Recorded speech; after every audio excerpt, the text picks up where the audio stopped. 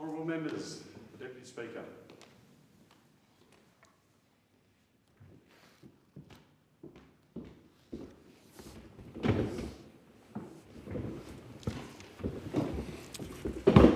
Are there any constituency statements by honourable members? And I call a member for Mayo. Thank you, Deputy Speaker. There's been much debate in this House regarding the cost of living, and in particular the cost of energy.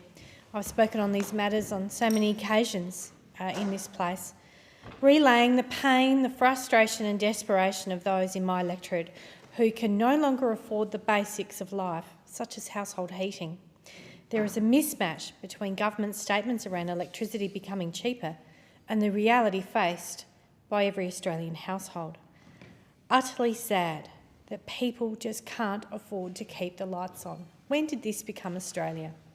Just last week, a constituent forwarded a notice from his energy company advising of yet more price increases. The 65-year-old gentleman is a frugal user of energy, but despite this, the notice forecasts his energy costs to rise by $331 per year, and this is completely at odds with the government's commitment of reducing electricity bills by $275. A breakdown of the bill finds the supply charge increased by around 30% and the summer and winter kilowatt-hour usage charges increasing by 14%. It is no wonder that a number of South Australian households are forced onto hardship plans due to the inability to pay these energy bills, and they've risen by 44% since the last federal election. We now have 127,000 households across the country on hardship plans, with a staggering 19,000 of them residing in my state of South Australia. And in percentage terms, this represents around 14% of the total number of hardship plans, compared to South Australia's population percentage of less than 8%. Deputy Speaker, we have serious and systemic problems in our country at the moment, and the government is failing us on energy prices and cost of living crisis. And the government's energy relief payments are simply inadequate against the tide of ever-increasing prices. Australians shouldn't have to go without heating and cooling in their homes. People are going to bed at 5:30, 6 o'clock at night simply because they can't afford to run the heater, and they certainly can't afford to buy wood. And neither should people have to address the complex energy contracts after each bill in an endless attempt to find a better deal. And at what point will the government recognise the extent of this problem? How many more families must go into hardship before we look for a solution to this? Families, households, small businesses, they are all suffering terribly with the runaway prices are increasing. And I just can't believe that this is the nation that we have become, where people can't afford to turn the lights on, they can't afford to keep their families warm. And I implore the government to make this a priority to fix this mess today. Call a member for Macamara. Thank you very much, Acting Speaker. Well, when I first got elected in 2019, I was one of the youngest members in this place, and clearly politics is ageing me. But I always sought to try and be a voice in this place for the young people in my electorate. And Macnamara is home to many young people. It's a wonderful place. It's a vibrant place where people come and enjoy all of the fantastic parts of our community. But it is also a place where people come and visit. They come to concerts, they come to festivals, they come to parties, they come to eat, they come to dine. And in February, the streets of St Kilda are pumping for Midsummer Festival. The warehouses in Port Melbourne and South Melbourne are often packed every Saturday night. But the reality of the situation is that young people sometimes take drugs. And let's be clear, we want our young people to be safe, and we want our young people to enjoy themselves and to go home at the end of the night. Last week, the Premier of Victoria announced that the Labor government in Victoria will trial a pill testing over the summer. And as the Premier said herself, this is a common sense way to save lives. Every year, we see more and more young people being put at risk by taking party drugs without the option to speak to an expert, fact-check what their experience might be, and check what's in their pills. The evidence is clear. Pill testing saves lives, and this is about harm reduction. It does not increase the risk of illicit drug use. In fact, it does the opposite. Multiple studies around the world, including locally at Monash University, show people often reduce their drug use after receiving the results of their drug checking and having an honest discussion about the results with staff. The evidence has shown that a sizable proportion of people discard or intend to discard their drugs or use less if they contain unexpected substances. If you have honest conversations with people, they listen. If you give people facts, people make good decisions, especially young people. Young people are smart and they want to know the information that is going to assist them. They don't want judgment, they don't want lessons, they want facts. And this pill testing will provide just that. 1 in 10 people in Macnamara work in the creative sector. 1 in 10. It's a wonderful part of our community. And this will make the jobs and the industry that we are so proud of in Macnamara safer.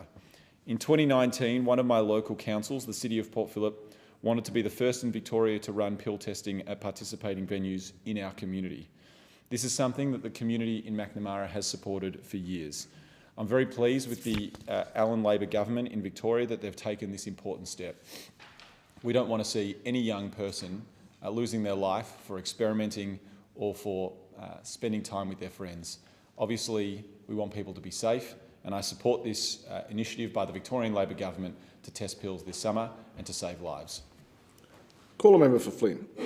Thank you, Deputy Speaker. It's not surprising to read the findings of Sean Brady's report on the Callide Power Station failure in central Queensland. This report identified systemic failure of the Queensland Labor Government, CS Energy Board and management to oversee and implement the required maintenance procedures to run this facility efficiently. This lack of maintenance contributed to the catastrophic failure in 2021 that saw energy prices increased and almost 500,000 homes and businesses plunged into darkness that has ultimately cost the taxpayer millions of dollars. Central Queensland has a proud heritage as an energy-producing region, and I'm thankful that none of the workers at the Callide plant were injured that day. Back in July 2022, I said, and I quote, "Hydrogen is extremely dangerous. It is extremely flammable and has specific qualities that make industrial quantities of hydrogen very difficult to produce, store, transport and use." In 1937, the Zeppelin exploded. 1986, the Space Shuttle Challenger exploded. In 2011, Fukushima in Japan, the nuclear plant reactor exploded, and more recently and close to home, Callide C4 coal-fired power generator exploded. These are all catastrophic hydrogen explosions, and my claims were questioned about the Callide power station by several journalists, but I am right. However, I would like to draw your attention to Mr Brady's report that has identified that the explosion was caused when Callide's main turbine tripped, the backup battery systems failed to alert workers that the generator was drawing power rather than delivering, and the turbine subsequently exploded after hydrogen used to cool the turbines leaked and then subsequently exploded. Furthermore, Mr Brady's report identified the severe cost-cutting and band-aid solutions that were implemented by the CS Energy and the Labor government. This played a significant role in the incident. Some of the comments in the report include, and I quote, "The metrics focused on by CS Energy Board did not include a focus on the management of process safety. Instead, they were focused on personal injury, plant availability and financial performance. And while process safety was discussed in the organisation, it did not result in any meaningful improvement on how major accident risks were managed within the operations. CS Energy sought to use surplus cash reserves for investment in existing and new assets, but received a more limited agreement that debt management must be considered equally with portfolio revenue. Shareholder mandates have pushed to extract more from ageing assets, and multiple cost-cutting initiatives have been undertaken. This was a catastrophic failure maintained and implemented by Mr Mick de Brenny, the Energy Minister in Queensland." Call a member for Cunningham. Thank you, Deputy Speaker. Today is the long-awaited 1st of July. From today, many of our cost of living measures come into effect, meaning Australians are going to earn more and keep more of what they earn. From today, Labor is delivering a tax cut for every Australian taxpayer, $300 off power bills for each household, freezing the cost of PBS medicines, a pay rise for 2.6 million Australians and 2 more weeks of paid parental leave. Deputy Speaker, today the Albanese Labor government is delivering a tax cut for every Australian. taxpayer. That's 13.6 million hard-working Australians, including 72,000 people in my electorate of Cunningham, and 60,000 of those will be getting a bigger pay packet and paying less tax. Our tax cuts will provide greater relief to low and middle income taxpayers. That means that 2.6 million Australians on minimum and award wages who are today also receiving a wage increase will now share in the benefits of these tax cuts. Under Scott Morrison's plans, these workers would have received zero. We are providing 98% of young Australian taxpayers with a bigger tax cut under these changes, and in addition to cutting $3 billion in student debt and introducing paid placements. Childcare workers, nurses, teachers, disability carers and aged care workers are some of the most likely to benefit, with more than 95% of these workers receiving a bigger tax cut from today. Women contribute significantly to our economy through their hard work, and the Albanese Labor government wants to ensure that they retain a larger portion of their hard-earned money. With these tax cuts, this will help women better tackle the everyday challenges and cost of living pressures that they face. This will mean that 90% of women taxpayers will be retaining, on average, an additional $707 per year compared with the previously legislated tax cuts. We are also supporting new parents with an additional 2 weeks of paid parental leave today, with greater flexibility between caregivers. This brings the total to 22 weeks and builds on our changes that commenced in July last year to give more families access to the payment by widening eligibility on household income. With every Australian taxpayer receiving a tax cut today, every Australian household will be getting help with their energy bill. We're providing $3.5 billion in energy relief for all Australian households and 1 million eligible small businesses. From today, more than 10 million households will receive a total rebate of $300 and eligible small businesses will receive $325 on their electricity bills. Today's measures provide targeted relief for every household, but we know there's more work to do. We will continue working hard every day to relieve pressure on Australian families. Call a member for Fisher. Thanks, Mr Deputy Speaker. Fisher is home to some world-class farmers and primary producers, with agriculture adding over $530 million to the Sunshine Coast economy every year. Yet this week, our farmers will begin to feel the impact of Labor's most recent callous and careless cuts.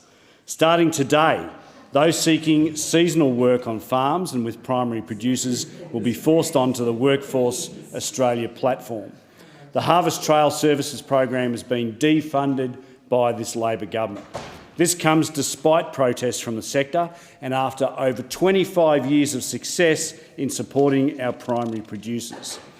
The Harvest Trails program has supported backpackers, working holiday makers and Australian workers, many students, older Australians and those struggling to find a traditional job. And it's worked. So why have Labor axed the program? It cannot be for the $47.3 million in savings over 5 years. This is all about Labor's vindictiveness and their radical agenda to tax, spend and smooth talk their way through government. But every day we see that stark reality of life under this Prime Minister is getting worse. Australians are paying more for less, and regional communities are footing the bill for Labor's budget blowouts at the big end of town. These changes will open the door to on-farm exploitation. They'll cripple farmers in my electorate, like the pineapple farmers and strawberry farmers across Beerwah, Coochin Creek and the Glasshouse Mountains. These are families who've built the Sunshine Coast from the ground up, and they'll put hard-working Australians and backpackers out of a job, as Labor's cost of living crisis wreaks havoc on households right across this country. Labor have slashed the ag visa. They drove up the price of temporary working visas. They're taxing truckies. They want a new carbon tax for utes. Every day and in every way it has become clear that this Labor government has it out for Australian farmers. Every single Australian is being punished under this Labor government. Every single Australian, doesn't matter where they are in stage of life, inflation is impacting upon every part of their life, whether it's at the service station, whether it's if they're paying an electricity bill, whether it's because of their rent, their mortgage payments. Mortgage payments have gone up for the average Australian by $24,000 a year after tax. After tax. Who can afford this? And I ask you, Mr Deputy Speaker, who can afford this Labor government for one more day? I call a member for Parramatta. Thank you, Deputy Speaker. It's with a heavy heart that I rise today to remember the life of the beloved Pastor Graham Fitzgerald. Graham grew up in Panania near Revesby. As a young man, he was an avid athlete. He played cricket and rugby for his local team, and after leaving school, he became a landscaper. Graham's love for the outdoors stayed with him his entire life. In 2014, Graham took over Reach Church in Parramatta from Pastor Gary Dench. Gary had founded the church in 1991 with his partner Joyce. They met every week at a community hall in Wentworthville. Gary and Joyce, who still attend the church to this day, believed in the transformational power of religion. They were guided by the values of faith and acceptance. And with these values, they built the foundations for an active and vibrant faith community. Graham worked tirelessly to grow the church in the years that followed. It found strength not just in numbers, but in diversity. More than 30 nationalities are represented amongst its 400 members. Reach Church also supports missions in the Philippines, Sri Lanka, India and Africa. And under their Lifelinks program, Reach Church supports people in need across Western Sydney. Every Monday, parishioners deliver groceries and food to refugees, people with disabilities and seniors. Under Graham, Lifelinks also supported those impacted by the 2019 bushfires and the 2022 floods. Graham was well known by those around him for his hard work and dedication to his church and his community. He healed the brokenhearted and he bound up their wounds. Graham didn't leave his legacy for those around him, he left his legacy within them. After a battle, Graham passed on the 19th of June 2024. He's survived by his wife and fellow pastor Mandy, his 3 children, Jessie, Hannah and Billy. I call the member for Mallee. Thank you, Deputy Speaker.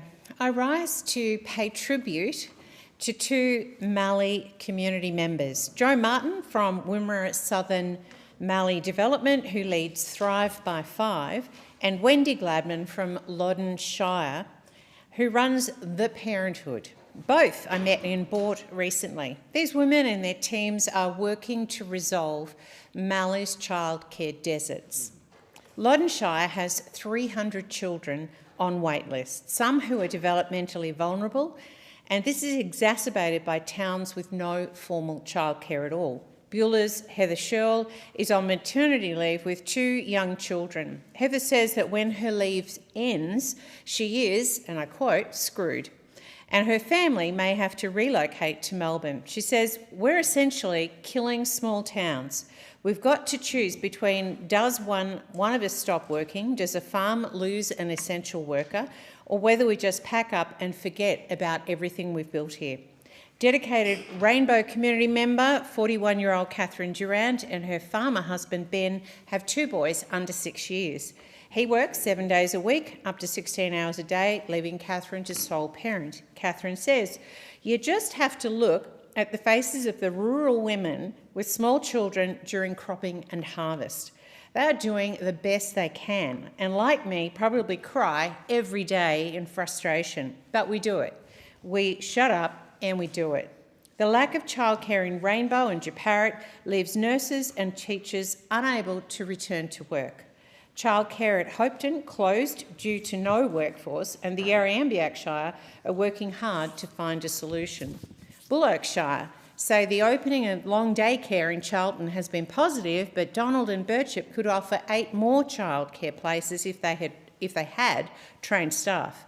Sea Lake is already at capacity after opening in February last year, and it too has a wait list. Kahuna is another Mallee childcare desert with 34 children in the family daycare wait list, and the Victorian government yet to fund a 99-place early learning centre.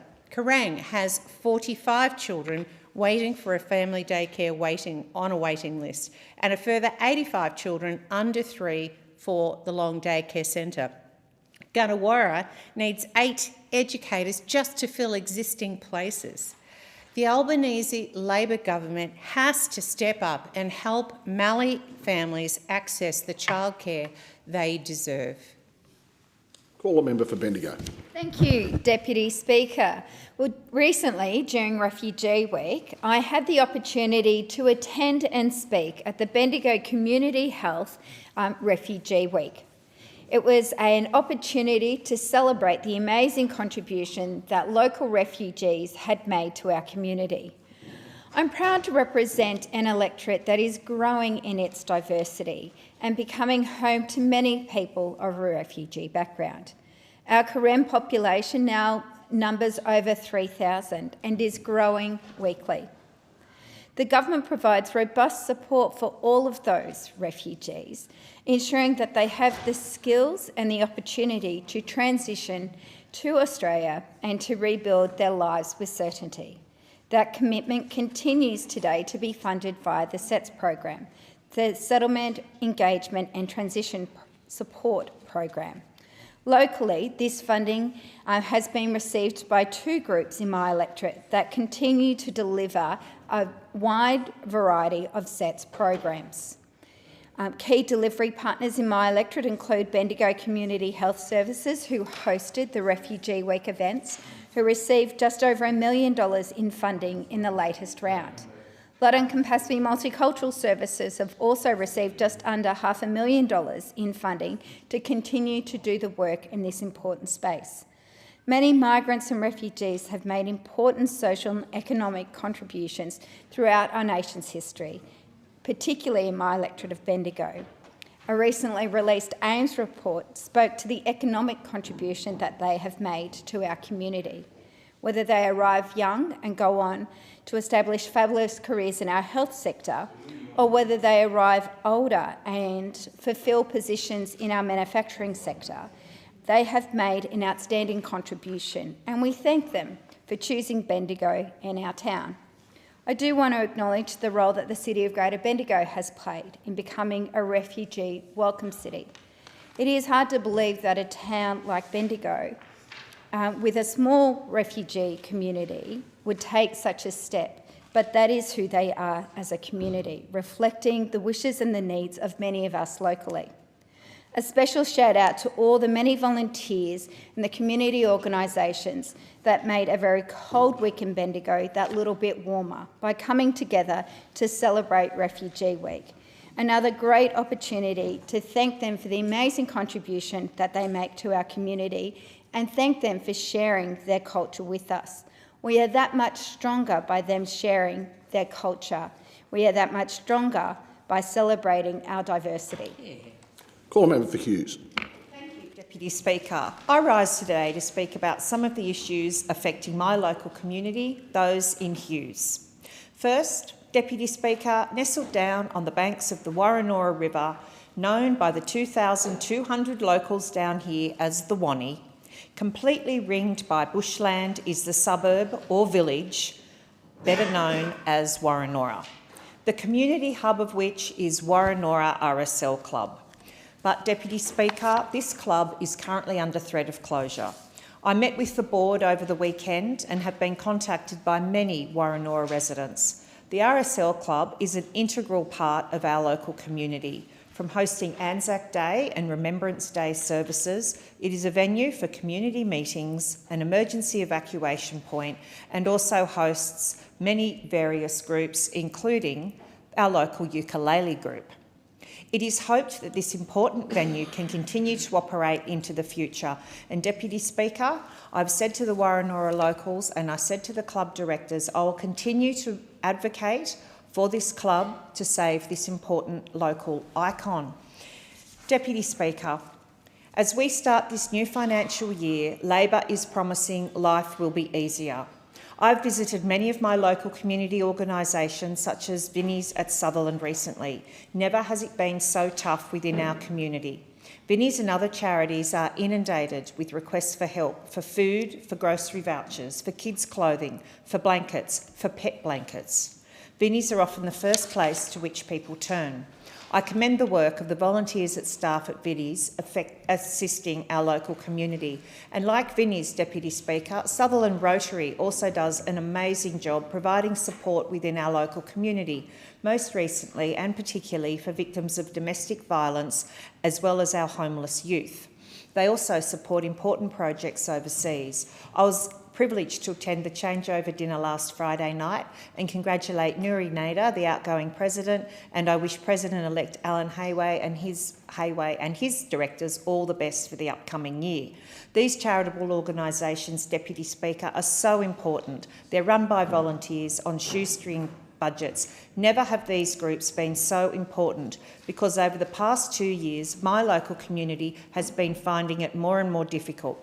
From Bundina to Bangor, Heathcote to Hammondville, Sutherland to Sandy Point, Mainbar to Moorebank, Waterfall to Warrenora, families, households and small businesses are suffering from crippling inflation that this government has still failed to get under control. Monthly core inflation is now at 4.4%. My community knows that this government has been bad for it, that this government has cost it money and will continue to do into the future. We cannot afford this government any longer. Call a member for Newcastle. Thank you. And in New South Wales alone, almost 1/3 of school students have family ties to languages other than English.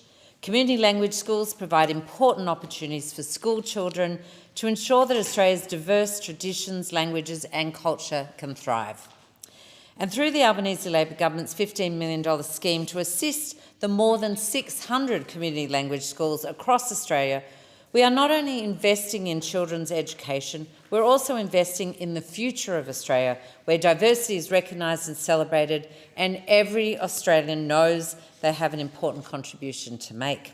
Over 90,000 students learning 84 different languages will benefit from this funding, including those in my electorate of Newcastle, where 9 community language schools have received grants to support upgrades to classrooms, to purchase equipment, improve access for disadvantaged students, strengthen online delivery or establish new schools so that more students can access language learning.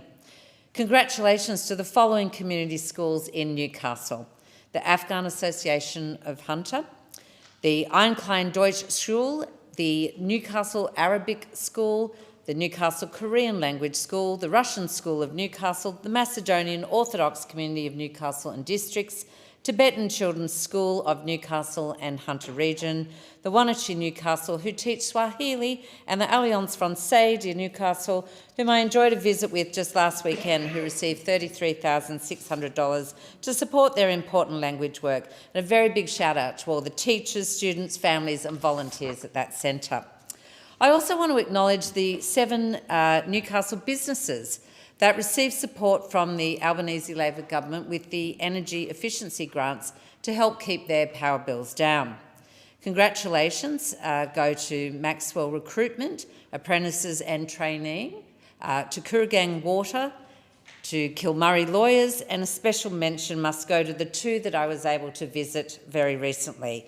The first one being the Mayfield West Kebabs and Charcoal Chicken Shop, which is a favourite amongst local tradies and my office staff, it must be said, who received a grant to upgrade their refrigeration and exhaust system. And also the Newcastle Theatre Company, who replaced their stage lighting with LEDs, which is not only saving on their energy bills, but is also a much cooler outcome for performers on stage. And because today is the 1st of July, small and medium-sized businesses like these will also be getting the $325 off their energy bills, because when cost of living pressures are being felt, this government is here to support our community, to support our small businesses, because that's what Labor governments do. In accordance with the resolution agreed to on... agreed to on the 25th of June 2024. The time for members' constituency statements has concluded, and I call the clerk. Private members' business, notice number 1, relating to older Australians. I call the member for Mayo. Thank you, Deputy Speaker. I remove the motion relating to older Australians in the terms in which it appears in the notice paper. Call the member. Thank you. The Intergenerational Report 2023 tells us a lot about the shape of our population in years to come. So too does targeted research from organisations like the Centre for Excellence in Population Ageing Research and the Australian Institute of Health and Welfare, the Council of the Ageing and National Seniors Australia. We expect the number of older people in Australia to grow from 4.31 million aged over 65, that was the figure in 2021, to 6.6 million by 2041. The number of those aged over 85 years is expected to grow by 140%, from 534,000 to 1.28 million over the same time frame. The impact and contribution of older people are growing, and the issues affected them need to be managed in a strategic and inclusive way. Many older Australians report experiencing age discrimination, elder abuse, financial stress and homelessness. These issues are regularly raised with me in my electorate of Mayo, which is the oldest federal electorate by median age and among the oldest in the nation. 1 in 3 people report experiencing age discrimination after turning 50. Employment-related and other forms of age discrimination are reported, including when accessing businesses and financial and government services such as My Aged Care. 20% of pensioners may like to work, but barriers including dealing with government services, particularly Centrelink, and such as finding digitally and phone-based services Australia incredibly challenging and inaccessible. 94% of older people are concerned about the rising cost of living in the long term. 26% are extremely concerned, and 1 in 4 report being unable to access dental care due to the cost. The rate of homelessness of older women has grew by 30% between 2011 and 2016, reflecting in part women's lower lifetime earnings and resulting less wealth. Nearly 15% of older Australians report experiencing elder abuse. Whether that's psychological, neglect, financial, physical or sexual. In 2021, the high rates among those experiencing poor health and social inclusion. Australians who acquire a disability after age 65 aren't eligible for the NDIS due to the scheme's inbuilt age discrimination, and older people can only receive lower and often inadequate support through the My Aged Care system. So we have all of this data about the experiences of older Australians and the demographic changes we can anticipate. What do we do with this information? And what we do is important. This knowledge provides the opportunity to enable older Australians to shape their future now. The existing narrative, I believe, needs to be reframed and to recognise and respect our older generations who helped build this nation, who are continuing to help build this nation. And they, to me, represent some of our greatest assets. And that's why I'm calling on the government to establish a portfolio for the Minister for Older Australians, just as we have a youth portfolio, or a portfolio for women, or a multicultural portfolio. The Minister would provide a conduit between government and the community to better engage older Australians on all matters that concern them, not just aged care, which is the only ministerial portfolio that you could say is technically for older Australians. But we know not all older Australians will have a connection with aged care in their lifetime. I believe that this will be essential to develop a coordinated, strategic response to our ageing population and address issues such as age discrimination, elder abuse, social exclusion, isolation, homelessness and access to aged care. The other important role for the Minister would be to champion older Australians and their positive contributions to society. Too often, language that says older people are a burden, and this is just not true. We need to look at the more positive aspects of ageing. I'd like to thank the Prime Minister for meeting with myself and the member for Kennedy and the CEO of National, the Chair of National Seniors, Ross Glossop, late last year to discuss this proposal. Older Australians are our greatest asset, and we need to change this narrative, and we need to stop promoting this intergenerational competition. And I believe the establishment of a portfolio for older Australians would go a long way to achieving this, and urge members to support this motion. Thank you, Deputy Speaker. I thank the member. Is the motion seconded? Deputy Speaker, I second the motion and reserve my right to speak. I thank the member. And the question is that the motion be agreed to. I call the member for Byng. Thank you, Deputy Speaker. I also rise this afternoon to speak on the member for Mayo's motion, calling for a Minister for Older Australians. Ensuring dignity, respect and care for older Australians is an important issue for me and for all members of the Albanese Government. It's reflected in my regular seniors forums, the production and contributions that are made to my seniors guides, my interactions with the many active organisations which older Canberrans do so much great volunteering work right across the territory. It's crucial that we listen and engage with our older Australians right across the country. The Albanese Labor Government has worked hard to improve the quality of life for older Australians, particularly those in need of care. We've put nurses back into nursing homes, given residents more time with their carers, lifted wages in the sector and improved transparency and accountability. Since the October 2022-23 budget, total investment in older Australians in aged care has increased by 30%. This includes more than $11 billion investment to deliver the largest one-off increase to aged care wages in history, with more increases in future. We continue to enhance the capability of the Aged Care Quality and Safety Commission to ensure older Australians are in safe and quality aged care, upgrade technology systems to make the new Aged Care Act possible and provide an additional 24,000 home care packages to shorten average wait times, giving older Australians the ability to stay at home for longer. The new Rights-Based Aged Care Act is a once-in-a-generation reform that will put older people at the centre of the aged care system, ensure those who access government-funded aged care services are treated with respect and have the quality of life they deserve. It will also support the government's response to the Aged Care Task Force. The Albanese Government is ensuring our national aged care system has a world-class regulator to meet the challenges facing the sector, both now and into the future.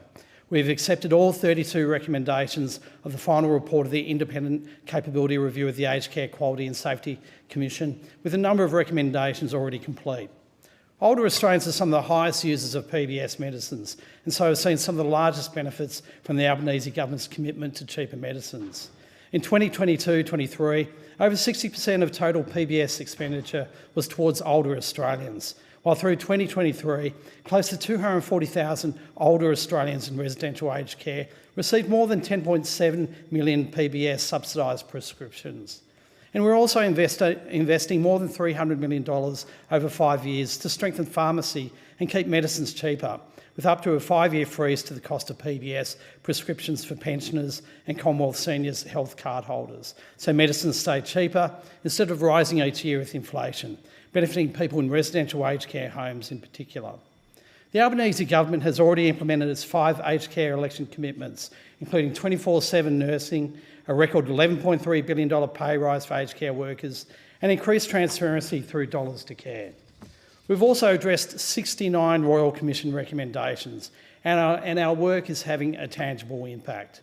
Since the election of the Albanese Government, older Australians are receiving an additional 2.16 million care minutes every single day. Deputy Speaker, there has also been a reduction in the number of pressure injuries, physical restraints, significant unplanned weight loss and falls, while we're also seeing improvements in the star ratings data, with fewer 1 and 2 star ratings and more 4 and 5 star ratings. Deputy Speaker, I list these achievements and important undertakings that the Albanese Labor Government has done, as it highlights that we don't just need a dedicated Minister for Older Australians.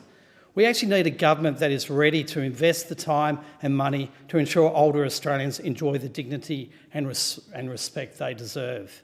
Deputy Speaker, we have some great champions for older Australians in Minister Wells and Butler, who are determined to reform aged care, restore dignity to older Australians and I thank them for their important work and thank the member for Mayo for moving this motion, but also thank the work of so many people right across this chamber in working with their older constituents to ensure that they have a voice in every part of policy making that occurs through this parliament. I thank the member. The question is that motion be agreed to. I call the member for Monash. Deputy Speaker, I have the greatest respect for the member for Bean. He knows that, as I have respect for every member of the parliament in this place. However, the member for Bean has completely missed the point. This motion is not about the government's response to aged care. This motion is about older people, their place in Australia, respect for older people, living life to its full as an older person, and giving the opportunity for older people to participate actively within the confines of the nation. And as the basis of the motion points out, the number of older Australians over 50 is going to increase exponentially over the next 10 and 15 years. Now, I happen to be one of that group. I was asked on radio this morning, Deputy Speaker, you're not going to like what I'm about to say, do you think the Liberal Party is ageist? And I had to answer, yes, they are. But I should have said in that, and I didn't get a chance to say it, because they reflect the rest of the Australian community. They say to people like myself, well, we're old and we're retired, so why aren't you old and why aren't you retired? Because I don't feel old and I don't feel like retiring. Why? It was never about my performance, and as one elder of the party and former leader of the party said, he's too old and he's been there too long. No question about a performance. And then I was asked about President Biden's age. And I said, it's nothing to do with President Biden's age. It's about his competence. Nothing to do with his age. There's plenty of people of that age that are still working on their farms. They're still working as doctors and specialists and operators in their field. It's only Catholic priests now that are told that you've got to retire at 75. It used to be 70, but they ran out of priests. I say to you, Deputy Speaker, that the opportunity given in this notice of motion by the member for Mayo is an opportunity for Australia to grow up and recognise that older Australians have a place in the future. Not looking to the past the whole time, but a place into the future. And what the member for Mayo has asked for calls for a minister for older Australians. Well, wouldn't that be a turn-up? That we actually recognise that this major bulk group in the community deserves some attention, rather than saying, as the member for Bean said, it's all about aged care, how are we going to look after them? No, they are looking after themselves quite well, thank you very much. Overall, I know there are people doing it hard. There always will be, and we do our best to accommodate them. But overall, older Australians have done well. They've worked hard. They've put a nest egg together. They have good superannuation. They have opportunities for pensions if they need it. If they've paid their house off and they're not paying rent. I had one pensioner saying, what do you want about? Myself and my husband are doing quite well on the pension, but they own their house. And they have probably a conservative lifestyle. I don't know how each person... I mean, I remember one of my friend's mum said, what are these people on about? She'd been on her own for years. And she said, I save money on the pension. I save money on the pension. Now, I suppose it just depends on your lifestyle and how you operate and how you go. But it should be an exciting time for people when they turn 50 and say, like one of our great pop stars said this morning, I'm turning 40 and I'm excited to launch myself into the next stage of my life. I'm saying people are turning 70 and they should be launching themselves into the next stage of their life in an exciting way, in a futuristic way, in a way that says, I want to be part of this great nation, this great Southland, this amazing place, and I want to take leadership roles. And I want to be recognised for the experience and the ability that I have and the wisdom that I have learned over many, many years that will keep younger people out of the trouble they would have headed for if they'd have kept going down the track they're going. This motion's a good motion that recognises that people in Australia over 50, over 60, over 70, sometimes over 80 and over 90. In fact, my auntie who lived in your electorate, Deputy Speaker, died within 2 weeks of her 102nd birthday, and at age 95, she went on a 6 weeks fishing and camping trip with her son. Not bad. Good on you, Auntie Glad. Good on you, Auntie Glad. Question is that the motion be agreed to. I call the member for Macarthur. Thank you very much, Deputy Speaker. I'd like to thank my friend and colleague, the member for Mayo, for moving this motion. I don't agree that we need a minister for older Australians, but I understand the sentiments behind this motion. I am, of course, an older Australian. I'm over 70, and I think that the motion is important because this is not just about aged care. Aged care is a very small part of what older Australians require. And I'm someone who likes work and wants to continue working, and I still see patients as a paediatrician. It may seem strange that a paediatrician is talking on this motion. In fact, I did meet with the Prime Minister last year and say I thought we should have a minister for children to specifically look after the needs of children in every piece of legislation that goes through this parliament. But as an older Australian, I can see the needs of older people are not being met in the way that they should be. Aged care, yes, is certainly part of the issue, but there are many issues that older Australians face that the population is not aware of and are kept rather silent. We've had an explosion in the development, for example, of retirement living accommodation, but the legislation to deal with that and the requirements and the standards in those areas have not really kept pace with the rapidity of their development. And I know that my office, my political office, is often approached with concerns about retirement living legislation and conditions. We also know that whilst many older Australians, many of my medical colleagues at my age are doing very, very well, but there is a small number of people in the older Australian group, becoming larger, that are struggling with issues like housing, like access to health care, like access to dental care. And our government is working very, very hard to try and keep up with these needs, with improvements in the pensioner dental schemes, with looking at the transition to retirement schemes for people financially, with our increases in paying superannuation on paid parental leave, will very significantly help, particularly with women as they approach retirement age, by trying to increase their superannuation balances to up to the same level that men have. We're also doing much in access to health care. Our cheaper medicines policies have been dramatic in the way they've improved access to health care. The 60-day prescribing has been described to me as one of the most significant changes in health care in the last 30 years.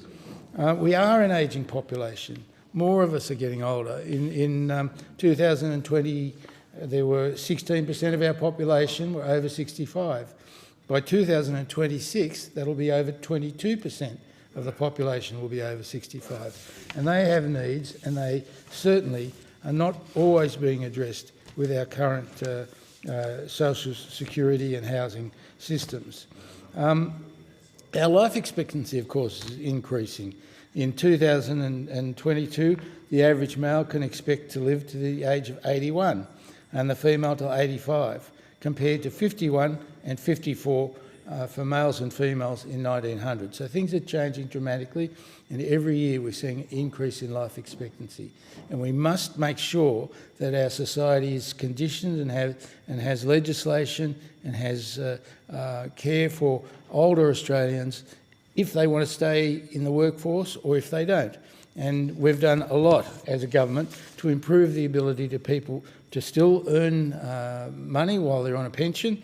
There have been increased of $4,000 in the amount that people are able to earn per year without affecting their pension. And this has been a dramatic difference, encouraging people to stay in the workforce. It's estimated that if we can increase by 3% the hours that older Australians are working, this will add $33 billion to the economy every year. So I think it's vitally important that we keep older Australians in the workforce. We see this in medicine. My Uncle Haim at 91 was still seeing patients until last year, and I said to him, "Why did you think about retiring?" He says, "Well, look, I don't like gardening and I'm too old for bowls." So, Good. The time allotted for this debate has expired. The debate is adjourned and the resumption of the debate will be made an order of the day for the next sitting. I call the clerk. Private members' business. Next order of the day relating to tax cuts. Resumption of debate on the motion moved by Mr Mitchell. The question is that the motion be agreed to. I call the member for Pearce. Or not. I call the member for Pearce. Thank you, Deputy Speaker. I rise today in full support of the motion put forward by the member for McEwen, highlighting the crucial steps taken by the Albanese Labour government to address the pressing issue of cost of living challenges facing Australians. Today marks a significant milestone for every Australian taxpayer as they receive a long-awaited tax cut. In Pearce alone, 86,000 residents are set to benefit with an average tax cut of $1,618 per person. It's important to note that the Labour's tax cuts are designed to support a vast majority, 85% of taxpayers in Pearce, totalling 73,000 individuals. Whether you're a nurse, a teacher, a police officer, a tradie, or working in retail or another industry in Pearce, we will be delivering a tax cut for every Australian taxpayer and bigger tax cuts for more workers to help with the cost of living. From July 1, the Albanese Labour government will deliver a $325 energy bill relief directly to small businesses around the country. This shows the Albanese Labour government's commitment to small businesses in Pearce and ensuring that jobs in those small businesses are not only protected but also provide a strong economic environment for jobs growth. The Albanese Labour government is committed to supporting small to medium businesses across the country and is providing a $290 million cash flow support by extending the $20,000 instant asset write-off. The Albanese Labour government is also encouraging business owners to invest in their businesses, and as small to medium enterprises grow and succeed, they provide more local employment opportunities and contribute to the wider economy. The Albanese Labour government is providing billions of dollars of cost of living relief to help ease some of the pressure that people have been experiencing during these times. We have provided cheaper medicines and energy bill relief, both of which are welcomed very much in my electorate of Pearce. We have tripled the bulk billing incentives for millions of Australians. The Housing Australia Fund commences, along with further instalments of our energy rebates. We are doing our best to ease pressures on Australian households, and recently ABS data has confirmed our $23 billion cost of living relief plan is working, taking 0.5 percentage point off inflation. The residents in Pearce will welcome new legislation that allows new pension entrants over age pension age and eligible veterans to start with a work bonus income bank balance of $4,000 instead of $0. Both new and existing recipients can keep the maximum work bonus balance limit at $11,800, up from $7,800. This change aims to support employment, which is a crucial factor for many. This will help people who wish to work if they want to, and I do know residents who are over the age pension age that wish to do exactly that. We are doubling the employment income zero rate period to reduce barriers for income support recipients to take up work by allowing them to retain concession cards and other benefits for longer when they return to work. These are all key factors for income support recipients considering a return to work. The government's 10-point cost of living relief plan, costing $22.5 billion over 5 years, has been clearly outlined. So let us recap what it entails. Energy bill relief fund, cheaper childcare, increased Medicare bulk billing, cheaper medicines, boosting income support payments, increasing rent assistance, providing free safe training, building more affordable homes, expanding paid parental leave, getting wages moving again. We know that we do not live in a vacuum and that world events are inflicting price pressures on Australians. That is why we're rolling out tax cuts to every Australian, along with billions of dollars of cost of living relief. That is carefully thought out to help Australians earn more and keep more of what they earn. Starting today, the 1st of July, the Albanese Labor government is delivering tax relief for Australians where they need it the most. Our plan puts money back into the pockets of all taxpayers to help with the cost of living. This additional income will provide better support for all taxpayers and assist families in peers to cover their living expenses. The government's economic plan is all about helping Australians, including my community of peers, to earn more and keep more of what they earn, which is why our budget is focused on cost of living tax cuts for every taxpayer, energy rebates for households and small businesses, and real wages growth. Thank you, Deputy Speaker. The question is that the motion be agreed to. I call the member for McKellar. Thank you, Speaker. I rise in support of the motion that tackling cost of living pressures must be the government's #1 priority, as indeed it is mine. The cost of living crisis is having a very significant impact on the people of McKellar. When people who don't live there think of McKellar, they typically think of Palm Beach and Whale Beach, which are indeed some of the most beautiful and fortunate parts of Australia. What they overlook, however, is the vast majority of the electorate, from Dee Why to Davidson, from Narrabeen to Narraweena, from Collaroy to Cromer, where ordinary Australians and families are quite simply doing it tough right now. Demand for food support from wonderful McKellar charities such as AOK and Street Mission has never been higher. Regardless of the cause, over the past 2 years, I have consistently called for and supported many steps to alleviate the impacts of the cost of living crisis. I supported capping gas prices when the war in Ukraine made them soar. I supported making childcare more affordable and making visits to the GP and medicines cheaper. I supported paid parental leave and fee-free TAFE, and I also supported making the HECS far more fair. I supported investing in the construction of more affordable and social housing and the inquiries into price gouging by supermarkets. And importantly, I supported the changes to the Stage 3 tax cuts so they are fairer and benefit more people, especially people on lower incomes who are going to miss out. But the main thing I want to talk about today, which will have an enormous long-term impact on the cost of living, is energy prices. As the world transitions away from fossil fuels due to climate change, Australians will nevertheless continue to demand two things from our energy system. They will want it to be as inexpensive as possible and as reliable as possible. These two core demands are vital for households and for our economy, particularly if we do truly want a future made in Australia by expanding our manufacturing base. It is these two demands which must dictate our energy path, not ideology and not politicking, pragmatism. The 2023 GenCost report by the CSIRO and the Australian Energy Market Operator confirmed that firmed renewables are the cheapest form of reliable energy in Australia, both now and to 2030. It is simply irresponsible and undermines the status of our nation's key scientific body for the Coalition to argue otherwise for political reasons. The Grattan Institute explains that the 20% rise in the cost of wholesale electricity prices last year had a few main causes.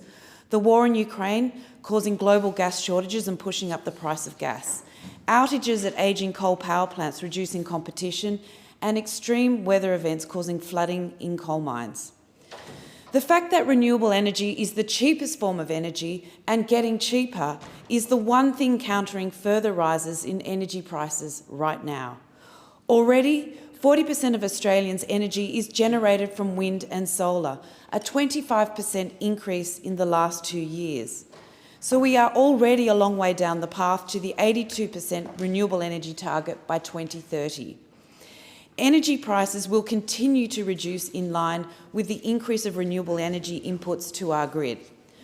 On the other hand, the CSIRO and AEMO found that nuclear energy generation would be the most expensive energy technology available for consumers.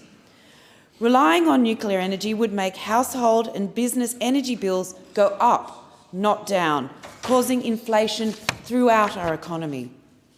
And we know from experience that nuclear reactors generally take a couple of decades to build. Heading down the nuclear path would be too expensive and too late to help with the cost of living crisis we are experiencing right now. It is absolutely critical that Australia has cheap, clean energy now in this decade, not in 2 decades' time. To make energy cheaper for households and businesses, I call on the government to invest heavily in the rollout of rooftop solar and behind-the-meter battery storage.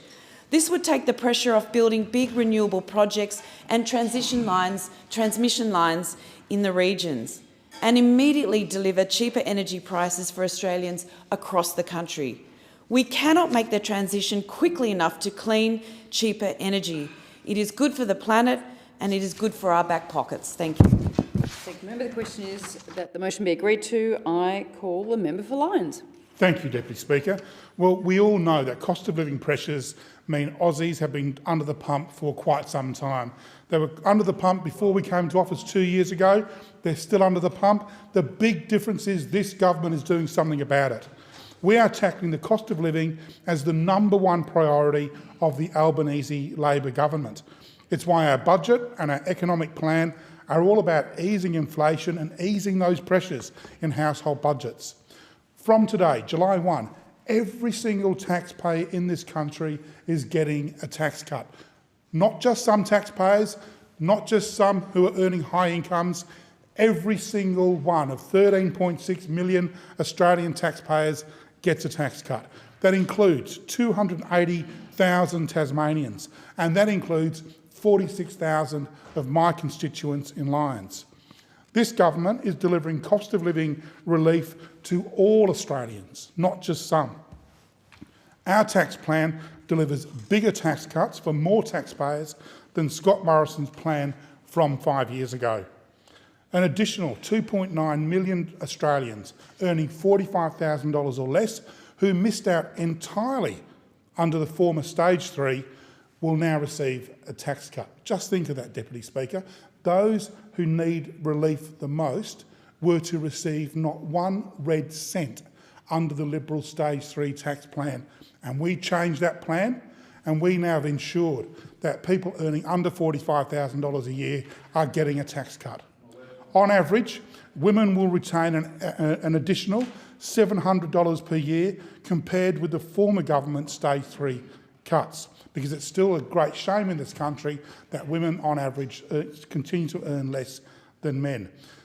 Deputy Speaker, I'm particularly proud of these tax cuts in Tasmania because 90%, 9 in 10 Tasmanian taxpayers are going to be better off under Labor's tax plan than they would have been under Stage 3. And as the member for Lyons, I know that my constituents in my big regional electorate are absolutely feeling the pinch on their household budgets. And it means something to me to be able to look them in the eye and say, we know that you are hurting and we are doing something about it. This government understands the pressures they are under, and we are taking action, real action, to ease those pressures. From today, the Albanese government is rolling out meaningful and responsible cost of living relief, a tax cut for every Australian taxpayer. For many, it means doubling their tax cut that they would have received under Stage 3. Every household gets a $300 energy bill relief for every household and $325 for small businesses from today. There'll be a freeze on the cost of PBS medicines for every Australian.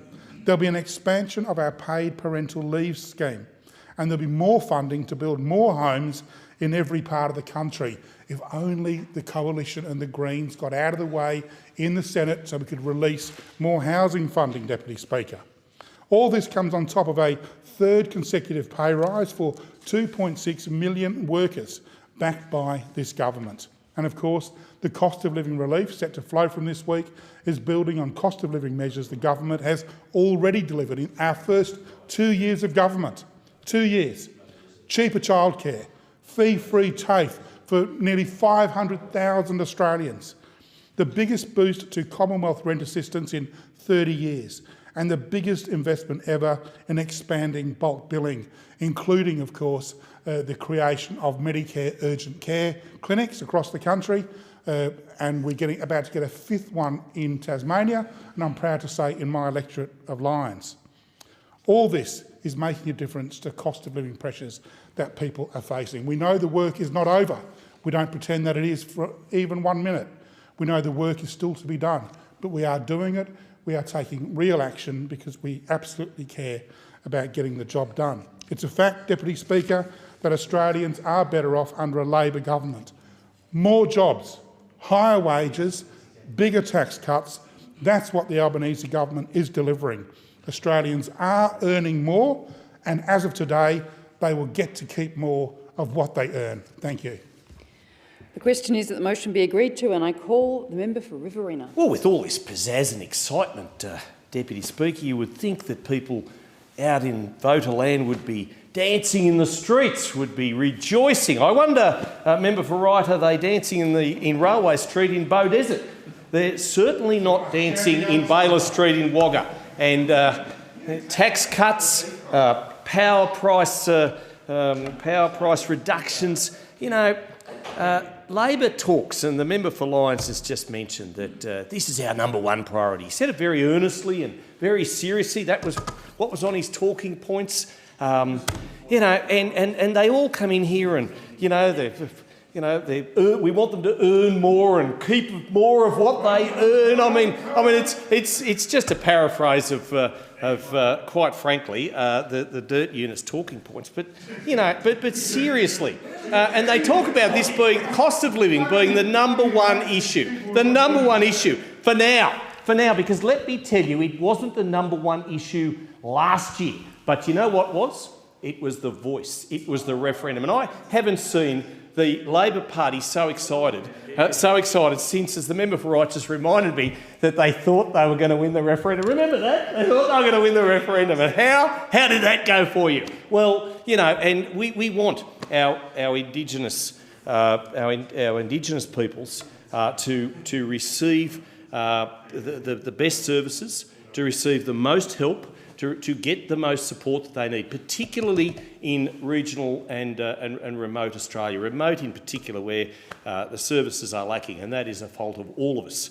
But Labor was so committed, they spent $450 to $500 million on the voice, and it failed. And while they were talking about the voice, and while ministers were going over to London and elsewhere, decrying about what we were doing here and how terrible we were, and the Greens were out saying how racist we were, the anti-Australian Greens, cost of living was escalating for families right across this nation. And when the voice failed, all of a sudden Labor thought, gee, we better do something. Somebody actually belled the cat. Somebody said, we've got a cost of living crisis in this nation, and you know, Labor's in charge. And Labor members thought, oh my goodness. Some of them ventured out of their electorate offices and they heard what was being said in Railway Street, Bow Desert. They heard what was being said even in Canberra, in the member for Bean's electorate. And right across the nation, there was this growing concern about the cost of living. And now it's like this big grizzly bear that has monstered the government, because it's rampant, it's out of control, and Labor is now backpedalling to see what they can do about it. And they offer $300, $300 for power savings. Well, $275 they promised 97 times prior to the election. 97 times. Prime Minister said, my word is my bond. We're going to be more transparent. We're going to do the right thing by the Australian people. And then got focused on other things.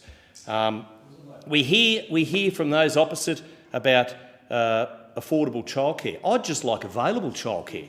And you talk to particularly women, mums across regional Australia, they would just like a centre to be able to drop their children off so that they can participate in the workforce.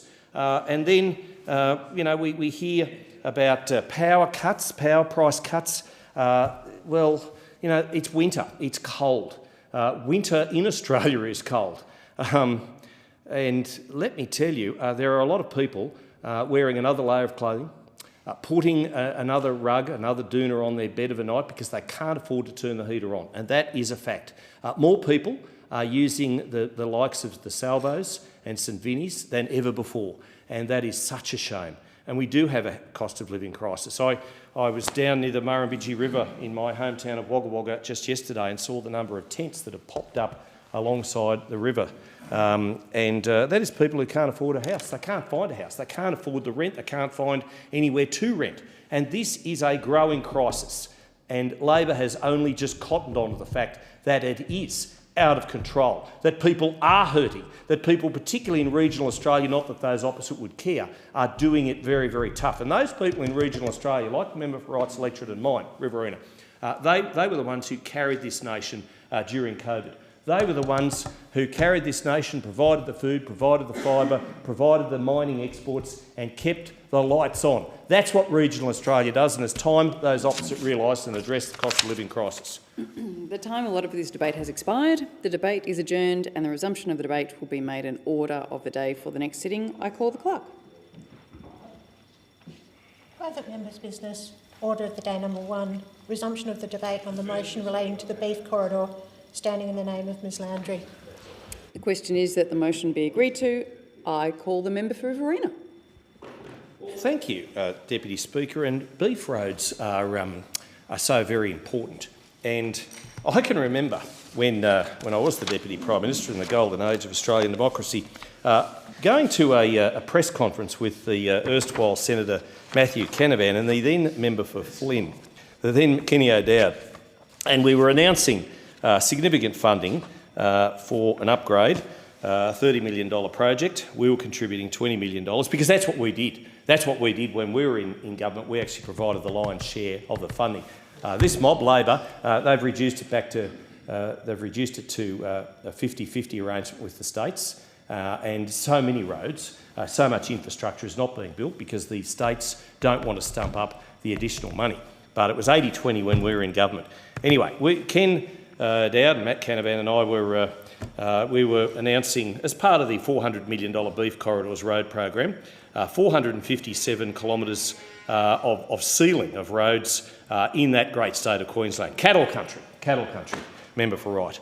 And there we were at the press conference, and it was Ken O'Dowd's turn to speak, and he said, in true Kenny style, "Oh, this is going to be so great, not only for the farmers, not only for the community, not only for the abattoirs, but also for the cattle, because they're going to get to the meatworks quicker."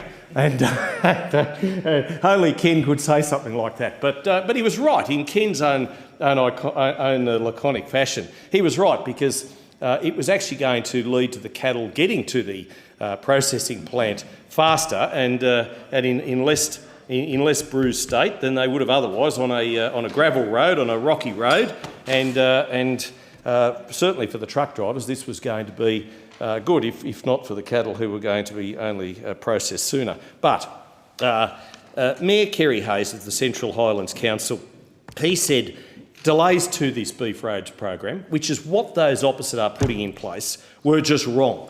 And when Kenny Hayes speaks, people should listen, because he's one of those laid-back mayors. But I tell you what, he's a soul to the earth, pillar of this community. And he said it showed Labor's lack of understanding on delivering infrastructure for regional Queensland. And he's right. Now, the roads that will be sealed under the funding are the Claremont to Alpha Road, Maydowns Road, Kilcummin to Diamond Downs Road, Alpha Tambo Road, Development Road and Fitzroy Development Road. And whilst they might not resonate, they might not be household words or names or projects or roads in Canberra, rest assured they make the world of difference, the absolute world of difference to those people in Queensland, in central Queensland, in northern Queensland, where cattle are so very important to the local economy for food. And rest assured, it is cattle country.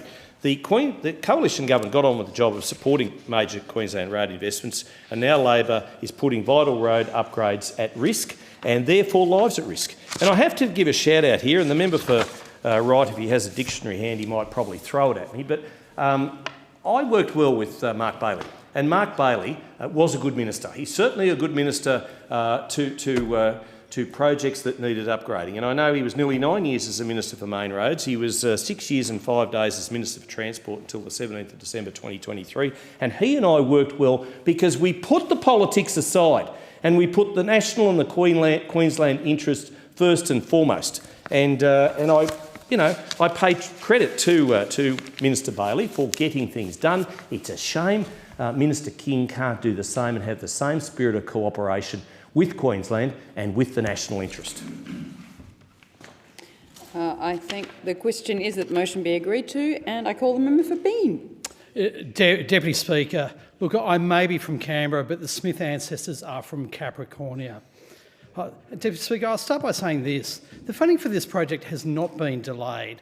The talk about funding profiles and funding being cut are furphies. The Coalition allocated paper funding to this project before the work had actually been done to ensure that it was ready for delivery. The Queensland Government has now undertaken rigorous planning of these projects, and they are now moving into construction. The truth is that the Albanese Government is delivering the beef corridors projects, something the Coalition talked about but never delivered. They're all sizzle and no sausage.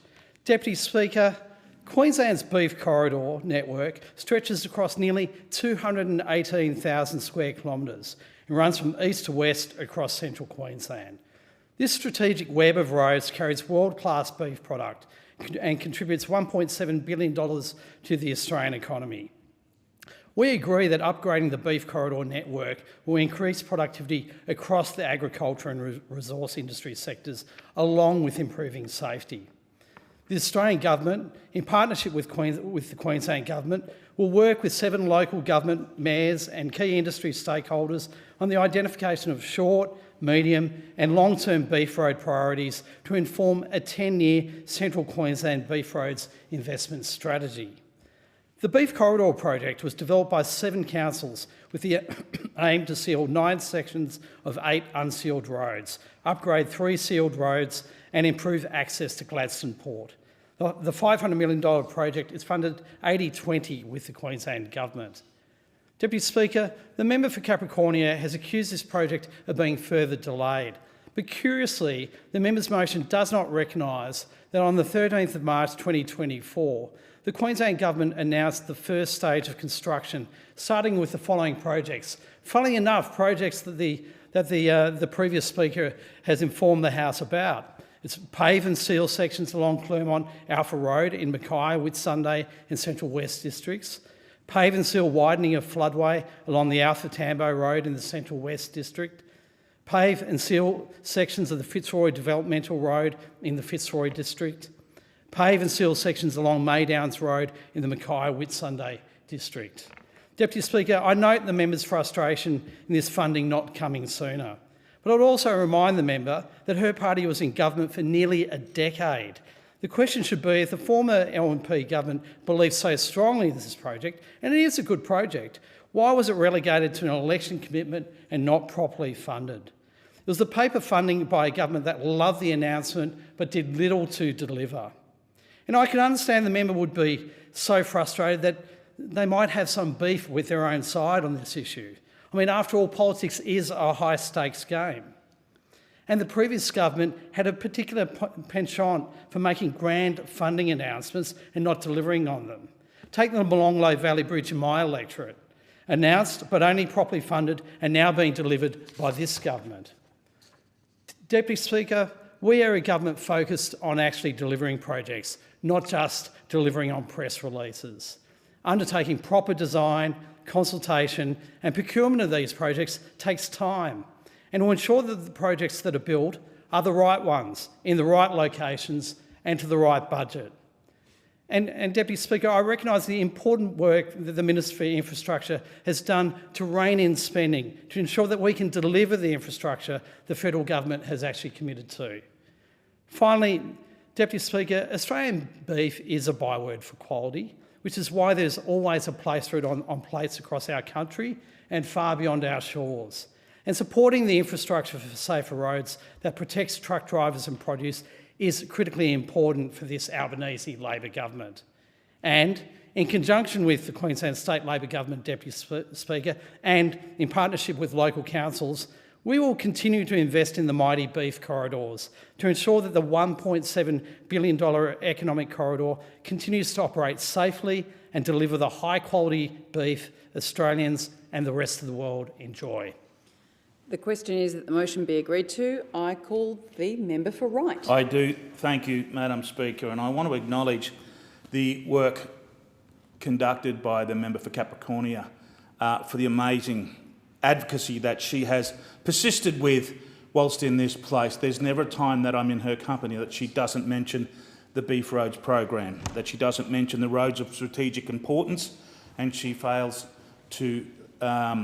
fails to mention or advocate for the Northern Beef Roads programs, all of which I was the Assistant Minister and had carriage of whilst in government, $110 billion. And before I make my contribution about the member for Capricornia's Beef Roads program, it's ironic to hear the member for being a good man in this House to boast the Labor government's ability to rein in spending and yet bring forward and fast-track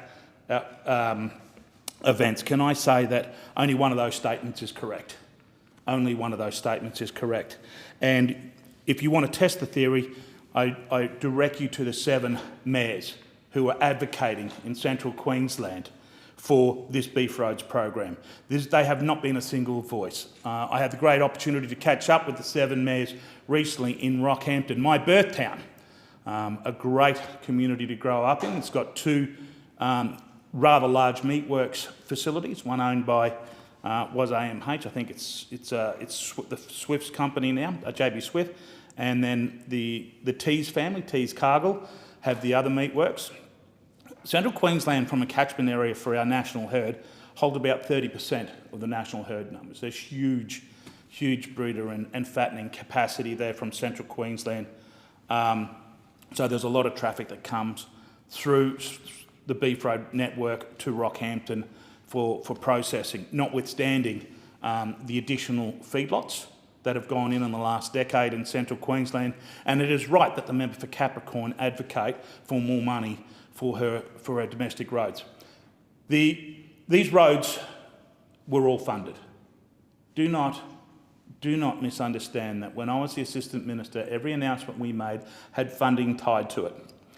But what they regret to inform the House is that the funding on these state roads were tied through the state government.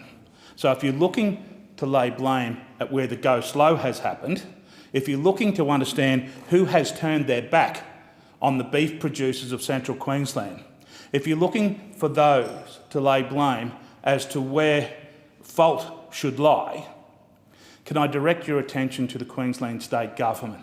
And rightfully so, they have had pressures on their infrastructure budget. And if you look at the Cross River Rail project in Brisbane, a $3 billion tunnel underneath the river, which we're tunnel experts, which I think was going to be $3 billion, is now blown out to $9 billion. Don't quote me on that, but that blowout of cost is significant. And when you're looking for which programs are going to get clipped for these signature milestone infrastructure programs of the state governments to be funded, these projects, Madam Speaker, these Beef Road projects, the people who, during COVID, there were 2 sectors that kept our economy afloat: the resources sector and the agricultural sector. These are the sectors that, if we're going to protect ourselves into the future as good economic managers, they are not difficult decisions for us to make as coalitionists. They are not difficult decisions for us that have strong economic management credibility. We need to make sure that we invest in the future in these programs. We need to make sure that we build the infrastructure. We committed to it when we were in government. So one of the ways that we can help the 7 councils who are looking for the Beef Road programs in Central Queensland is to get rid of a tied Queensland Labor government, to instil a coalition government in Queensland, an LNP government in Queensland that we can work with, that understands the value of those people, their commitment from the regions, that understand how hard it is for councils to raise funds to get these projects done.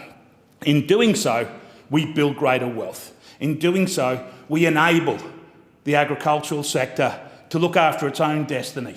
We create safer roads. We get families home safer. We look after an industry that's looked after us as a nation. I commend the member for Capricornia's bill to the House, or motion to the House. There being no further speakers, the debate is adjourned and the resumption of the debate will be made an order of the day for the next sitting. And the Federation Chamber stands suspended until 4 p.m.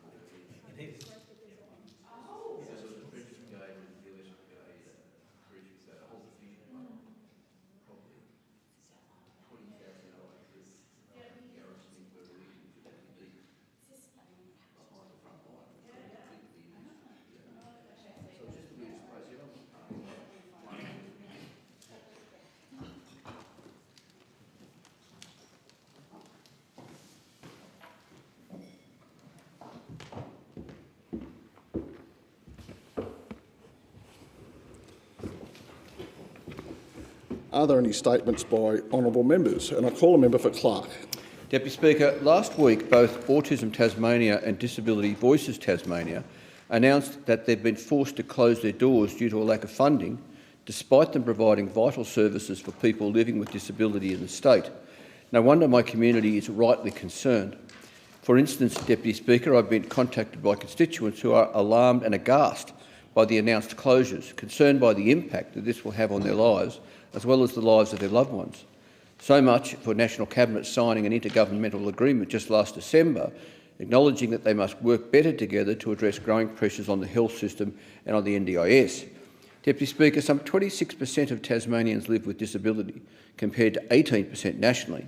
But because of these funding decisions, as well as the failure of state and federal planning and cooperation, Tasmanians are being left without the critical advocacy and support they so desperately need. Deputy Speaker, we've heard time and time again from this government that they don't want the NDIS to be the only lifeboat in the ocean for people with disability.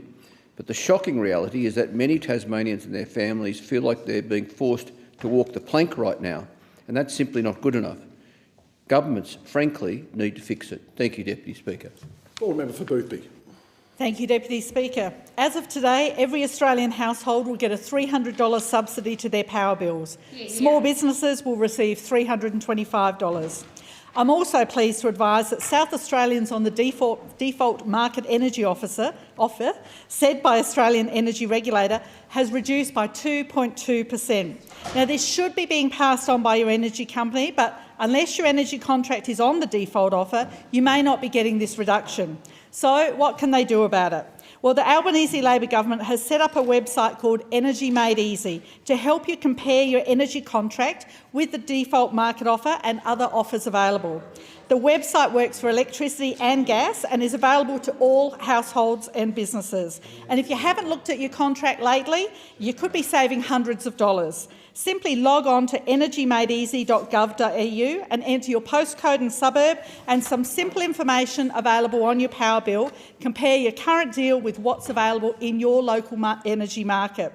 Deputy Speaker, this government has capped coal and gas prices in an effort to turn around the energy prices that were hidden by those opposite. And with the 2.2% drop in the default market offer in South Australia, it is starting to work. I encourage Boothby residents to make sure that they're getting the best deal they can. Thank you. Call member for Melbourne. Stronger sanctions on Senator Payman than they have on Benjamin Netanyahu and his extremist government in Israel. Labor has put harsher sanctions on someone who is speaking up for the people of Gaza than on an extremist Prime Minister who is conducting a genocidal invasion of Gaza. That is shameful. Now, people may be wondering, what can the government here do about this war that is taking place in Gaza? Well, the answer is a lot.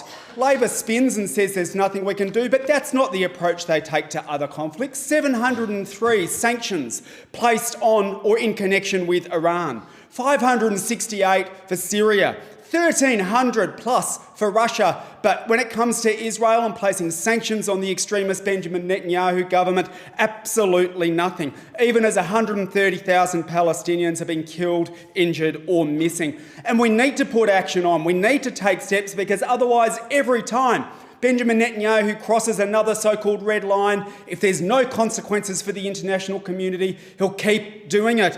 And thousands more will die from the bombings unless we take action. Labor could sanction Israel, could stop the two-way arms trade, expel the Israeli ambassador until the invasion stops, join South Africa's case in the International Court of Justice. It is time for Labor to act. Hear, hear. Call a member for Corangamite. Deputy Speaker, it's time to hold the big supermarkets to account. Right. It's time to continue our support for the farmers who grow the fresh produce we rely on. And it's time to continue our work to provide more relief for cost of living pressures, pressures often felt at supermarket checkouts. As part of this work, the Albanese Labor government has accepted the recommendations of the Emerson Review into supermarkets. As a result, Australia will now have a mandatory code of conduct with hefty fines of up to $10 million for unscrupulous conduct. Because what's the point of a code of conduct without hefty penalties? We're also accepting the review's recommendation to provide farmers with better protection when speaking out against the conduct of supermarkets. And we're introducing price monitoring so you can get the best deal at the checkout. Just jump onto the Choice website to find out more.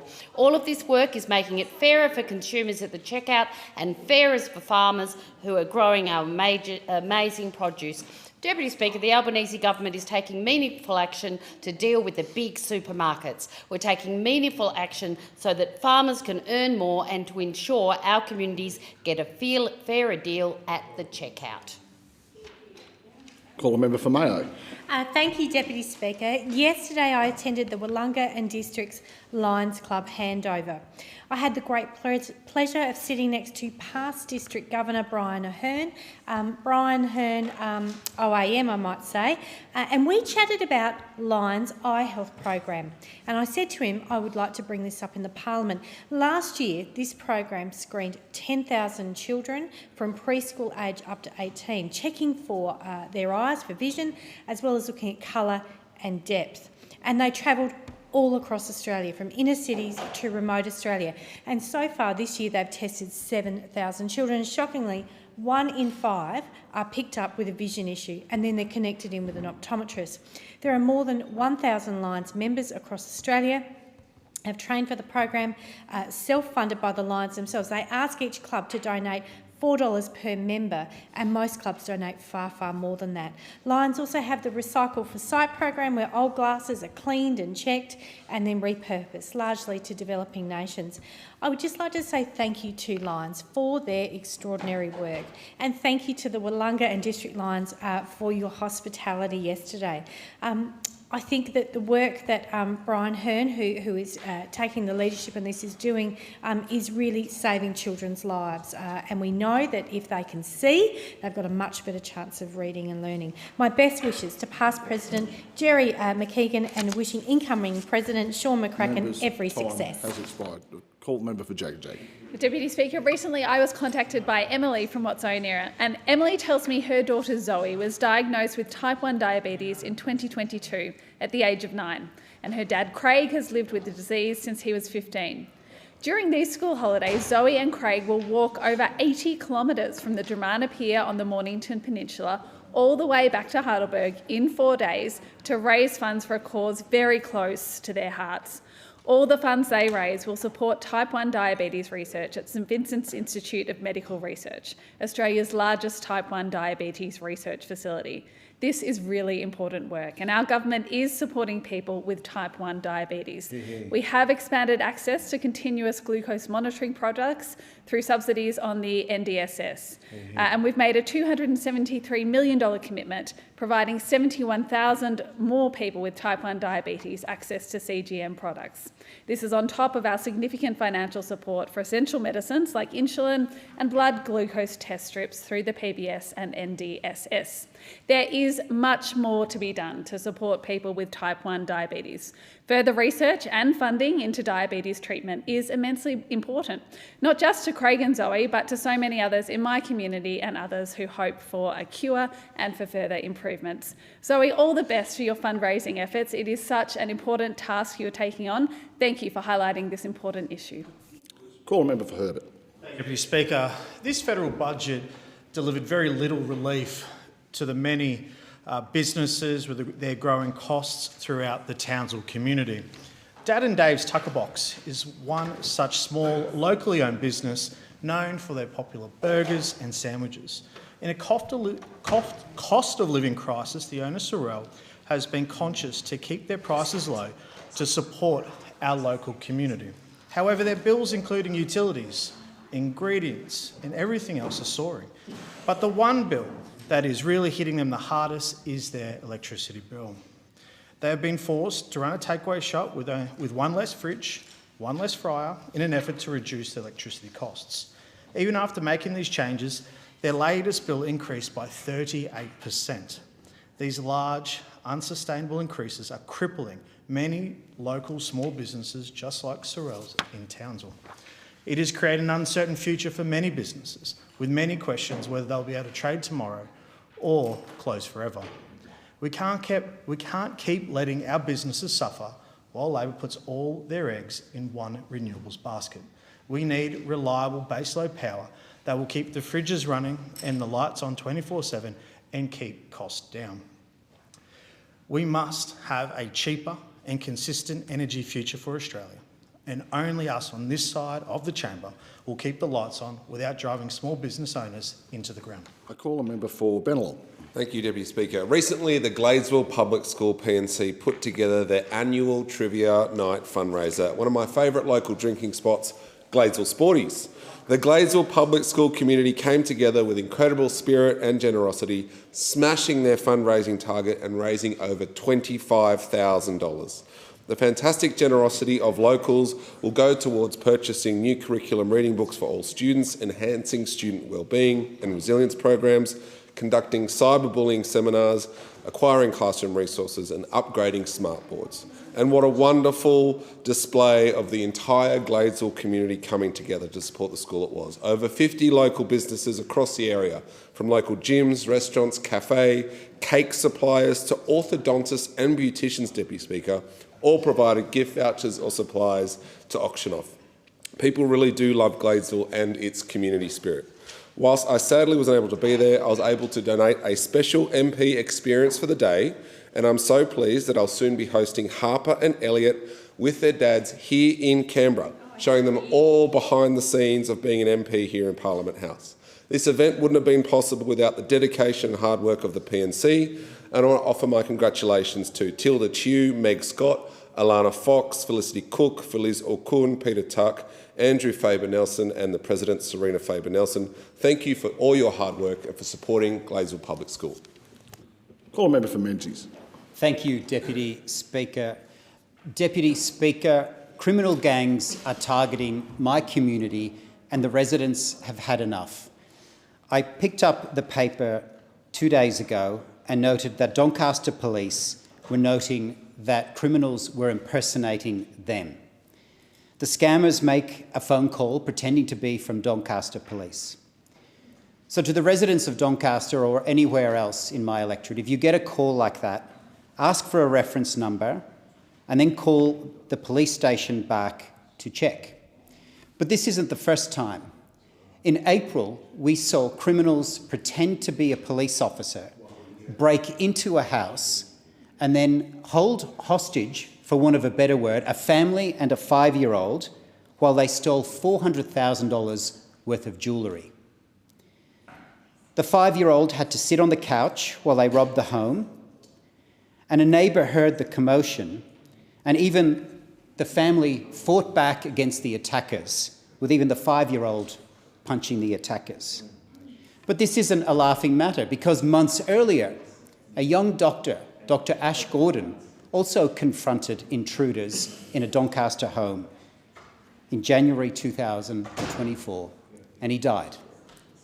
Crime is out of control in Doncaster, and we need to do something about it before other people are injured or killed. Call a member for Swan. Thank you, Deputy Speaker. I'm feeling pretty optimistic today. We have a new parliament, we have a new financial year, and from today we have new tax cuts. I know that many Australians are under pressure right now, and that's why Labor is helping all Australians with the cost of living.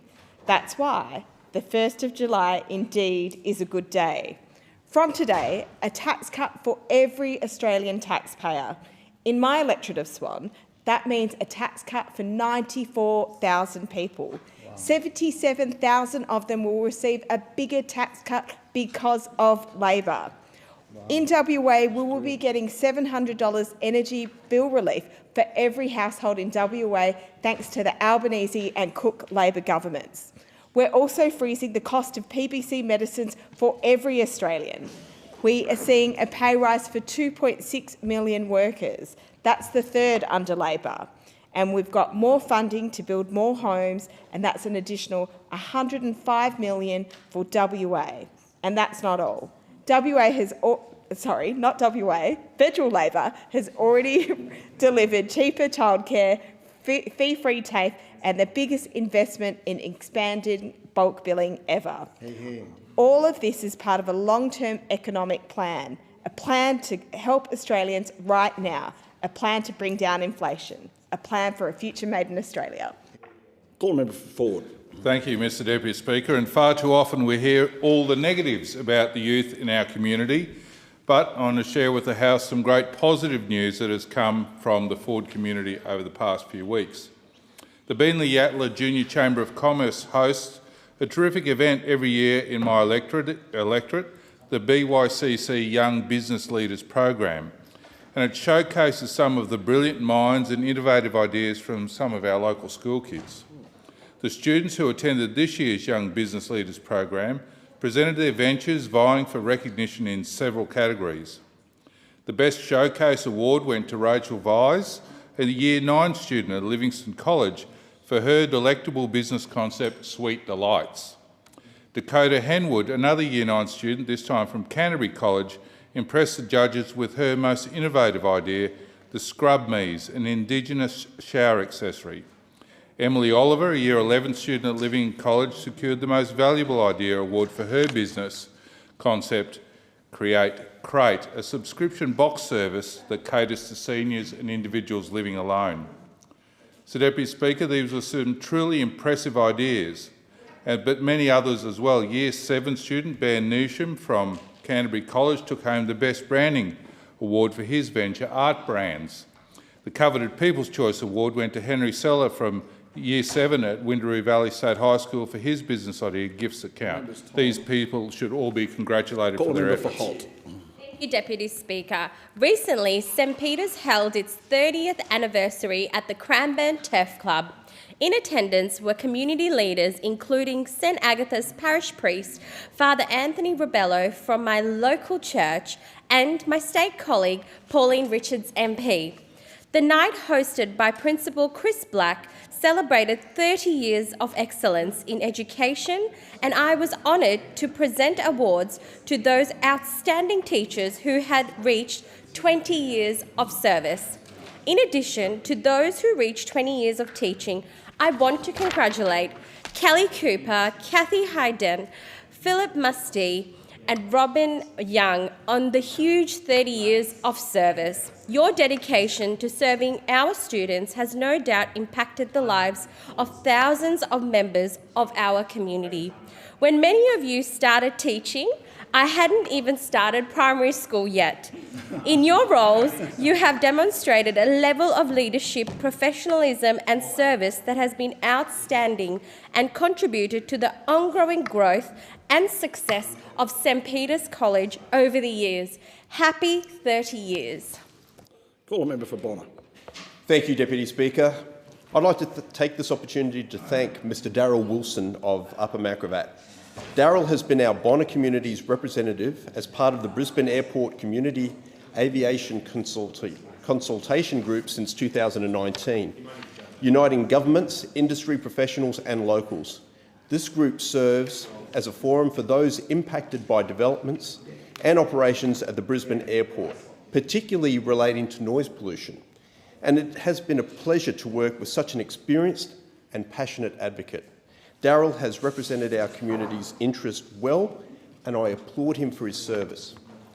Flight noise can be a frustrating issue for many in our community, and as someone who lives under a flight path, it is with the utmost sincerity that I say that I am working hard to effect this. I have written to the Minister, submitted multiple petitions and hosted forums to ensure everyone can have their voices heard. While our petition on the proposed flight paths for the southern suburbs of Bonner is still being considered by Air Services Australia and the Minister, I have been encouraged by the success of the Phase 1 petition. Thank you to the 1,800 locals who've signed, and I'm very, very proud to say that our voices were heard. I call a member for Tangney. Thank you, Deputy Speaker. Tangney is housed to 162 nationalities, with almost half of the people of Tangney born overseas. Tangney is rich in different cultures, traditions, and languages. We share our culture and take the opportunity to learn new ones. At a recent coffee catch-up with community members in Tangney, I had the pleasure of meeting the Garvey family and their daughter, who is at the top of a Chinese language class at All Saints College. I spoke with her in Chinese language and was very impressed by her passion, commitment, and enthusiasm to immerse herself in a different culture. The Albanese Labor government has provided approximately $15 million to more than 600 community language schools as part of our grant program. This funding will assist more than 90,000 students learning 84 different languages in Australia. Learning a second language, a third, a fourth, is helping us to connect the language to our parents, our grandparents, our neighbors, and our communities. A shared language helps us embrace diversity and harmony. Thank you to the Garvey family for sharing your experience of learning language. Thank you. For Casey. And we are fortunate to live in a country where the sacrifice of Australian men and women has safeguarded our freedoms. The disrespect shown this weekend with the vandalisation of 4 memorials here in our nation's capital was disgraceful. In my community, memorials in Montrose and Seville have also fallen victim to this deplorable vandalism. I want to pay tribute to my state colleague, the member for Evelyn, Bridget Valens, for a strong advocacy for tougher penalties for those who vandalise our war memorials. And I had a call this morning from Lilydale RSL President Bill Dobson. Bill and many other veterans rightfully want to see more done from the Prime Minister and his government to deter these abhorrent acts. As I stand here today, an act like this receives no more punishment than vandalism at a train station. When the Montrose Memorial was vandalised, I don't remember the hatred painted, but the actions of locals who rallied together to clean the memorial so Remembrance Day services could go ahead. As a nation, we can take a lesson from my community. We should be focusing on the things that bring us together, not divide us. And that was the reason why I hosted my Don Parsons Memorial Creative Writing Prize, to raise awareness of the significance of our war memorials amongst future generations. We have a role to play as leaders in our communities, and that starts by us working together in this Parliament to protect the legacy of our veterans and preserve the war memorials that honour their memory. I call a member for Reid. Sorry. Peter and Rosario Rainieri have been running their deli in Five Dock in my electorate of Reid for more than 45 years. Rainieri Continental Delicatessen has everything that is great about a local deli.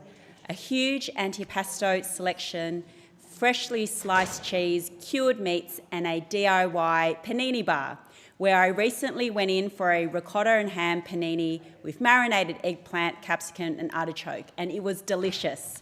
But most importantly, the Rainieri family have been able to create something special in their shop, a sense of community where everyone feels like family. They have put their heart and soul into their small business, one of so many that make Five Dock such a special community. When you sit down at the communal table in the middle of the store, you really feel the magic of Rainieri's. I had a wonderful chat with the people sitting next to me who had come all the way from the eastern suburbs just to have lunch at the deli.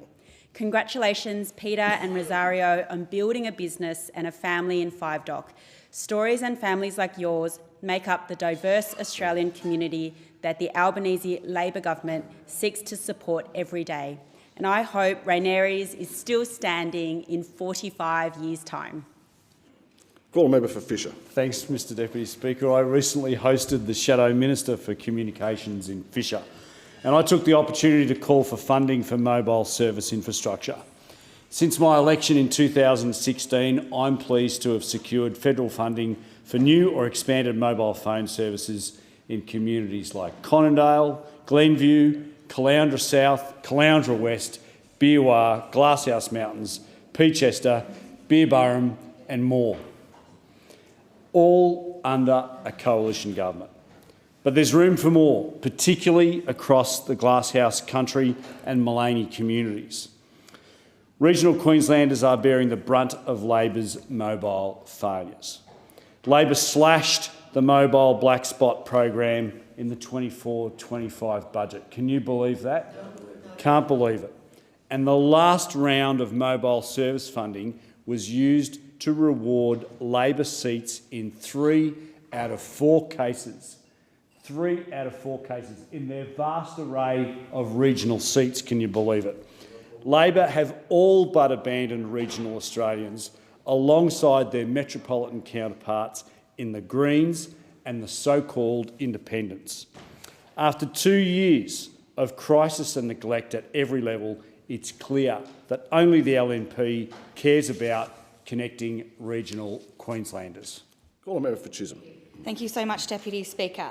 Today is the 1st of July and from today, every single taxpayer in my electorate of Chisholm will receive a tax cut because our government, the Albanese Labor government, is helping Australians with the cost of living right now. So 81,000 people in my community will receive a tax cut, and that will be on average around $1,640. Our government does know that Australians are under pressure right now. So our government is helping all Australian taxpayers with the cost of living. And in addition to tax cuts, every household in Chisholm will receive $300 in energy bill relief. And eligible small businesses will receive $325 in energy bill relief. Additionally, today, 2.6 million of Australia's lowest paid workers will get their 3rd consecutive pay rise because our government backs workers. We're freezing the cost of PBS medicines for every Australian. We're delivering more funding to build homes in every part of the country. We're delivering 2 weeks of extra paid parental leave. And this builds on the work we've already done to ease the cost of living, such as delivering cheaper childcare, fee-free TAFE, and we know there's more to do, and we'll keep working every day for all Australians. Thank you, Deputy Speaker. Call a member for Hughes.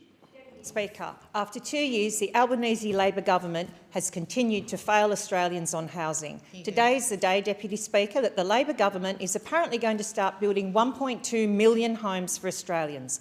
After 2 years, the only thing this government has constructed in the housing sector is a bureaucracy costing $30 million so far. In the meantime, Australians, especially Gen Z and millennials, have all but given up on home ownership. Home ownership now has never been less affordable in this country. It used to take an average month or a couple of years to save for the average deposit for the average home on average Australian salaries.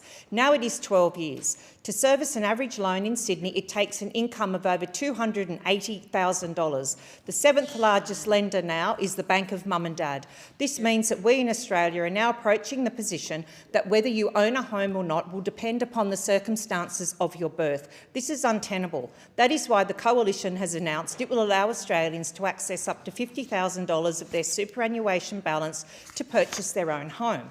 We will also implement a 2-year ban on foreign investors and temporary residents purchasing existing residential property. We'll also match the permanent migration. We will reduce the permanent migration program for 2 years only by 25% in recognition of the urgency of this housing crisis. Deputy Speaker, the Coalition understands how important home ownership is to Australians, while this Labor government continues to fail on housing. Thank you. Call a member for Dunkley. Thank you, Deputy Speaker. Australia Post has announced the closure of the Wells Street Post Office in Frankston as of August the 9th. Unsurprisingly, the community and I are disappointed in this decision, which will affect businesses in central Frankston and local residents. I was out speaking to businesses in central Frankston last week. Many businesses have thriving online business and are stretched for time. They require almost daily trips to the post office to dispatch packages. Now business owners will have to travel even further to do so. Frankston will only continue to grow in the future years as a designated Victorian Government Metropolitan Activity Centre, with Frankston to become a business hub. We have received a total of 1,600 signatures to the petitions established by Paul Edbrook MP for Frankston and the Frankston Business Collective. I put forward the case with my colleagues and people of Dunkley that a post office must stay in central Frankston. I want to thank Australia Post CEO Paul Graham for meeting with me and the Mayor and CEO of Frankston City Council to hear the community's concerns around the closure. Discussions with Australia Post will continue to hopefully find a solution. And on another note, I would like to acknowledge the final day of Felicity Top, CEO of Frankston Hospital, last week. Thank you, Felicity. Call a member for Mallee. Deputy Speaker, on a rainy afternoon in Bort, in the east of my electorate of Mallee, my heart was warmed by the many people who came out to see me in the mobile office at Godfrey and Bear Cafe. It was great to meet with a stream of community members needing help with Centrelink or Veterans Affairs bureaucracy, women who are very concerned about the lack of childcare in their childcare desert. I also met with council who worked tirelessly to find creative ways to fund the many and valid expectations of their ratepayers with a diminishing federal funding pool. It was also wonderful to meet Martin Duke, the Secretary of the Witchy-Proof Men's Shed at Bort, who came to celebrate with me his grant awarded to his group through the 2023-24 Volunteer Grants Program. The $1,286 grant will help purchase new hand drills and spare batteries as the old ones were no longer holding their charge. It is great to support local volunteering and men's health through these small but meaningful gestures. Call a member for Canberra. Thank you, Deputy Speaker. Today is an important day because today is the 1st of July and a great number of cost of living relief measures are coming into effect today. And I want to talk about an example family from my electorate and the impact that they might benefit from as a result of these measures. We'll call them Emily and Nick. Emily is a retail worker on the minimum wage and Nick is an electrician living in my electorate of Canberra, and they are about to welcome their first child. Emily, as someone on the minimum award wage, will today be getting a pay rise of about $2,000 a year as a result of the Fair Work Commission decision that was pushed for by our government. Today, Emily will be keeping an extra $870 and Nick will be keeping an extra $1,929 of their own earnings as part of our bigger and fairer tax cuts, which we're delivering for every one of the 78,000 taxpayers living in my electorate of Canberra. Today, Emily and Nick will also get $300 back in power bill relief, as will every Canberra household. And when their newborn arrives, they will be able to access a further 2 weeks of paid parental leave. When Nick goes to pick up his medicines next week at one of our great local pharmacies, he'll be paying less at the counter thanks to the freeze on PBS medications which comes into effect today. Wage rises, tax cuts, cost of living relief, it's all brought to you by an Albanese Labor government, and it would not be happening under those opposite. I call a member for Dawson. Thank you, Deputy Speaker. I rise today to highlight an historic milestone in my electorate of Dawson. Recently, I had the honour of attending the Bowen Fire Station's 100th anniversary celebration, an occasion that reminded me of the invaluable role emergency services play in our lives. From humble beginnings and old-style fire trucks to the sophisticated equipment of today, the Bowen Fire Station has served our community and safeguarded our citizens for generations. To celebrate this enormous achievement, the station held a community open day, undertook training demonstrations, and even showed the crowd how to put out a kitchen grease fire. Our career firefighters also showed their appreciation and respect for our rural fireys, who in an emergency all band together to help keep our community safe. For me, the day was a true reminder of the selfless dedication of our firefighters, their unwavering courage, their readiness to confront danger head-on, and their commitment to protecting lives. The fireys are unsung heroes who embody the very essence of service and sacrifice and continue to put their lives on the line each and every day. I stand here today to honour the fine men and women who currently serve and all those who have served at the Bowen Fire Station. Their dedication deserves our utmost respect and admiration. Thank you. Happy 100th birthday. Call a member for Macquarie. Deputy Speaker, I'm at that age where all my friends are having grandkids. And we are celebrating July 1 because it means those of us with kids who are about to become parents are now eligible. They'll be eligible for an extra 2 weeks of paid parental leave. That's 22 weeks to have at home to look after a new baby. Having a new baby can be one of the scariest and hardest things that you do, emotionally, physically, financially. When I had my children 30 years ago, I didn't have a day of paid parental leave, nor could I afford to take any time off. And I can see just how transformative this additional paid leave is for mums, dads and their partners so that they have some financial support without the need to work. Paid parental leave will continue to grow, 2 weeks next year and 2 more weeks in 2026, as well as super being paid, to give young people the breathing space and flexibility they need with their new family. It combines with our cheaper childcare plus the indexation to family tax benefits A and B, which were frozen for most of the time under the Liberals when they were in government. All of that now eases the cost of living for young families. And these are changes that are not just for the moment. They are long-lasting, systemic changes, and I know that they will change the lives for young families. Call a member for O'Connor. Thank you, Mr Deputy Speaker. And I rise today to welcome the many West Australian delegates attending this year's National General Assembly of Local Government who have visited Parliament House today. WA has the most local governments of any state, and my vast electorate of O'Connor has the most local governments of any federal division. That's 57 in all. This year, the LGAs of O'Connor have much to buttonhole the government on. Many delegates are from the great sheep-producing areas of WA and are very concerned about the government's plan to ban live exports. Another issue of concern for many O'Connor shires is the deal struck between federal and WA Labor on a statewide designated area migration agreement, or DAMA. The fear is that all new statewide DAMA will undermine regional agreements that LGAs in the Goldfields and the southwest regions worked so hard to secure under the former government. And delegates from Katanning, Broomhill, Tambler, Plantagenet and Albany are no doubt concerned about a draft DAMA for the Great Southern region that's been gathering dust on the desk of Immigration Minister Andrew Giles for more than a year. Those 4 LGAs are joined in Canberra this week by delegates from the Goldfields municipalities of Kalgoorlie-Boulder, Coolgardie, Dundas, Laverton, Leonora and Nunandara. The Shire of Management in the state southwest is also here. O'Connor is a diverse electorate, and I'm so pleased that representatives of so many municipalities have come to Canberra to make their voices heard. Call a member for Spence. Thank you, Speaker. Back in 2008, the Killers released a song with a deep philosophical question that I, and I'm sure most of us here, must ponder sometimes. Are we human or are we dancer? And after visiting the Gawler Academy of Dance in my electorate of Spence, I think I found my answer.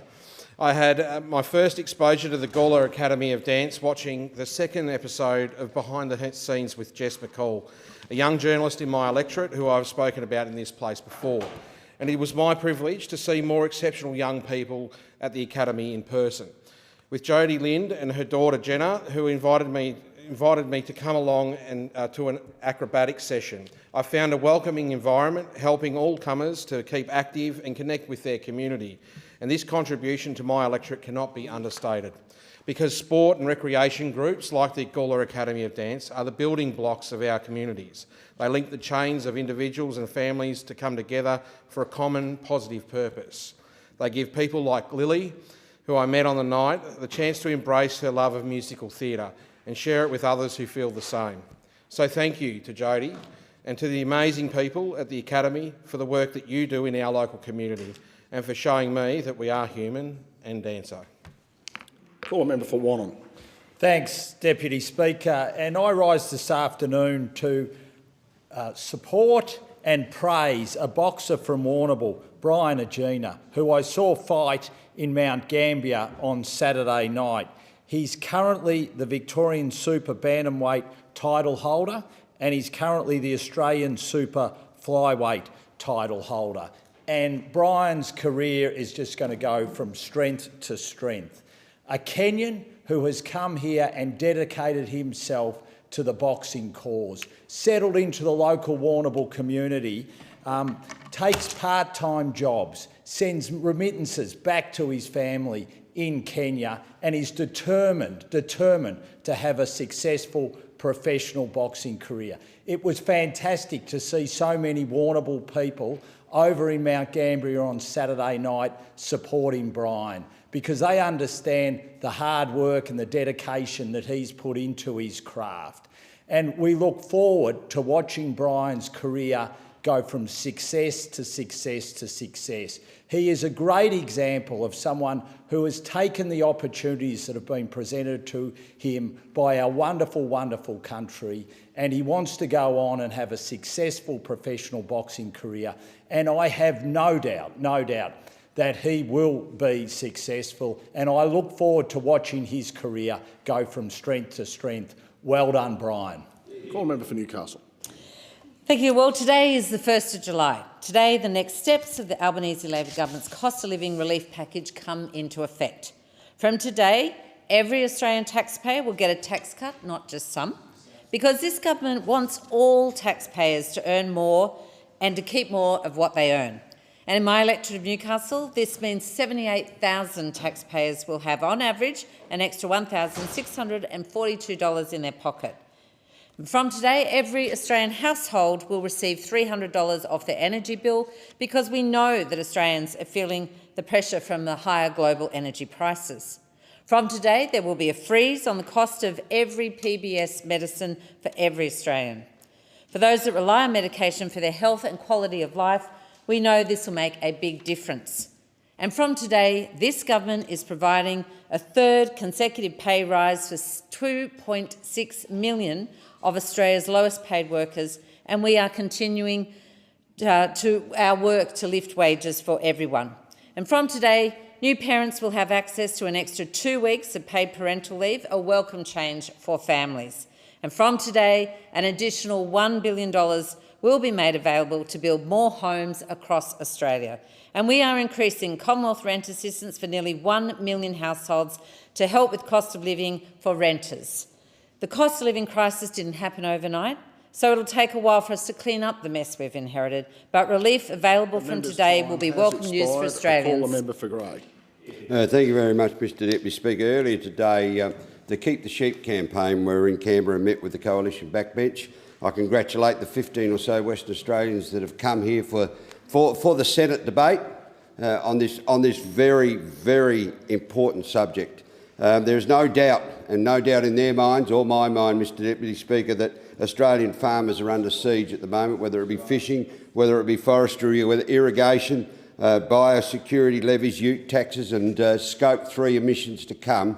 They are all going to be major impediments to our Australian agricultural industries. Now, we have the likes of Holly Ludeman, the vet, that actually sails on some of these vessels, that came this morning to meet with us, John Hassel representing West Australian farmers, Paul Brown, and they've now got, I think, over 60,000 signatories to their petition. They've raised over $400,000. They will be active campaigners going into the next election, Mr Deputy Speaker, and those people in Western Australia that have been supporting the bans on live sheep, those people that hold house seats in this place, should mind their patch. This is a growing movement. There are people all around Australia that are taking great interest in this and watching how they organise, and every farming organisation in Australia is behind them. There are local issues. We will dig into those local issues as the election approaches, and I wish them well. Call a member for Spence. Thank you, Speaker. Today there's 13.6 million reasons for people across this country to be extra excited. That's right, 13.6 million Australians will be receiving a tax cut. 74,000 in my electorate of Spence, and 67,000 of those will be receiving a bigger tax cut. On top of that, the minimum wage and those on the award will receive an increase of 3.75% to their wages. That's 2.6 million workers across this country. That's right, we want people to earn more and keep more of what they earn. On top of that, with our cost of living measures that roll out from this week, cheaper medicines, $300 off the cost of your power bill. That's what an Albanese Labor government does. We've listened to the people of Australia and we are delivering policies and cost of living relief to take the sting out of your back pocket so that it can make that little bit easier each and every day. I'm extremely proud to be part of this government on this day. It's going to be known as the year of the tax cuts, I think, for Australians across this country. And everybody in this chamber should be in here with a big smile on their face, and clearly people around the country are. The people in my electorate of Spence are extremely excited. We continue to get on and do the work that needs to be done in taking the sting out of the cost of living pressures across this country. Thank you. In accordance with Standing Order 43, the time for members' statements has concluded, and I call the clerk. Private members' business, order of the day number 2, resumption of debate on the motion related to road safety data. The question is that the motion be agreed to, and I call the member for Cowper. Well, thank you, Deputy Speaker. I'm pleased to rise to speak on this motion in relation to road safety, in particular the collection of data, road safety data to improve our roads and our systems. Deputy Speaker, I speak quite often about my time in the police force, 12 years, and they were immensely enjoyable years. But some of the toughest times, and one of the toughest things that I've had to do, and I remember every single occasion when I had to do it, is knocking on the door in the middle of the night and telling a mum or a dad or a sister or a brother that their family member was dead. It's absolutely crushing, and you can't imagine the grief, the sheer raw grief that a family member experiences when you deliver that message.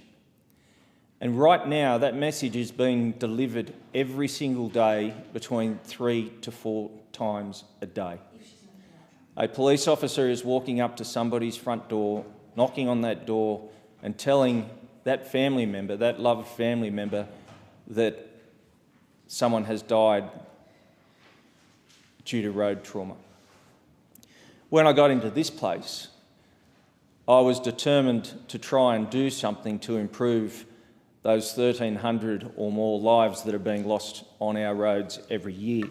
And it was an absolute honour to be the chair of the Road Safety Committee when we were in government. And we held many inquiries, and I was fortunate enough to go to Sweden for the 3rd International Road Safety Conference. And the common thread throughout all of the inquiries through the international conference was the importance of collecting road safety data and sharing that data. And it struck me as quite bizarre, it struck me as strange that the states and territories are protective of their own data and don't share it with each other and don't share it with the federal government and the federal agencies. Now, what is the point of clinging on to the data that could change or save somebody's life or somebody from being injured because that data is not shared for that information to come through? So we, on all levels of government, the federal government, the state government, local governments, can use that data to identify the places where people are being killed, identify what the problems are that are leading to people being killed or seriously injured. 2 years ago, this government, and I'm not going to be political, we need to be bipartisan, but 2 years ago, the Labor government committed to working with the states and territories to collect that data, to share with everyone. And we need hospitals to do this. We need police to do this. We need ambulance to do this as well. We need a central database to share with each other to improve the outcomes and to save lives. Now, in my electorate alone, road deaths are 5 times higher than in metropolitan cities per capita. And we know that 70% of deaths on the road occur in regional and rural areas. So that data is critical, and I urge this government to compel the states and the territories to share that data, to work with the federal government, to have it there so we can make informed changes, so we can use the taxpayers' money, not government money, it's taxpayers' money. Use taxpayers' money to improve the roadways and the systems to look after our young lives, mums and dads, tradies going to work. So I call on the government, and I call on them to do this today. We have to demand and agree to consistently provide crash data, road data and enforcement data, and until we do, nothing will change. The question is that the motion be agreed to, and I call the member for Corangamite. Thank you, Deputy Speaker. No Australian should have to answer a knock at the door to hear that a loved one has lost their life on our roads. Such tragic loss of life is devastating for families and for our communities. And that's why the Albanese government is taking action with a collaborative approach to this issue, working with all levels of government and the community. We know that state and local government play a particularly important role managing more than 3/4 of our nation's roads. Our government's National Road Safety Strategy and Action Plan reflects this, setting out key priorities for action across all levels of government, including road trauma reduction targets for the decade to 2030. Deputy Speaker, our targets are ambitious but necessary. We want to reduce fatalities by 50% and serious injuries by 30% by 2030, a goal that will drive us towards Vision Zero by 2050. As a part of that plan, the Albanese government is taking unprecedented steps to respond to the concerning increase in road trauma noted in the member's motion. The government announced in April this year, in an historic first, that each of the state and territory governments has signed an intergovernmental road safety data sharing agreement. This is a vital step towards improving road safety and something the Albanese government has been working tirelessly to achieve. Road safety data is essential in understanding where and why road accidents occur. The Commonwealth will look to improve data sharing from the states through our upcoming Federation funding agreement negotiations. For the first time, we will seek to include a provision in this negotiated agreement with the states that will create a requirement for the provision of nationally consistent data sets. This is a pivotal step towards harmonising, collecting, storing and sharing road safety data sets. To support this effort, the Albanese government has committed $21 million to the National Road Safety Data Hub to support enhanced evidence-based road safety strategies to eliminate road trauma by 2050. This new data sharing agreement establishes the critical foundation to enable increased data sharing and collaboration between all Australian governments into the future. It will also pave the way for non-government researchers and other organisations to request access to national road safety data to support their work in creating more effective road safety policy and interventions. This newly signed agreement formalises the ongoing data sharing arrangements between jurisdictions for road crash data currently collected from jurisdictions and outlines new terms of use for the on-sharing of road safety data. Initially, the data sharing agreement will formalise and standardise existing data sharing agreements for road crash data currently collected from jurisdictions. It will also create the mechanism to increase data sharing over time as further data sets are identified and agreed for inclusion. This is the first opportunity our government has had to act on the data through these intergovernmental agreements and comes after years of inaction by the previous coalition government. And I note that the motion put forward by the member for Barker, it does fail to mention the former coalition government's egregious neglect of roads infrastructure and road safety systems. They did have a decade to address road safety in Australia. They did have a decade to make lasting, meaningful change with data collection, but instead they neglected the urgent need for reform. Deputy Speaker, following our announcement, the Australian Automobile Association said it was the most significant road safety reform in decades. Like the AAA, our government understands that data can highlight where best to target road safety funding. We understand that accurate and consistent data will help save lives and ensure all levels of government can identify and invest in road safety projects that will make the biggest difference. Australian families do deserve action. We call on all states to provide their data so we can all do better and save lives. Our government will continue to act as we combat the increase in deaths on our roads. Thank you. The question is that the motion be agreed to, and I call the member for Wide Bay. Thanks, Deputy Speaker. First of all, I commend the member for Barker for putting this motion forward for discussion on road safety. Road safety is one of those areas that so many communities are impacted, so many individuals are impacted by. It's one of those terrible events that can just reach out of everyday life and take someone before their time and destroy a family. And as I listened to the speakers before me, particularly the member for Cowper, who is a former police officer as I am, we know only too well what that looks like, and that we don't want anyone else to be exposed to that if possible. And that's why there is a goal around road safety that is striving for zero. And there are people working hard, and it is the case that road safety, as is the saying, road safety is everyone's responsibility. And what we need, though, is for the states and the territories to act responsibly in this fight against road deaths and start sharing the very critical information that they have, and much of it they keep secret at the moment, which is quite extraordinary.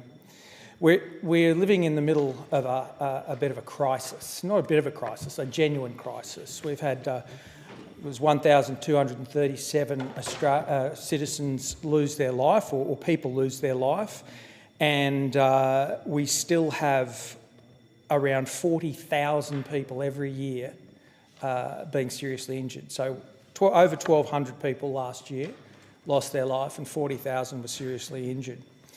Is that not enough for governments of all persuasions, of all levels, to say, we will do everything that we possibly can? And what we see is states and territories saying, no, we want to hoard our information for some reason, our information relating to causal factors, our information relating to injuries, our information relating to road design, our information relating to road ratings. Only recently, only through a Freedom of Information request, was I able to get some up-to-date data around road ratings, and it certainly did paint a very horrible, poor picture of the roads in Queensland. The vast majority of the roads were two-star rated roads. They're killer roads. Very few are five-star rated roads, are the safest that can be rated. But this is the information that should be readily available to everyone who's working in the space of road safety, not hoarded effectively by politicians who are afraid that they won't be able to make an announcement in a particular area because it's not justified and it'll stop pork barrelling. Well, people are dying. People are dying, and we need to put every effort into to solving this. And sharing data is a good place to start. Speaker, the Labor Party came into power after the last election, making a commitment that they were going to do this. They were going to share. They were going to cause data to be shared, pulling the levers that they have, particularly around infrastructure spending, and they have made some progress. I will say that, and as previous speakers have said, we need to be as bipartisan as possible. But it is the job of those who hold the government to account to point out where they are failing, and there have been some failings in relation to road safety, and particularly around the amount of money that's being given to states around the Bruce Highway in my state. When we left government, the federal government's contribution was 50%, and the state was 50%. Well, recently the Labor government at a federal level changed that to 80% to the states and 20% to the Commonwealth. This is not a good decision for road safety. This is a decision that's going to see important infrastructure projects put on the back burner, infrastructure projects that will save lives put on the back burner. There's no accountability around that spending. It's put into pools, not into directly into projects like we had it. Speaker, road safety is everyone's responsibility, and I call on the states to do what they should and share their data. I think the member's time has expired. The question is that the motion be agreed to. I call the member for Macarthur. Thank you, Madam Deputy Speaker. I'd first of all like to thank the member for Barker for moving this motion. Road safety is an issue that I feel very, very strongly about. The member for Barker and I have very little in common politically, but on this issue I know that he feels very deeply about it, and I agree with him. This is something that requires bipartisanship. We shouldn't politicise it at all. My electorate of Macarthur has many roads running through it, with major highways such as the Hume Highway, Camden Valley Way, Rellan Road, Raby Road, Picton Road, and the infamous Appin Road, which are narrow but major arterial roads that are bordered by trees, all of which pose a great threat to motorists and wildlife alike. These roads are used by hundreds of thousands of residents and visitors to our region every week, and sadly accidents are becoming more common, often with serious injuries and, I'm sad to say, fatalities. Some roads are the responsibility of local councils, some are operated by the New South Wales Government, or in some they are federal government roads. This causes a lot of problems for residents and stakeholders alike when it comes to delivering the funding and upgrades, with Appin Road one example of this, as it is being considered by the New South Wales Government road, yet given its length and the complexities connecting us to the Illawarra and to the Southern Highlands, the need for urgent safety upgrades is quite obvious to everyone who lives in the area, but dealing with all different levels of government has made it very difficult. The federal government recently has provided some much needed funding to upgrade Appin Road to make it safe, and I'm very pleased about this. The Minister, Catherine King, has been very good about seeing the urgency of action, and I'm very pleased. After years of federal New South Wales coalition governments ignoring not just my pleas, but the pleas of residents, wildlife groups and various stakeholders, I'm proud that our federal government is providing, and the MINS New South Wales Government have shown leadership and have begun to upgrade Appin Road after countless deaths. Now, further, I take the opportunity to also welcome the Minister for Local Government to Macarthur the other week, when we visited sites in Macarthur which have received funding as part of the Roads to Recovery program, improving safety upgrades to our local roads. We've provided $26 million to Campbelltown Council, $21 million to Camden City Council, and similar amounts to Wallandilly and Liverpool councils. I've also campaigned very strongly for a national road data collection hub, and much like the member for Barker, I agree that there is a need for data collected by the states and territories to be collated into a single national system. Very important. This will help governments better understand where and how funds can be allocated for vital upgrades and other safety measures, given the fact that our deaths on our national roads are actually increasing in the last year. It's been welcomed by major Australian road safety advocates, and I particularly thank the Australian Automobile Association for their tireless agitation to have a national road safety database. And I'd also like to thank my friend and colleague, Dr. John Crozier, trauma surgeon from Liverpool Hospital, who has been really important national advocate for better road safety data. I'd like to add one final note, and it is of a personal nature to me. I sadly lost a very good friend of mine, Dr. Mark Henschke, in 2022, when he was tragically hit and killed by a garbage truck while cycling. Together with his brother Ian, I've worked with the Minister for Transport and the Assistant Minister for Transport, as well as the Transport Workers Union, to get implementation of better safety measures on trucks and large vehicles. And I'm grateful that in September last year, our government announced that serious changes in national road vehicle standards to ensure safer trucks and large vehicles in Australia has been done, and that will dramatically improve our road trauma data. These safety measures include implementation of devices to reduce blind spots, electronic stability control for large vehicles, advanced emergency braking, a lane departure warning system, better reflective markings and side guards to stop pedestrians and cyclists from being caught up under the rear wheels of trucks. It really saddens me that this was not already implemented, as they could have prevented Mark's death. And I'm pleased to know that our government has taken action to address this issue of pedestrian and cyclist deaths on our roads by introducing these very important safety measures. We will look to improving our safety measures in the future. This is requiring better data, and I'm hopeful that our government will continue to respond to these very important road safety measures. Thank you. I thank the member. The question is that the motion be agreed to, and I believe the member for Longman is next, and then we'll get member for Longman. Thank you, Deputy Speaker. I rise to speak on the motion moved by the member for Barker. The news and statistics on deaths on our roads is unfortunately heading in the wrong direction. The latest data that has been recorded from January to April this year tragically informs us that 1,310 Australian lives have been lost on our roads in this 4-month period. This is an increase of 132 souls compared to the same period last year. The Australian Automobile Association tracks the targets of the Commonwealth Government's National Road Safety Strategy, or NRSS, 2021 to 2030.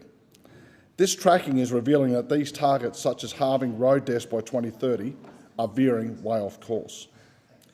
Deputy Speaker, I want to acknowledge all those people and families who have been affected by a motor vehicle accident. Those who have suffered an injury, or worse still, those who have lost a loved one in a motor vehicle accident. People like Kent and Kylie Payne in my electorate of Longman, who tragically lost their son Harrison, or Harry as he was more affectionately known. Harry's life was tragically taken on May 30th, 2021, when he was thrown from a four-wheel drive vehicle as a passenger on the beach at Bribie Island when the driver was driving in a dangerous and reckless manner. He was just 18 years old. His death was senseless and completely preventable. Through various meetings with Harry's family and attending the Deadlift for Harry Day at his beloved World Gym at Burpengary, who, along with so many local businesses in Longman, continue to support the Payne family to raise awareness and funds and hopefully prevent other families from enduring the heartache and loss that they have suffered. At the event held recently, I was given the honour of saying a few words, and I want to reiterate in this place the words that I spoke that day in acknowledging and commending the entire Payne family and their willingness to invest so much time, energy, money and passion into this initiative birthed from such a painful circumstance. Most people, when they lose a child, go into their shell and are reluctant to speak about it after a grieving period, let alone reopen that wound over and over. These people, like the Morecambe family, are a rare type of individual, and I thank God for their courage, and I know their efforts will not be in vain, and they will save lives. Like so many things we do in government, Deputy Speaker, we are reactive rather than proactive. If we educate our young drivers as they begin the part of their life where they get behind the wheel of a vehicle, we can surely prevent many of these senseless deaths. I want to see a driver education centre in the Longman community so that schools and parents have the opportunity for every teenager to go through a course that will teach them how to operate a vehicle responsibly and actually hear from the families and individuals that have suffered loss or injury through motor vehicle accidents. Many times it is simply that our young people don't understand the dangers associated with driving what is potentially a deadly weapon to not only themselves but fellow road users. Providing us a facility that provides hands-on experience as well as an environment, that encourages an open discussion with law enforcement, those from the medical and trauma professions, along with families of victims and those who have injuries sustained from road accidents, will go a long way to preventing more accidents in the future. I want to also acknowledge the Rotary Club of Caboolture and their efforts in delivering the Road Safety Rider Awareness or RIDER program in our local community to high school students. Deputy Speaker, there's a saying in business, what gets measured gets improved. And so, as so often happens in our country, made up of 6 states and territories, is that the data that is collected by governments and state and territory level is not shared with the Commonwealth. So federal governments are not making decisions with the most accurate and up-to-date data simply because data sharing is not forced or a fait accompli between all levels of government. I simply cannot understand this mentality or the rationale behind this thinking. Surely all levels of government, regardless of party, would want to reduce the road toll and would be willing to do anything like sharing data to ensure this happens. This Labor federal government committed in the 2022 election campaign to cooperate with states and territories to ensure this data was being shared, but to date we are seeing little results.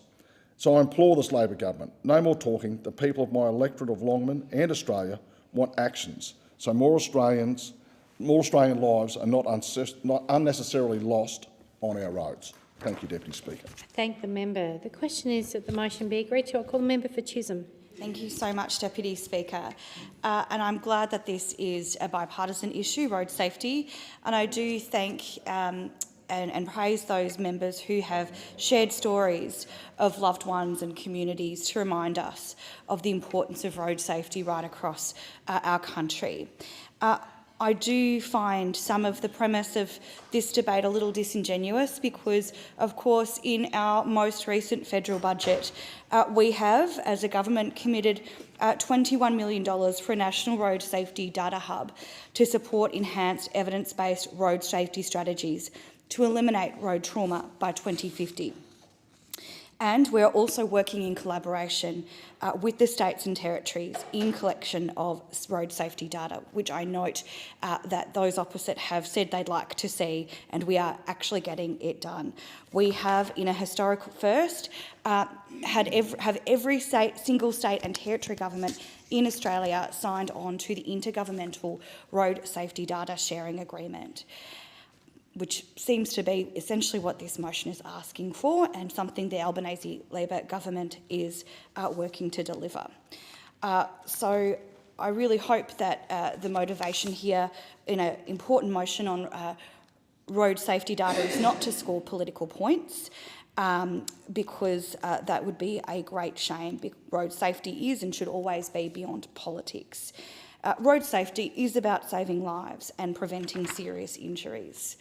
And we have consistently in government prioritised road safety. When we came into government, there was no finalised road safety action plan. The former coalition government did not bother to finalise a road safety action plan. And their neglect led to a 2-year delay in crucial work on data sharing, collection and reporting. Now, since we have been in government, we have been implementing the National Road Safety Strategy 2021 to 2030, underpinned by the National Road Safety Action Plan 2023 to 2025 in collaboration with all states and territories and with local governments. A key action under this plan is for road safety data to be efficiently exchanged and published. All states and territories have agreed to this plan and have signed on to share their road safety data, ensuring a nationally consistent data set. This is a vital step forward in improving road safety and is something that the Albanese government has been working tirelessly to achieve. All of this work is pivotal towards harmonising, collecting, storing and sharing road safety data sets. Every single death on Australian roads is a great tragedy. The Albanese government is committed to working with all levels of government to reduce Australia's road toll and work towards Vision Zero, that is, 0 fatalities and 0 serious injuries on our roads by 2050. This is ambitious and we take this work very seriously. In response to a worsening road toll, we held a National Road Safety Conference in April this year, bringing together more than 100 road safety stakeholders to identify a range of government and industry actions that can target the road toll. This conference also included the first joint meeting between police and road safety ministers, and a set of actions to target the road toll was endorsed. In this year's budget, we have doubled the Roads to Recovery funding from $500 million to $1 billion in a year. We've also increased the funding for the Black Spot program, which is progressively rising from $110 million to $150 million per year. Road safety is a shared responsibility across all levels of government and throughout our community, and really matters to our communities. Our government will continue our work investing in evidence-based road safety measures because we know how important this is and we take community safety seriously. Thank you, Deputy Speaker. I thank the member. The question is that the motion be agreed to, and I call the member for Kennedy. Madam Speaker, I must draw the attention of the House here to the fact that the crossbenchers are in charge, and I'm greatly honoured to serve with such handsome, extremely intelligent, and with excellent intellects, and they actually use their intellects as well. So I pay that tribute to the Honourable Leader of the House this evening. Moving on, Queensland's an interesting state because we have 1 million people ruled by a government 2,000 kilometres away. Now, I'm not aware of anywhere on earth that people are ruled by a government 2,000 kilometres away. Some of us are 3,000 kilometres away. Now, to illustrate what that means and the complete failure of democracy to take into account distance, which is taken into account in every other country on earth, by the way, except Australia. Canada, Nunciak, you know, the Eskimos get a special member of parliament, Orkney Isles in Britain. Brisbane has 1.2 million population, and North Queensland is near enough to 1 million population. So population of Brisbane, North Queensland, the same. And I'm saying Brisbane, not the Sunshine Coast, not the Gold Coast, Brisbane. 1.2 million, we got 1 million. Brisbane has 36 kilometres of tunnels. We have none. We have none at all. Now, during this recent cyclone, Cairns was completely cut off. 300,000 people completely cut off. You couldn't get in by sea. The sea was too rough. You couldn't get in by helicopter or aeroplane because of the cyclonic winds. And all 3 roads were hopelessly cut. The member for Shane Canute and myself climbed down one of the holes in the main exit highway, and the hole was 20 foot deep. So we were trapped. Now, I mean, Brisbane gets 36 kilometres of tunnels. We get none. I mean, what is going on here? Now, they could find, the Liberals found, 1,000 million for a pleasure dome for themselves in Brisbane. They could find 1,000 million. But whilst people are dying, from 2001 to 2017, the Kuranda Range Road, the main highway connecting the inland with Cairns, the Kuranda Billy Goat Track as it's called, 44 times a year for 7 hours at closures.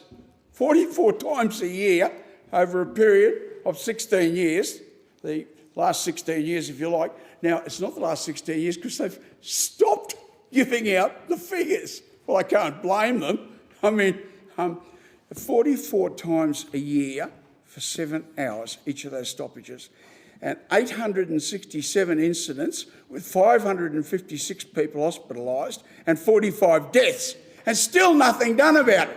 And yet they could find $36 billion for tunnels in Brisbane, but where we need 1.5 kilometres, about $1,000 million, but we need 1,000 million, we get nothing at all. And that is the situation until we, the KP, get the balance of power, and then we'll see what happens, and it'll happen real quick. Now, the Bridle Track Tunnel will cut the time from the Atherton Tablelands, 60,000 people up there. It'll cut the time from Mareeba to Cairns from an hour and 20 minutes to the CBD from Mareeba. It'll cut it down to 26 minutes from an hour and 20 to 26 minutes. Infinitely more importantly, actually, is the fact of the deaths. And just as important almost is the fact that the great mineral province of far north Queensland, the Chillago mineral province, cannot be opened up because we can't get the product out. It was bigger than the northwest mineral province, which now produces 8,000 million a year of export earnings for Australia, but we can't get our product out because our port is cut off. We can't get to it. You can't get to it in a truck, Madam Speaker. So what we are saying is the Bridle Track Tunnel was originally drafted by the pioneers, Martin Tenney's grandfather. He was a state member and minister that was determined to get this tunnel built, but he left Parliament, unfortunately, before he got it built, and it still needs to be done. Now, in the infinite wisdom, the state government spent $2,000 million on the highway between Gordonvale and Cairns. Well, I mean, I don't know what we achieved, really. I mean, yeah, it's a better road, it's a more safer road, but a tunnel is needed, Madam Speaker. Thank you, Member for Kennedy. The question is that the motion to be agreed to, and I call the member for Solomon. Thanks, Deputy Speaker. Well, if there's one topic that should be above politics, it's our road toll. No words can describe the pain felt by a family member or a friend impacted by a death or a serious injury on our roads. So every death on Australian roads is a tragedy and much more than just a statistic. Each casualty is a friend, it might be a mother, a father, a child, and that trauma of their loss echoes through the community, but echoes through generations. Territorians know this all too well. 30 lives have been lost so far this calendar year, compared to just 6 last year. So things aren't tracking well. The Territory's road toll per capita is 3 times higher than in the rest of Australia. Just this weekend past, we had 8 traffic accidents with 17 Territorians needing to be hospitalised or receive health care. So particularly today, if anyone happens to be listening, Territory Day, when everyone's having a good time and celebrating self-government, but every day, please slow down on the roads. Please do not drink and drive, and pedestrians keep off the roads. Deputy Speaker, as a federal government, we are getting on with implementing the National Road Safety Strategy, and this is underpinned by the National Road Safety Action Plan 23 to 25, which is in collaboration with all the states and territories and our local governments. And I acknowledge the work of our local governments when it comes to maintaining our road network, because they manage the lion's share of it. And so many of them, in particular, as far as I'm concerned, in the federal seat of Solomon, we have several members of both the City of Darwin and the City of Palmerston down here in Canberra. So it is a big week down here in Canberra for local governments, and I wish them well and acknowledge the work. What I also acknowledge, though, is our federal government, the Albanese federal Labor government's work on roads to recovery funding, where we're doubling it from $500 million to $1 billion. Now, I chair the local Black Spots Committee in the Northern Territory, so I'm pleased that we've also substantially increased funding for the Black Spot program, which is rising from $110 million to $150 million per year. Now, Deputy Speaker, this motion calls for data collection and collaboration with the states and territories. Well, our Road Safety Action Plan is already linked to data collection arrangements with the states and territories. We are a cooperative and collaborative government, which is in our DNA, and I think Australians have already seen that through the National Cabinet. This is a key action under our plan for road safety data to be efficiently exchanged and published. A vital step forward to improving road safety and something that our federal government, the Albanese federal government, has been working tirelessly to achieve. Moreover, a few months ago in April, in an historic first, each of the states and territory governments signed an intergovernmental road safety data sharing agreement. The Commonwealth will look to improve data sharing from the states and territories through our upcoming Federation funding agreement negotiations as well. For the first time, we'll seek to include a provision in this negotiated agreement with the states that will create a requirement for the provision of a nationally consistent data set. But we're putting our money where our mouth is to support this effort. Our government has committed $21 million to the National Road Safety Data Hub to support enhanced evidence-based road safety strategies to eliminate road trauma by 2050. The government is committed to delivering a nationally harmonised set of high-quality and timely data which will inform our already comprehensive road safety measures aimed at realising this Vision Zero target.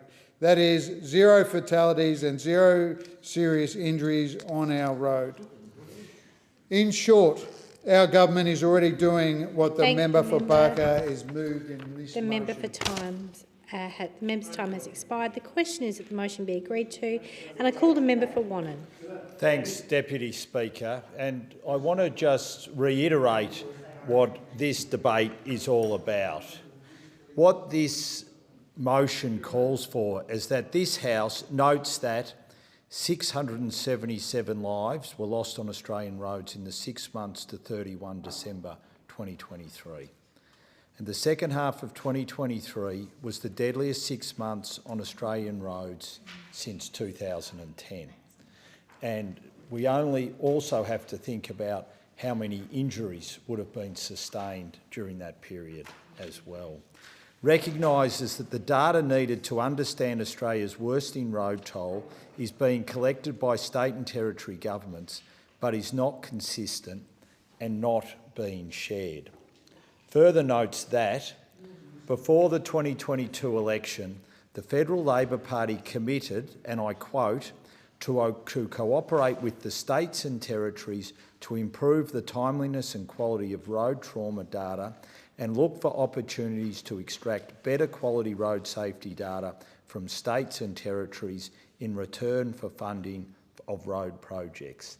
And the government has failed to deliver on that promise and calls on the government to compel the states and territories to collect and share data relating to the quality of Australian roads, the causes of crashes and the effectiveness of road safety measures as a condition of the $50 billion in federal road funding allocated over the next 5 years under the National Partnership Agreement on Land Transport Infrastructure Projects. Now, this is an incredibly important motion, and in particular for all those people who live outside our capital cities, because it is absolutely vital, as all the major motoring organisations right across the country have said, that we get access to this data. And why is it important? Because once we can get access to this data, we can understand what are the roads that need that absolutely urgent work done on repairing them and fixing them. And what it means also is that you get an end to what we have seen in the last couple of years of money being ripped out of certain regions and put in other regions with no understanding whatsoever of the conditions of those roads and the absolute need for them to be urgently fixed. And if we don't see this happen, as all those motoring bodies have said, and they're the ones who are leading this campaign, we are supporting them. They are the ones that are leading this campaign. As they have said, we are sadly going to see more fatalities and more injuries. So that is why we're calling on the government to do the right thing. They have a huge opportunity in negotiating with the states and territories in the next 5-year infrastructure agreement when it comes to road transport. Now is the time to say to the states and territories, enough is enough is enough is enough. We need transparency to save lives. We need transparency to stop people being injured on our roads. We need transparency so we can make sure that the money is allocated where it is needed most. And it's absolutely obvious the reason why those opposite won't agree to this. Take my home state of Victoria. If we had this data, if we had this information, there is no way known that we would allow the Victorian state government to go ahead with the suburban rail loop, because it would be absolutely clear that that money should be going into roads. Roads in your electorate, the member for McEwen. Roads in my electorate, in Wannon. Roads right across regional Victoria. How can you sit here and say that the suburban rail loop is good money being spent? What we need to see is we see the money going back into regional and rural roads, not going into these projects which are fanciful, which we know will blow out by billions and billions of dollars and never been built.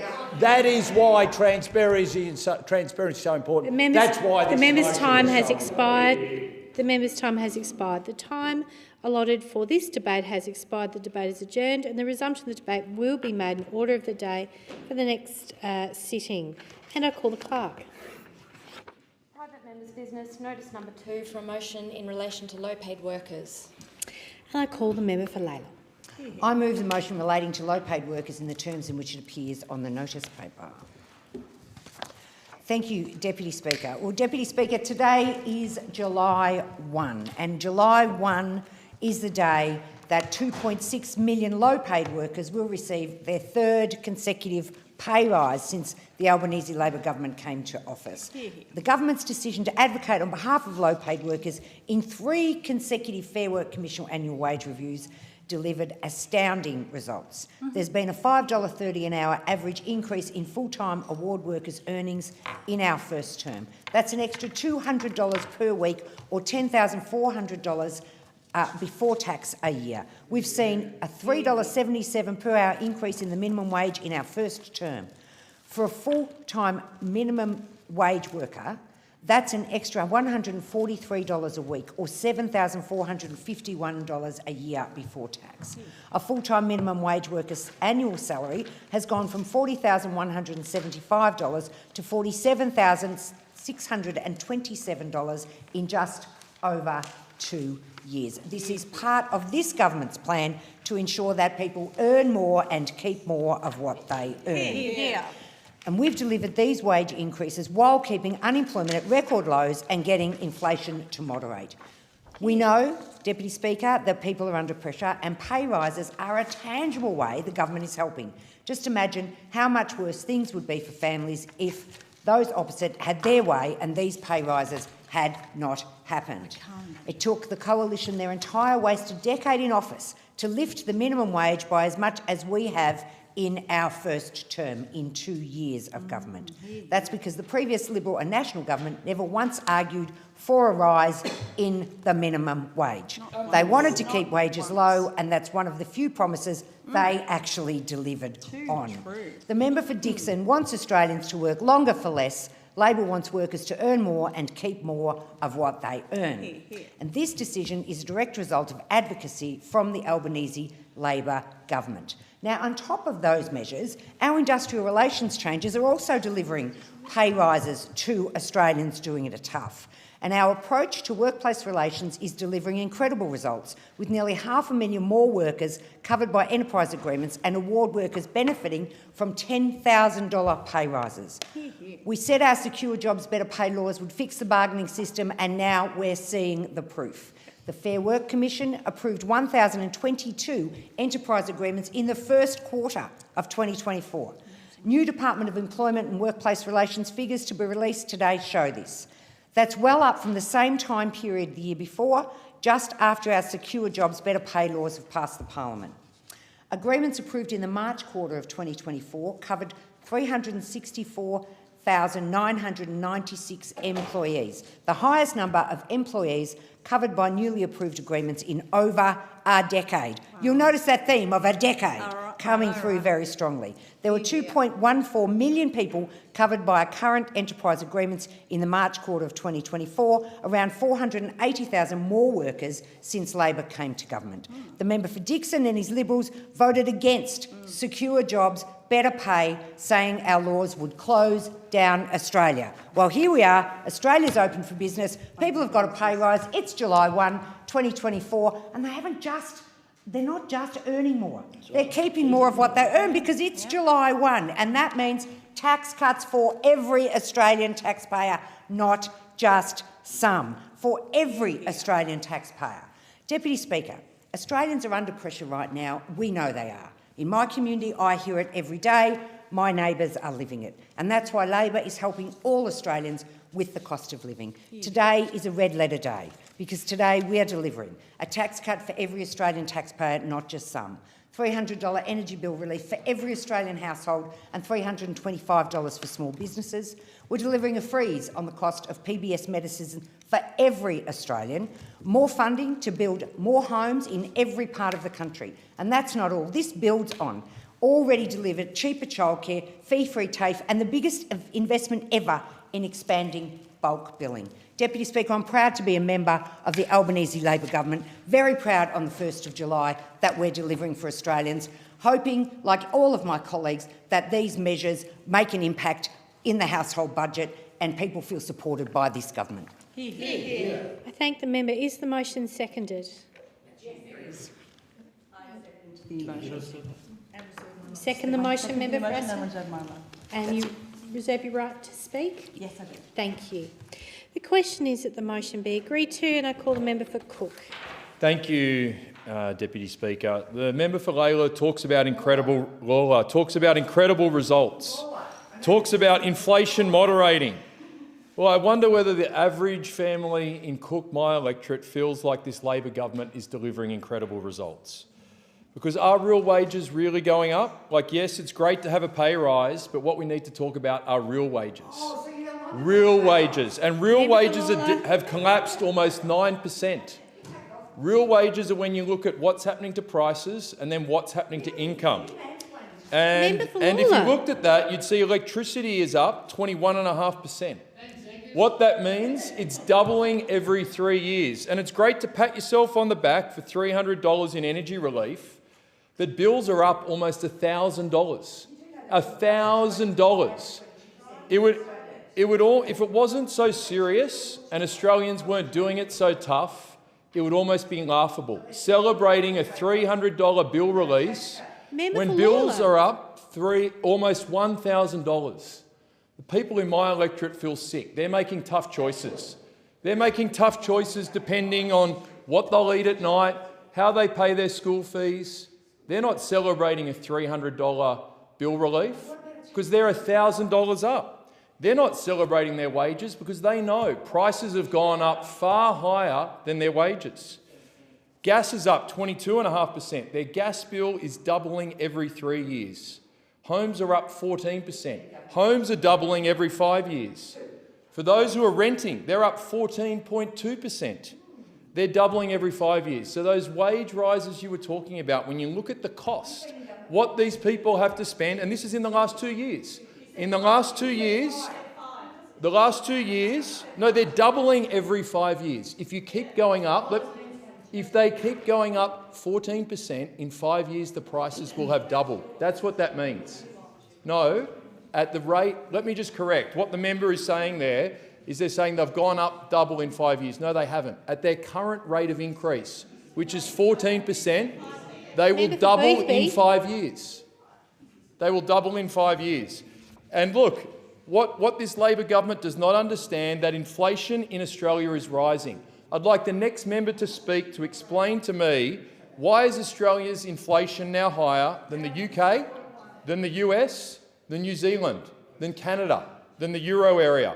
In every one of these countries, inflation is falling. But under the Labor and Albanese government, inflation is rising. It continues to rise this year. So why are we so different to every other advanced economy in the world? What makes Australia special? Why are Australian families and Australian consumers being subjected to this inflation, these higher interest rates for longer? Well, I'll tell you why. You've got a Labor government that is just not prioritising cost of living. They're paying lip service to it, but they're not. Because in their budget, it's so expansionary. They have spent an extra $30,000 per household in their budget. And I would ask the average Australian household at home, do you feel $30,000 better off? Because that is what this government has spent for you. Where could that money have better gone? I'm sure the average Australian family would have much rather $30,000 in their bank balance than being spent in your budget in this expansionary budget. Now, if the government was really serious about improving cost of living standards, they wouldn't just look at wages but at productivity. But productivity is being completely ignored by this government. Productivity has contributed to more than 80% of the growth in Australia's living standards over the past 30 years. But what's happened to it under the Labor government? It's down 2% this year. So the Australian government cannot improve real wages or real household wealth or living standards while it's letting productivity crater. 5.2% down just this year. And I'd love to hear what the next member is planning to do about productivity. I'd love them to address this. But instead of working on productivity improving reforms, working with the Labor states on stamp duty or payroll tax, they're patting themselves on the back.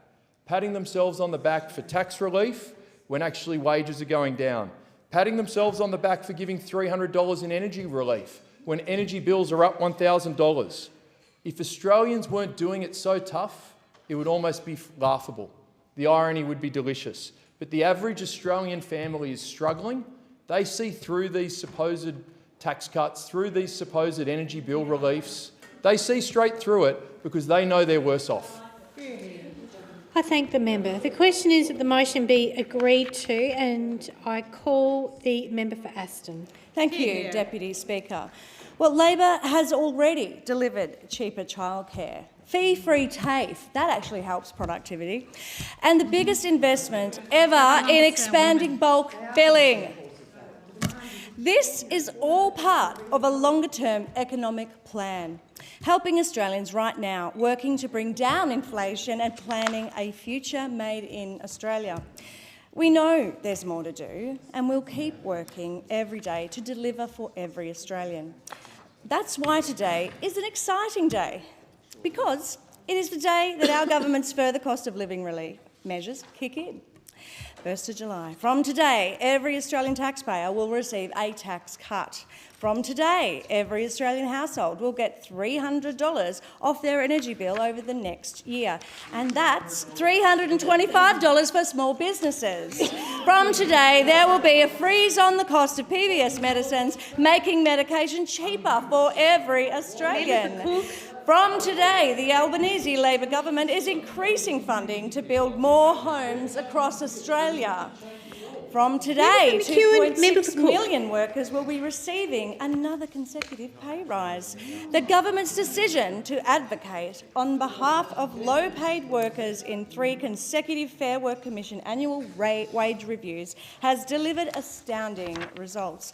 There has been a $5.30 per hour average increase in full-time award workers' earnings in the Albanese Labor government's first term. That's an extra $200 per week, or $10,400 per year before tax. We have overseen a $3.77 per hour increase in the minimum wage in our first term. For a full-time minimum wage worker, that's an extra $143 per week, or $7,451 a year before tax. A full-time minimum wage worker's annual salary has gone from $40,175 to $47,627 in just over 2 years. This is what happens when you have a government that goes in to bat for low-paid workers. When you show up at the Commission and advocate for people who are doing it tough, you get results. It took the Coalition their entire wasted decade in office to lift the minimum wage by as much as we have done in our first term. We know people are under pressure, and pay rises are a tangible way our government is helping. Just imagine how much worse things would have been for families if the Liberals had had their way and these pay rises had never happened. That's because the previous coalition government never once argued for a rise in the minimum wage, not once. So, we know that the previous coalition government kept wages low as a deliberate design feature of their economic architecture. That's their DNA. That's one of the few promises they actually delivered on. So the Albanese Labor government's approach to workplace relations is delivering incredible results, with nearly 500,000 more workers covered by enterprise agreements and award workers benefiting from $10,000 pay rises. We said our secure jobs, better pay laws would fix the bargaining system, and now we're seeing the proof. The Fair Work Commission approved 1,022 enterprise agreements in the first quarter of 2024.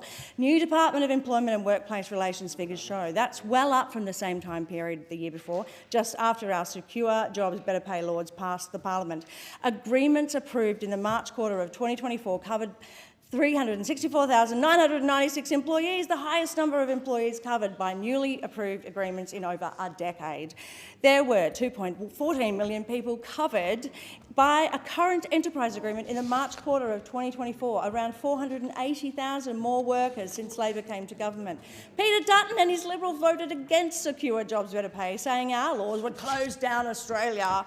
Oh my goodness. The Coalition had voted against every single one of our workplace relations measures. Of course, we recently learned that their industrial relations spokesperson, Senator Cash, has given her support to New South Wales Liberal Party's Work Choices style policy platform in a leaked letter to the New South Wales Liberal Party.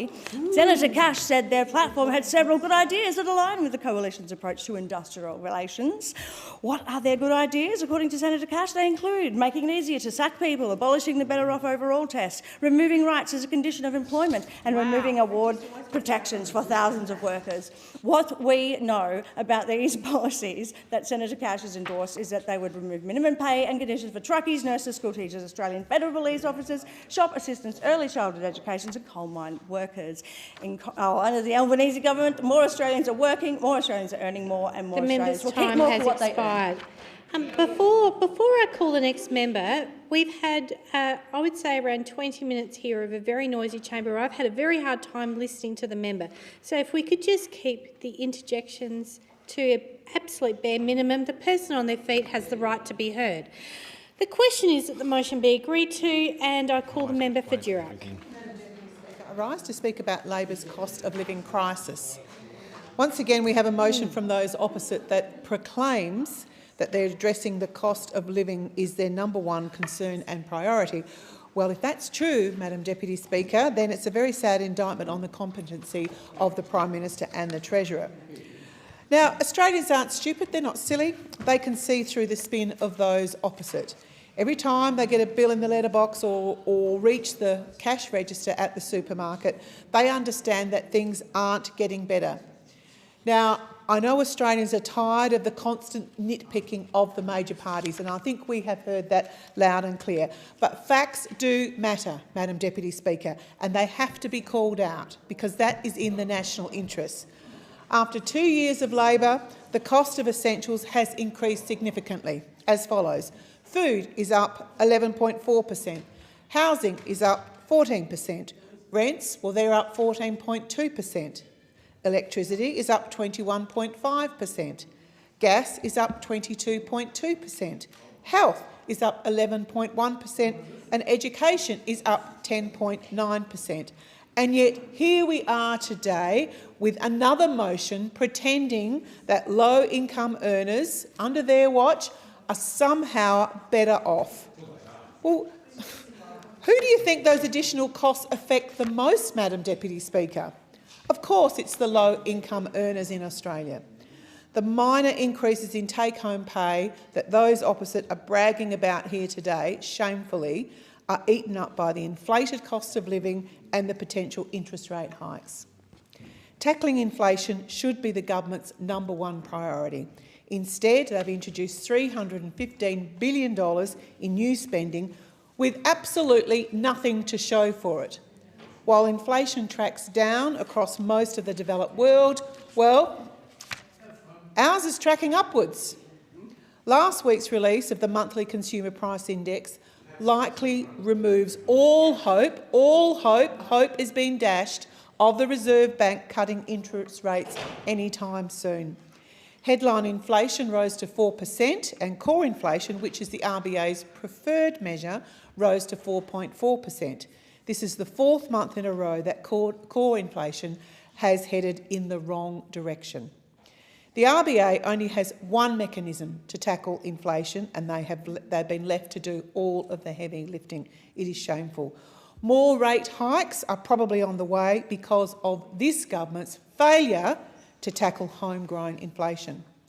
Homeowners with a typical mortgage of $750,000 are already $35,000 worse off a year under this Albanese Labor government.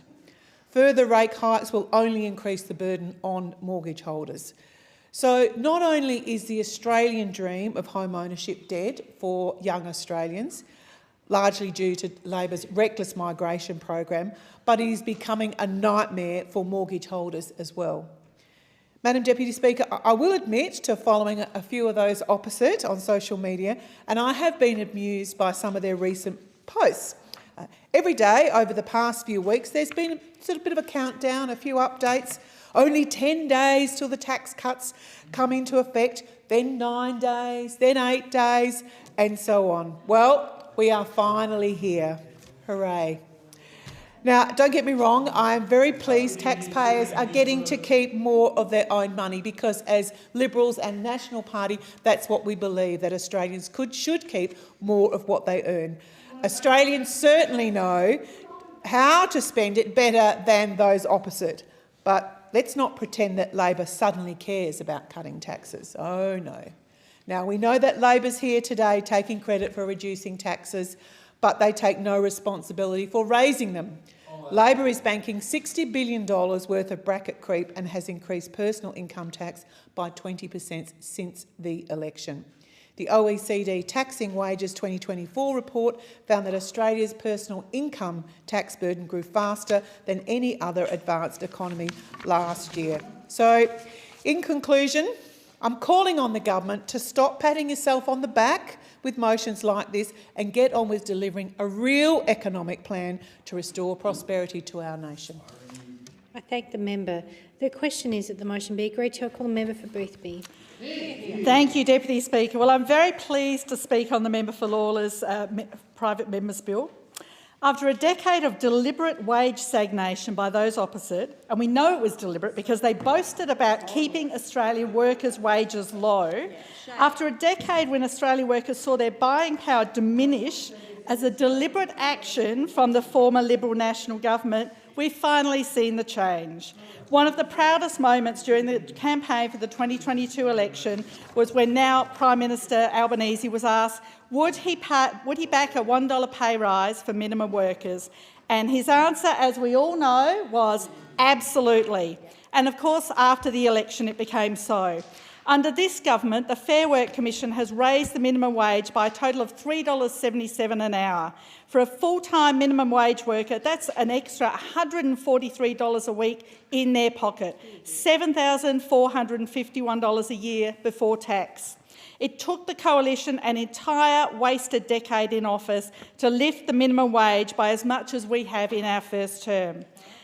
Deputy Speaker, it's not only those on minimum wage that we've helped. We've also seen an average $5.30 per hour increase in full-time award workers' earnings. That's an extra $200 a week or $10,400 a year before tax. So why weren't there similar rises in minimum wage under the previous government? Well, that's because the previous Liberal National Government never once argued for a rise in minimum wage. In fact, they argued against it. They wanted to keep wages low. They wanted to keep Australians' wages low, and that's one of the few promises they actually delivered on. Their submission to the annual wage review had a section called The Importance of Low-Paid Work. The Coalition were completely upfront that they wanted Australians to have low wages. They did not want the Fair Work Commission to provide wage rises, a fair day's pay for a fair day's work for low-paid workers. Senator Hume said if low-paid workers got real wages growth, that would be the worst thing for Australia. Perhaps not for those Australians, but we'll leave that aside. Her coalition colleagues, the opposition leader and the shadow treasurer, both said they opposed our recent workplace relations changes as they were going to result in higher wages for Australian workers, as if it were a bad thing for Australian workers to profit from their labour. We've delivered these wage increases while keeping unemployment at record lows and moderating inflation from the 6.1% that we inherited from the previous Labor National Party government. Deputy Speaker, the coalition of Liberal and National Party want Australians to work longer for less and on insecure contracts. Labor wants workers to earn more and keep more of what they earn. But that's not all. We are also working to ensure fair work conditions sit alongside those better paid jobs. The Albanese Labor government's approach to workplace relations is delivering results, with nearly 500,000 workers now covered by enterprise agreements and award workers benefiting from $10,000 a year pay rises. We said our secure jobs, better pay laws would fix the bargaining system, and now we're seeing the proof. The Fair Work Commission approved 1,022 enterprise agreements in the first quarter this year. New Department of Employment and Workplace Relations figures released today show. That's well up from the same time period last year. Of course, the Liberals and Nationals voted against secure jobs and better pay, saying that our laws would, quote, close down Australia. This sits alongside other balanced commentary like ending the weekend, $100 lamb roasts and the sky will fall. They were dead wrong. Our laws have revitalised the bargaining system, meaning employers and employees are back at the table negotiating agreements that benefit both sides. It means employers get better productivity and workers are getting pay rises. At the same time, industrial action has plummeted. Days lost to industrial action was 7 times higher in the last quarter of the Morrison government than it is now.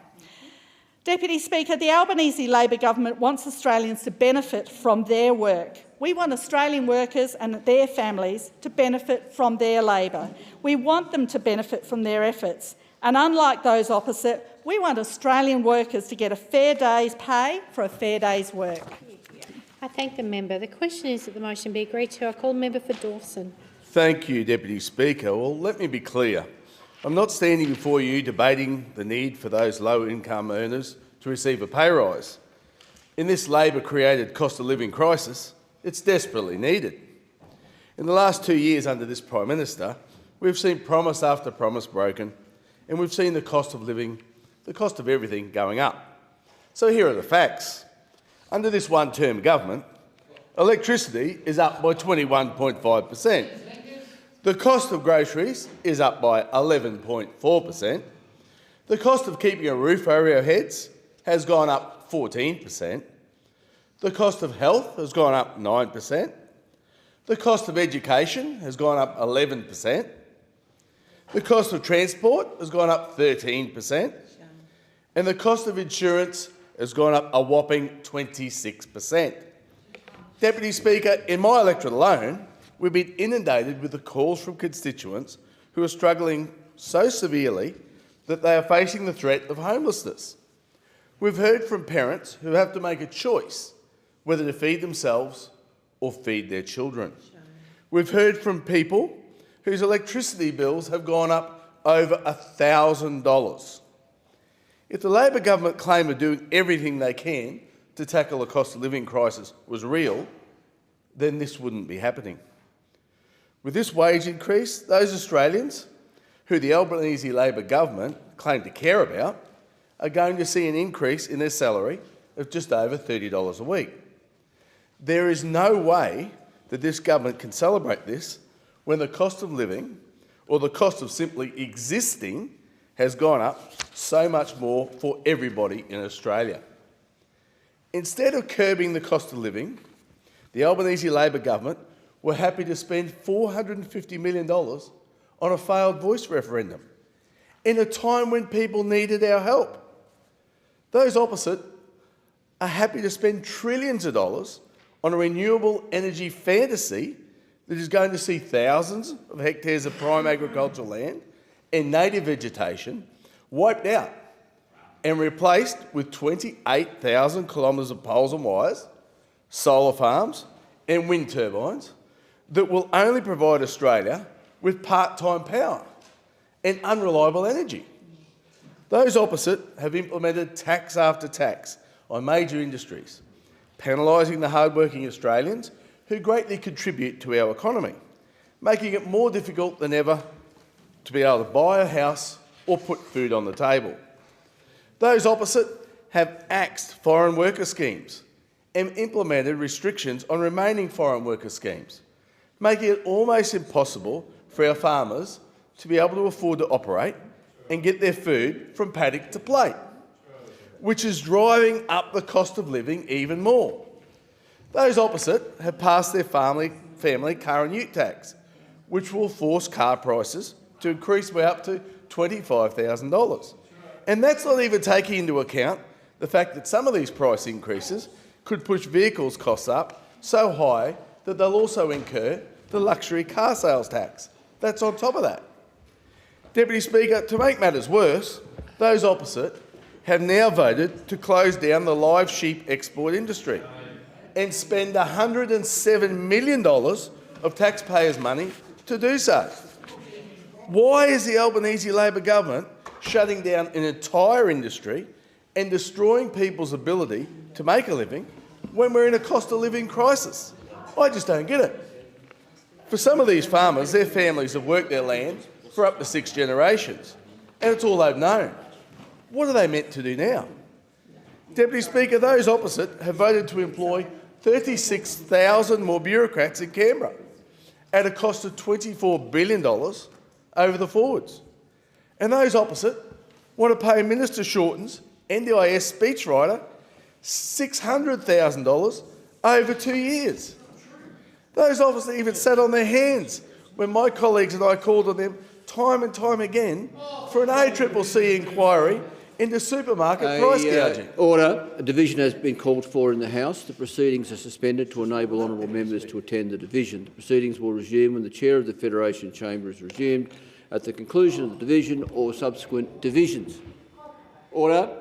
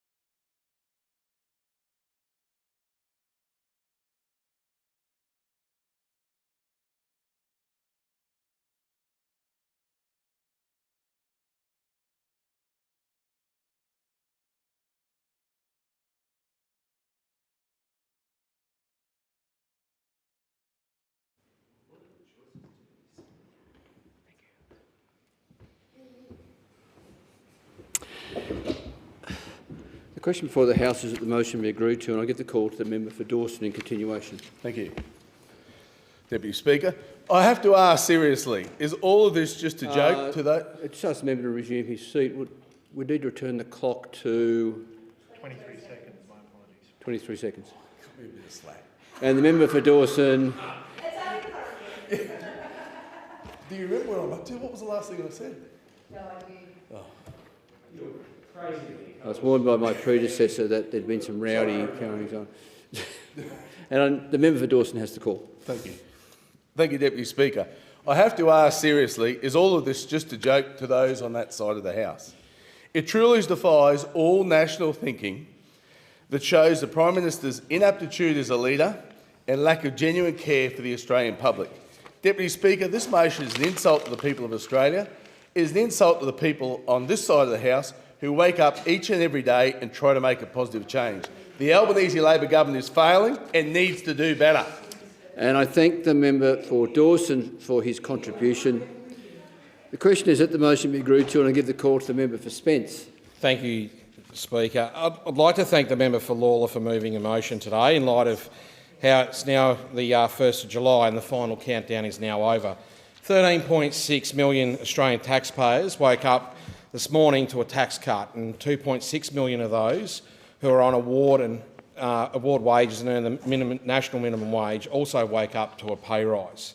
To those workers now experiencing their third 1st of July under the Albanese Labor government may now be sensing a trend emerging, a trend that is seeing them earn more, and indeed earn more than they would have if the Morrison government won at the last election.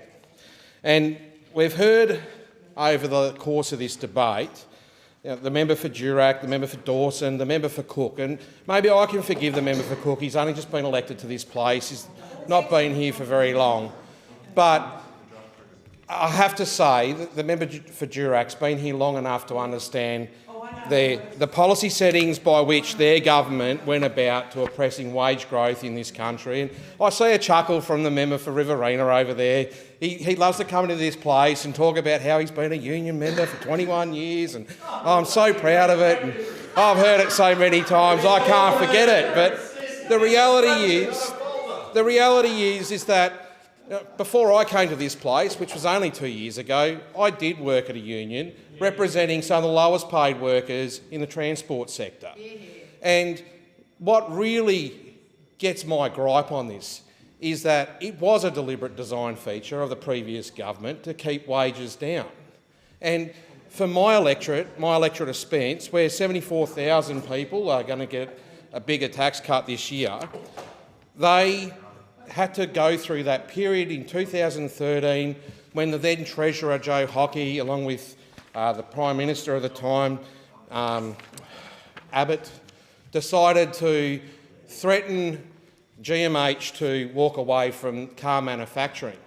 And it left an absolute hole in the northern suburbs of Adelaide. It absolutely ripped carnage through my electorate. And we were promised by then Tony Abbott that there would be a new horizon, new job offerings, and they never came. We have some of the most disadvantaged people in the country in my electorate earning some of the lowest wages. And to hear that there was a deliberate design feature to keep wages down is nothing short of appalling. Absolutely disgusting that you can come into this chamber and think that that's okay. Right? These are people who today have received a $33.10 a week increase to their pay packet. It's a significant increase and it makes a huge difference. And I know that there's a lot of joking that goes on in this place, but laughing about low and middle income earners that are doing it tough right now, it's no laughing matter. Because every day when I get up and get out in my electorate, I have to listen and talk to these people who are doing it tough. And I am extremely proud of the work that our government has done over the last 2 years.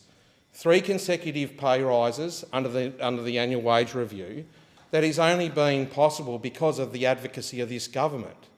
And the last increase, 3.75%, is significant. And I can hear the member for Riverina huffing and puffing and, does this all the time to me when I'm sitting in a chair. Yeah. But the reality is that those people that are on low wages right now, they do need a lot more help, and that's what we are doing. That's why we have delivered bigger tax cuts under this government.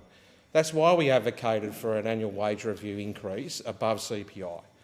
That's why we've been able to deliver it 3 times consecutively now. And I'm extremely proud that that's what we've been able to achieve. That's what good Labor governments do. We deliver for working class Australians, for mums and dads, for people doing it tough out there.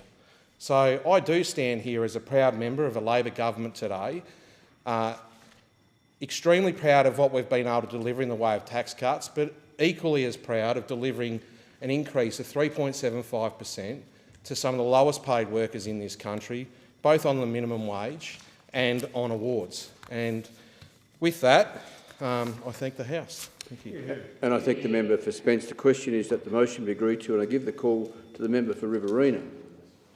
Thank you, Deputy Speaker, and I rise to speak on this motion put forward by the member for Lawler, and in doing so note that from today, 1 July 2024, the national minimum wage increases to $915.90 per week, or $24.10 per hour. That award minimum wages increased by 3.75%. Other award wages, including junior apprentice and supporter wages that are based on adult minimum wages, will get a proportionate increase. Now, what Labor members don't understand, because not too many of them have ever run businesses, is that someone pays for that. Someone pays for that. And small business, like every other sector of the economy, hurting at the moment, very much doing it tough. And those small business owners and operators didn't get much, if any, relief in the recent federal budget handed down in May. What they did get was a slight increase in the instant asset write-off, but it was down considerably from what we'd put in place when we were in government. And I heard the Treasurer today in question time again, and I will say deliberately being misleading, saying that there was $1 trillion of Liberal Party debt. Well, when Labor came to office in May 2022, there was nowhere near $1 trillion worth of debt. I mean, it'll probably ultimately get to that under Labor, but we had something called COVID-19 to deal with. And despite the global pandemic, 1.1 million jobs were created since that global pandemic hit in 2020. 11.5 million Australians benefited from tax relief, and there's been no mention. We talk a lot in here, and I hear Labor members talking about stage 3 tax cuts. No mention of stages 1 and 2, and they were important. They were important to put into place.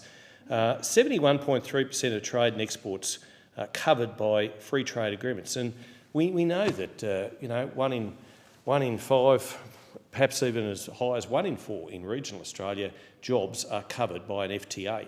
And this is something that we should be very proud of as coalition members, that 815,600 female business operators, and that is an August 2021 figure.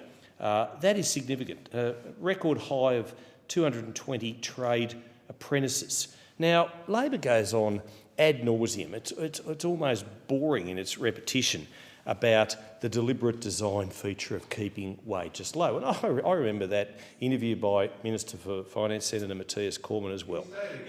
And there was no deliberate design feature. There was no deliberate design feature. But what we were achieving with our economic policies was a balance between, and I heard the member for Spence say I was a union member for 21 years, how he can recall my exact number of years in a trade union movement. It's kind of scary, but anyway, it's accurate. But there is a balance between unions doing what they do in workplaces and employers being able to employ more people, to be able to actually take home money themselves, and people being paid for a fair day's work, being paid a fair day's wage for a fair day's work. And I don't think any of us in this parliament would dispute that. But it's about balance. It's about getting and achieving the right balance. And at the moment, we shouldn't be talking about minimum wages. We should be talking about real wages, because real wages are lower now than what they were when we lost office. Because, and I tell you why, because the disposable income for the average everyday Australian is being eroded by higher power prices, by higher grocery bills, by just the mere fact that the cost of living crisis is biting and hurting very much, particularly in the regions. And we've got a government which is paying farmers to stop farming. $107 million to West Australian sheep farmers to stop phase out the live exports. And it is a shame. It is a shame, Member for Durack. And I see the Member for O'Connor sitting there too, nodding about the fact that this is a terrible piece of legislation. It won't just have effects in Western Australia, it will be right across the nation, because our farmers will be earning less, and our farmers are copying it in the neck all of the time. But this should not be a debate about minimum wages. It should be a debate about real wages and what Labor is doing to address the cost of living crisis which has come about on their watch. And I thank the member for Riverina. The time allotted for this debate has expired. The debate is adjourned, and the resumption of the debate will be made in order of the day for the next sitting. And I call the clerk. Private members' business, notice number 3 for a motion in relation to natural gas. Thank you. And I give the call to the member for O'Connor. Thank you, Deputy Speaker. And on behalf of the member for Gippsland, I move the motion relating to natural gas in the terms which appears in the notice paper. Thank you. And the member for O'Connor has the call. Thank you very much. And my very good friend, the member for Gippsland, is unwell today, so I send my best wishes, and I'm sure all of the people in the chamber would wish Darren all the best to overcome his ailments as quickly as possible and get back and join the fray. Deputy Chair, this motion relates to the importance of gas in not only our economy, but certainly in terms of creating the energy that we need to maintain our society. And along with my very dear friend, the excellent member for Durack, whose electorate hosts most of the major gas projects in this country, we understand as West Australians the importance of gas. And West Australians do tend to take gas for granted somewhat, because we have plentiful gas, and governments over the years, whether it be the Court government back in the 80s when the gas fields were first being developed, and the gas pipeline from Karratha or Dampier down to Bunbury was put in place, we've had plentiful gas, and it's generally been reasonably priced. But that's not the case, Mr Speaker, on the East Coast. And sadly, we've seen neglect or outright opposition to new gas projects coming online, and of course we're now seeing the result of that policy. Those policies by governments of all stripes on the East Coast are now starting to see gas running out, becoming short in supply and getting very expensive. So I wouldn't normally go to the Sydney Morning Herald to find out information on how important gas is, but on the weekend, Mike Foley and Nick Toscano published the article in the Sydney Morning Herald where they say the East Coast of Australia will need 13 gigawatts of new gas-fired electricity generation, the equivalent of building 26 new gas plants within the next 25 years. I mean, this is how important gas is, and the reality is starting to bite home. Now, this is not the journalist's opinion. This is Australian Energy Market Operators' latest report that indicates that that level of gas is going to be required. But of course, the Grattan Institute is not also a place I would normally go to find support for the gas sector. However, climate policy expert Tony Wood said the government's policy to encourage more renewables, known as the Capacity Investment Scheme, risked leaving the grid in a mess because gas was excluded. I mean, these are policies which are being implemented at the moment that are going to have long-term implications for our economy and, as I say, our society, which relies on gas very heavily.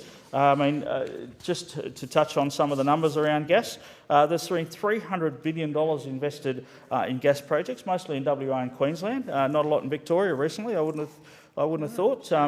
They're relying on the gas from other states to keep their lights on. Not a lot of investment. Last year, the gas industry paid $17.1 billion in taxes, royalties and charges to support the sort of services that the people of Australia quite rightly expect, hospitals, the NDIS, those sorts of services. Employs 80,000 people in very well-paid jobs. We've heard, we've heard in the previous debate about wages. Well, I'll tell you what, if you're working in the gas sector in West Australia, you're earning a pretty good wage. So provides 42% of energy used by the manufacturing sector in Australia. So that's what we've got left of it, and unfortunately, sadly, we're seeing more and more manufacturing, particularly heavy manufacturing, which relies on affordable and reliable baseload power, closing up. And sadly, in my part of the world, we're seeing the nickel industry in serious trouble, and potentially the nickel smelter in Kalgoorlie will be closed by BHP in the next month or two, at the cost of up to 3,500 jobs. Now, this is as I said, this is the outcome of the policies which the current government, certainly some state governments, have pursued for some time. And finally, Mr. Speaker, Deputy Speaker, 5 million homes are connected to gas in this country. So that people who'll be getting home tonight, they'll be turning the gas heater on to keep the house warm if they can afford to. If they can afford to. Of course, in Victoria, you're not allowed to use gas anymore. It's we're going to use electricity, but we don't quite know where that electricity is going to come from, particularly when people get home at 6 o'clock in the evening, the sun's not shining and the wind's not blowing. Thank you.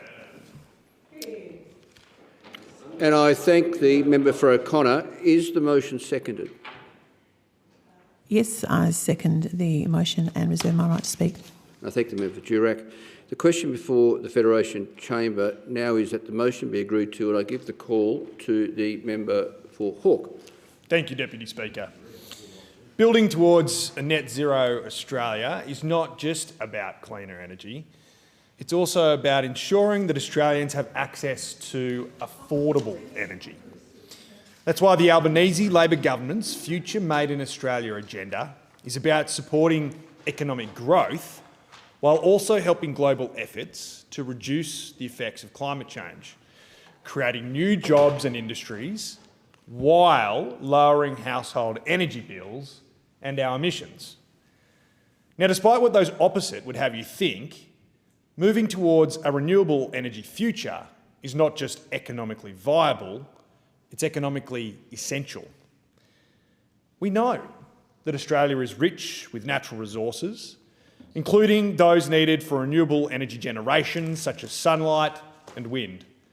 And failing to capture the value of these renewable resources simply doesn't make economic sense. Of course, as we transition towards a renewable net zero economy, we must also recognise the critical role that gas will play as a reliable and cost-effective bridge. With our future gas strategy, the Albanese Labor government is committed to using gas to provide energy security, ensuring a smooth transition to a more renewable grid. In fact, the Albanese Labor government has taken significant action to shore up gas supply and manage price impacts. For example, Deputy Speaker, we introduced the mandatory Code of Conduct, which has secured more than 600 petajoules of domestic gas for East Coast users until 2033. Now, despite the member for Gippsland acknowledging in his motion that ensuring supply is critical for maintaining affordability, this is a measure that the Coalition has voted against. It is the perfect example of the difference between the Albanese Labor government and those opposite when it comes to energy policy. While we are taking a reasoned approach informed by data and evidence, those opposite are driven by political convenience. While we are seeking to deliver cleaner and more affordable energy for Australians, those opposite are looking to deliver more handouts to gas companies. While we see gas as a necessary part of the transition, helping to firm renewables and drive costs down, those opposite see it as a chance to lock in fossil fuel for decades to come. Deputy Speaker, only the Albanese Labor government can drive a reasonable, renewable energy transition across the economy, backed up by firmed hydro, batteries and gas-fired power generation.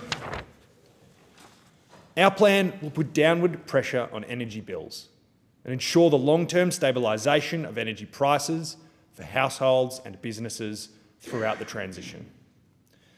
While the Albanese Labor government has a strong plan for Australia's energy future, we also know that many households and small businesses are already feeling the pinch and need more immediate support as well.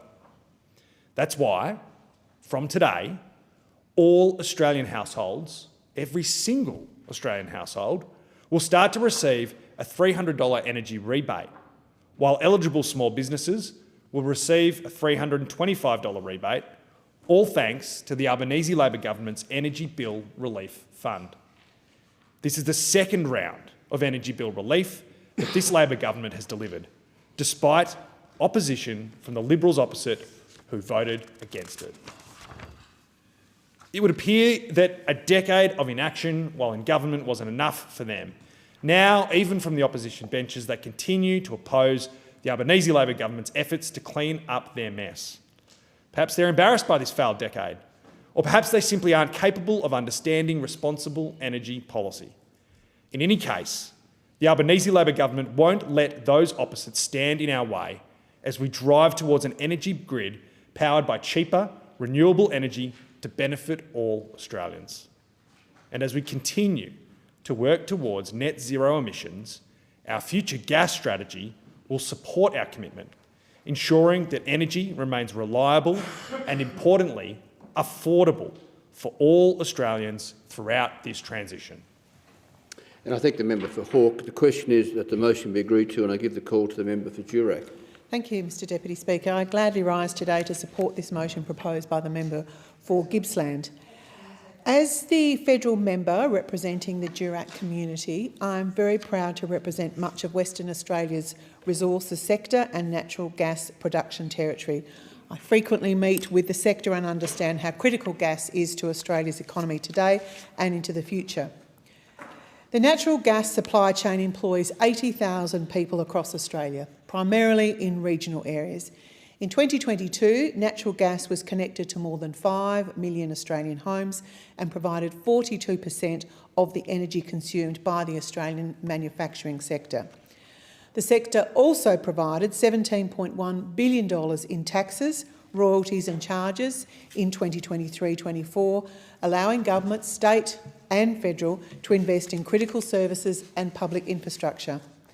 Unfortunately, under this government, we have seen the price of gas increase by 22.2%, and the warnings of upcoming shortages are real. Shortages in the country that is as gas-rich as ours is quite simply a joke. It's clear to everyone on this side of the House that we need more supply of gas, especially as we move away from coal supplies. But it's not just Australian families, Mr Deputy Speaker, who rely upon our natural gas. I'd like to remind the House that Australian natural gas is key to the energy markets of many of our major trading partners. Last year, Australian gas met 40% of Japan's gas demand. Our gas is helping reduce their emissions as they shift away from coal and use our gas to manufacture green technologies. Countries like Japan have placed their trust in us to guarantee the future of our gas sector. I would like opponents of new LNG projects, like the Barossa LNG project or the Scarborough LNG project, to explain to me how such countries will meet their energy needs without our gas. It's quite ridiculous to think that such countries could take a renewables-only approach and instead would have to look to other sources. Goodness knows that reliance upon Russian energy is not the answer. A coalition government will get Australia's gas sector back on track by slashing approval timeframes in half without compromising on standards, defunding the Environmental Defender's Office, and we will commit to an annual release of offshore acreage for gas exploration and development. By supporting our gas sector, we will ensure that households and businesses can access affordable, reliable energy and stop Australian manufacturing jobs leaving the country due to gas shortages. Deputy Speaker, as a child of the goldfields, I'm an advocate for the entire resources sector, and I was pleased to read in The Australian today that uranium exports are forecast to top $1 billion for the first time in 23-24 and set to reach $1.7 billion in 25-26. As the previous Environment Minister, I approved the last uranium mine in Western Australia. Deputy Speaker, it was a good idea then, and it is still a good idea today. Unfortunately, the WA Labor government introduced a ban on further mines, but I'm very pleased that the leader of the WA Liberal Party, Libby Mettams, has confirmed that if elected, she will reverse the ban. I say hear, hear to that. Given our uranium is clearly good enough for the rest of the world, why shouldn't we move towards zero emissions nuclear energy using good West Australian uranium? Currently, of the 20 largest economies, we are the only nation without nuclear power or plans to move towards it. I believe we need an all-of-the-above approach to energy. Renewables, gas and nuclear would create a well-balanced, affordable and reliable system. I'll conclude by acknowledging that we have heard some encouraging words from the Minister for Resources regarding the future of gas. However, it must be said that the future gas strategy and the announcement that gas will remain an important source of energy through to 2050 and beyond was not unanimously welcomed by those opposite. I have to say I have absolutely no confidence that Labor will keep its promises to the gas sector. What will happen to this commitment if they are thrown into minority government? And this is what the Australian people need to think about. Our energy security is not something that we should play with. And I thank the member for Durack. Before I give the call to the member for Bruce, I would give an anticipatory warning to the members for Bruce, Moreton and Riverina to restrain yourself during the next 5 minutes. And I give the call to the member for Bruce. I'm very fond of those ones. Very fond of them. I even know who they are, unlike some of the ones who wander in here. Look, this is a strange little motion. It is. It's a strange little motion. It's largely statements of obvious fact. You know, natural gas is a key pillar of the Australian economy which employs people, and natural gas is connected to more than 5 million Australian homes. True, natural gas is essential to Australia achieving its net zero target by 2050. Tick. Australia has a critical role in providing a reliable source of natural gas to trusted trading partners. Tick. Regional Australia has benefited enormously too, and so on. I mean, that's lovely. That's good, isn't it? Then there's this wacky plot twist when you get to part 3, Deputy Speaker, which drifts into comedic irony. Because I couldn't call them hypocritical. I could note gross hypocrisy.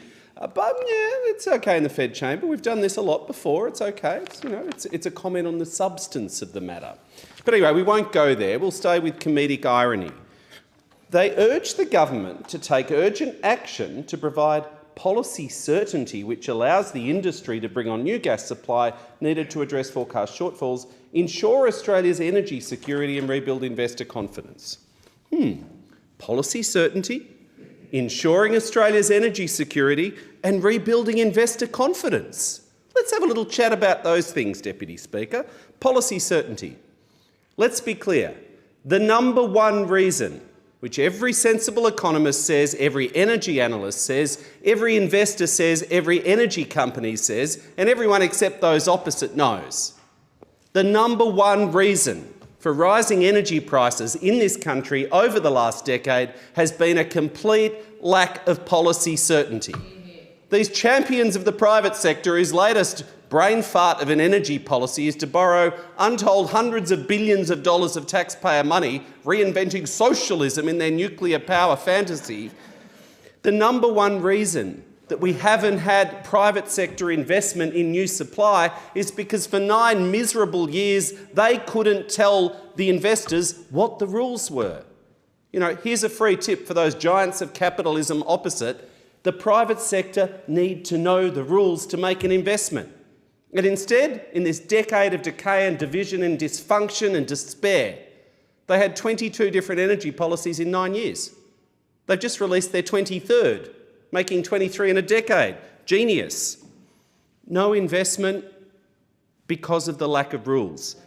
under their watch, 24, we're going to talk about certainty, 24 out of Australia's coal-fired power stations announced they were going to close. And they did nothing.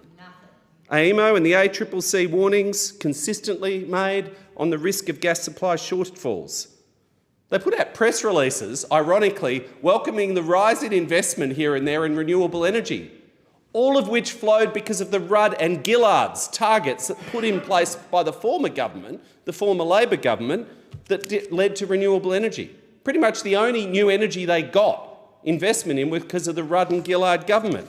Energy for them was just a culture war. Now, the member for Gippsland, and I do wish him well in his recovery, he's a real authority on gas. He was a cabinet minister in that train wreck of the Abbott-Turnbull-Morrison government. Remember the gas-fired recovery, Deputy Speaker?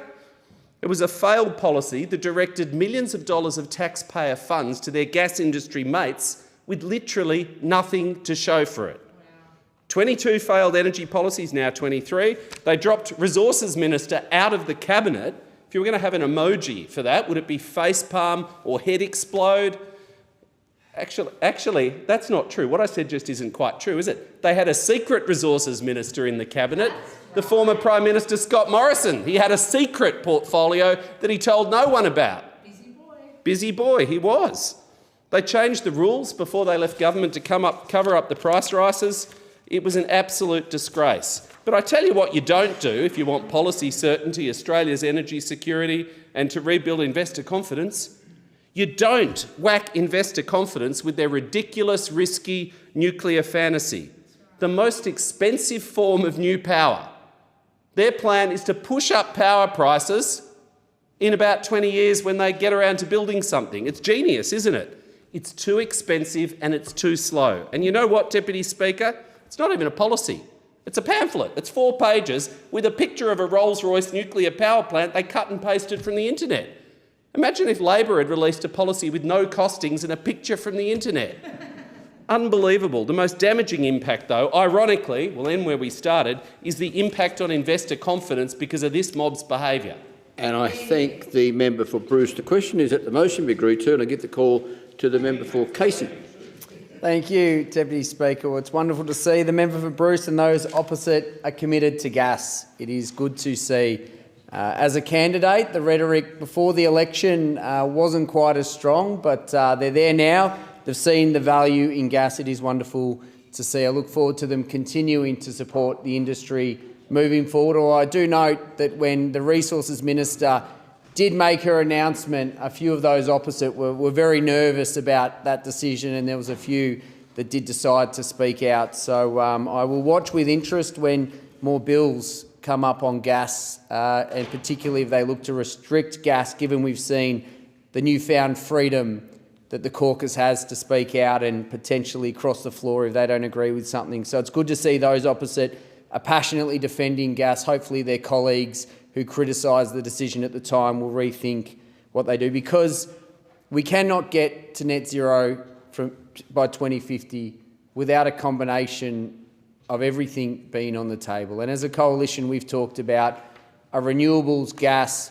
coal transition to a renewables, gas and nuclear to make sure we have that baseload power. And we hear those opposite talk about investor certainty. And just 50 metres from here, the Tech Council of Australia are having their tech showcase, and I was talking to one of the data centre companies there, and they were talking, and I've spoken to many data centre companies across the country in the last 2 years in this role, about the need for greater energy use, because data centres take a lot of energy. AI as a new technology requires significant amounts of energy. That's before we include population growth coming into the country, manufacturing continuing to hopefully grow. It's struggling under this government, but will need to continue to grow. And so those opposite should understand that investors know there will be greater demand for energy. We will need every lever. We will need renewables, absolutely. We will need gas, absolutely. And we will continue to need to look at nuclear and be prepared to have a mature conversation. Because as many scientists, including Alan Finkel, the former chief scientist, have said, nuclear power is the only zero emissions baseload reliable power that exists at scale in this country. Hydro is not possible. Hydroelectricity, that is not possible at scale in this country because of our geography and topography. And the reason gas also is so important in that mix is that it provides that peaking power that can come on. But many industries, including an industry I was lucky to work in, the food manufacturing industry prior to politics, there is no other energy source other than gas that can be used to cook the food, to cook the chips, to cook many of the products. Industry needs gas. So it is wonderful to see that those opposite are now on board. But there's a couple of concerns, particularly around the price of gas. In Victoria, we have a state Labor government that are opposed to gas, and they argue openly with federal Labor. So hopefully federal Labor can start to get control of state Labor, because this is the consequences of not having enough gas in the industry. And I want to quote from a local resident of mine, Cecil, who emailed me, and he said, and I quote, "Just received our gas bill, double the price, now $582. How does this PM in Canberra think pensioners are going to stop from freezing this winter?" The last thing I want to hear from him is, "I know things are tough at the moment." So many in my community rely on gas for their energy, but they also rely on it in an emergency and to build redundancy into the system. I'm concerned about this push for electrification of all houses and of all networks. In June 2021, my community was devastated by the June storms. It left myself and my family 3 weeks without power, but that was nothing. Many in my community were 3 months without power. But I know for a fact, because I lived it, we could stay in our home because we had gas. We had a gas cooker and we had gas hot water, and we were able to get a small generator to give us a little bit of power at night with the lights. And that's why you continue to need gas in the system. So we're going to electrify houses, EVs, more demand. There is going to be so much pressure on the electricity system moving forward that all options need to be on the table, and we're not seeing the government prepared to have a mature conversation, have a visionary conversation and look 10, 20, 30 years into the future. And I thank the member for Casey for their contribution. The question is that the motion be agreed to, and I give the call to the member for Moreton. Thank you, Deputy Speaker. And I thank the member for Gippsland for his motion on the importance of natural gas. And like the member for Riverina, I wish the member for Gippsland all the best. I will miss him tomorrow morning when the mighty Queensland parliamentary team takes on the New South Wales team. No, the member for Gippsland won't be turning out for Queensland. But I do notice that the member for Casey will be, as a good Victorian, will be turning out for Queensland tomorrow, and I look forward to him being an honorary Queensland tomorrow. But this motion gives me an opportunity to talk about Labor's forward-thinking future gas strategy and our commitment to net zero by 2050. I mentioned this international commitment as the Leader of the Opposition has no intention of keeping this promise. Never mind the effects of climate change have caused a global crisis. Never mind that we need to achieve net zero to keep our planet livable. Unlike those opposite, the Albanese Labor government is serious about climate change. We're working towards our aim to reduce our carbon emissions by 43% or better by 2030. We must achieve net zero emissions by 2050 or before. Many scientists say before. We're also working hard towards a target of 82% renewable energy in our grid by 2030. The more renewables, the cheaper for Moreton households their electricity bills will be. We know that when you drive around my community, you see solar panels on nearly every other house. While Labor takes positive action, the Leader of the Opposition seems to be hanging everything on the idea of in 2 decades' time or more that he'll be able to provide a nuclear power station. After 22 or 23 failed energy policies, it's sad that this is the best the coalition can come up with. The poor man's culture wars, I guess.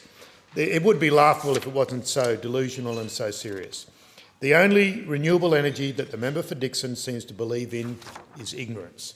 And there are no details about how much nuclear will cost hard-working Australians. The coalition needs to come clean about how much their nuclear policy will end up costing and how they intend to get around state legislation banning nuclear power. Obviously, they can nationalise the sites. The Constitution does provide for that. pay just terms for it, and then they can, co-opt Homer Simpson into the Commonwealth Public Service to run the reactors out in the bush or wherever they are. I mean, what could possibly go wrong? What could possibly go wrong? Deputy Speaker, instead of building castles in the air that look like cooling towers, the opposition, which is the opposition plan, Labor is focused on the cheapest form of energy, renewables, firmed up renewables, and even more renewables. Under Labor, we've had a 25% increase in renewables in the grid, record investment in batteries and storage, and over 330,000 rooftop solar installations last year alone. We've greenlit more than 50 renewable projects since the last election, and we're already halfway to meeting our 2030 emissions reduction target in the national grid. So where does gas fit into this, as per the member's motion? Gas is the bridge to net zero. Why? Because you can instantly turn gas off and on, unlike coal and unlike nuclear. Labor's future gas strategy acknowledges that although the role of gas must change, gas must be available and affordable. It's a key role to play in our transition to net zero. It provides energy security for homes, for industry and for jobs right now, as our grid slowly changes. The strategy is evidence-based and does not invest taxpayer money in gas operations. It states our commitment to net zero by 2050 and affirms that gas must remain affordable for Australians during this transition period. The strategy acknowledges that new sources of gas supply will be needed to support demand throughout the transition, and that gas and electricity markets must adapt and remain fit for purpose. New gas fields supplying LNG must be carbon neutral from the start of operations. They've been given a zero baseline allocation for the reservoir CO2 in their new fields. And as coal-fired power stations across the country shut down, this is very old capital, obviously, a mix of renewables, storage and gas will be used to ensure ongoing supply. We envisage that gas-powered electricity generation will be used to meet particularly peak demand events. A very cold night, state of origin half-time where everyone goes out to turn their kettle on in Queensland and New South Wales at the one time. And while we're working towards this transition and as coal-fired power plants go offline, it's crucial that we do not suffer from power blackouts or astronomical energy bills, or have to close down manufacturing plants that rely on gas. That would not be a realistic approach to our country's energy demands. I thank the member for Moreton. The question is that the motion be agreed to, and I give the call to the member for Riverina. Thank you, Deputy Speaker, and I very much take pleasure in speaking on this motion brought to the Parliament for and on behalf by the member for Gippsland, who is unwell, as we've heard. He'll be back tomorrow, don't worry.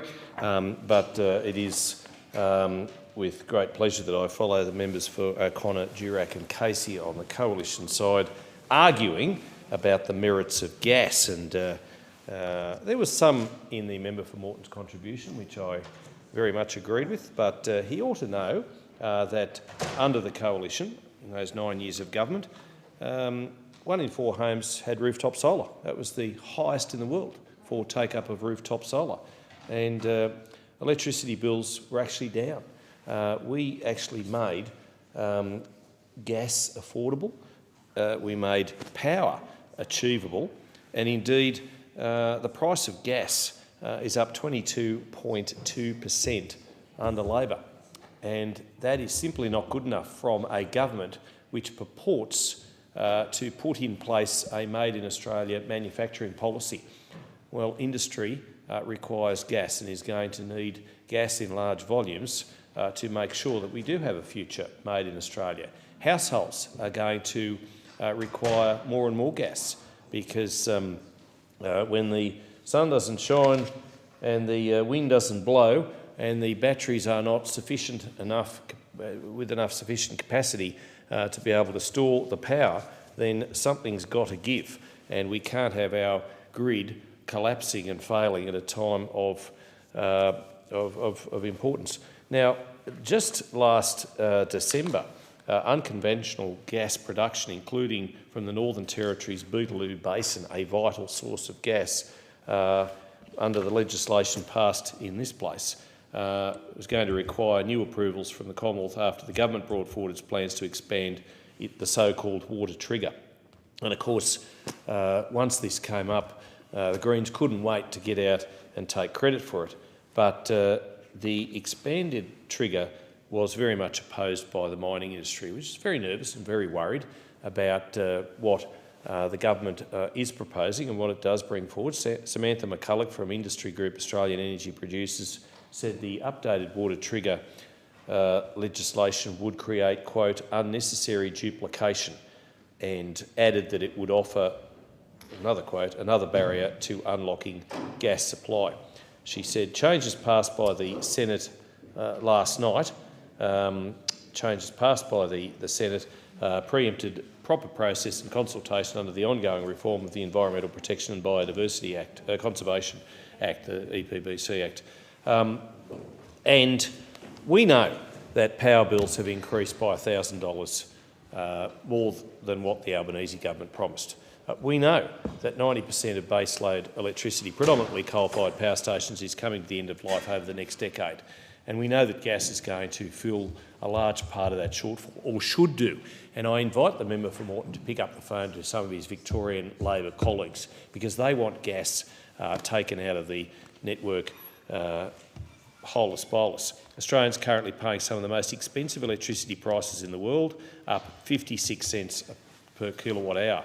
Now, the government's 82% renewables target by 2030 requires 4.5 gigawatts of additional large-scale wind and solar every year, and last year less than 1/3 of this was delivered. And I know, given the fact that all politics is local, even in my local area, Wagga Wagga City Council, in May this year, the Greens councillor Jenny McKinnon had a bit of a try on. We know that it's local government elections this September. She put a motion to phase out the use of gas in the city, and the Wagga Wagga distribution network is a gas distribution pipeline located in southern New South Wales, of course. Pipelines owned by Australian Gas Networks, approximately 690 kilometres in length. It's a big system. But interestingly, her motion, Councillor McKinnon's motion, lapsed due to a lack of a seconder, and that was the appropriate and right way for it to go, because we need more gas in the system. The West Australians got it right when they put a gas reserve in place. We need to be sure that we have gas for exports, gas for domestic supply, and if we're going to have a future made in Australia, then we need more gas, and the government needs to address this. Thank the member. The question is that the motion be agreed to. I call the member for Bean. Thank you, Deputy Speaker.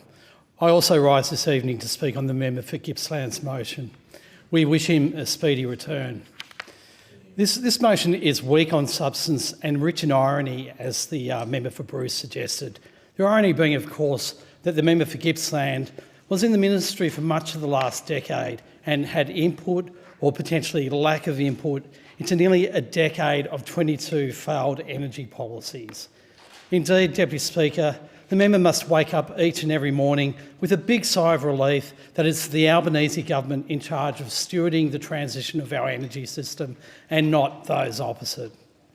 Since coming to government, the Albanese government has taken immediate and strong action to shore up gas supply and manage price impacts by introducing the mandatory code of conduct, strengthening the Australian domestic gas supply mechanism, and releasing the future gas strategy.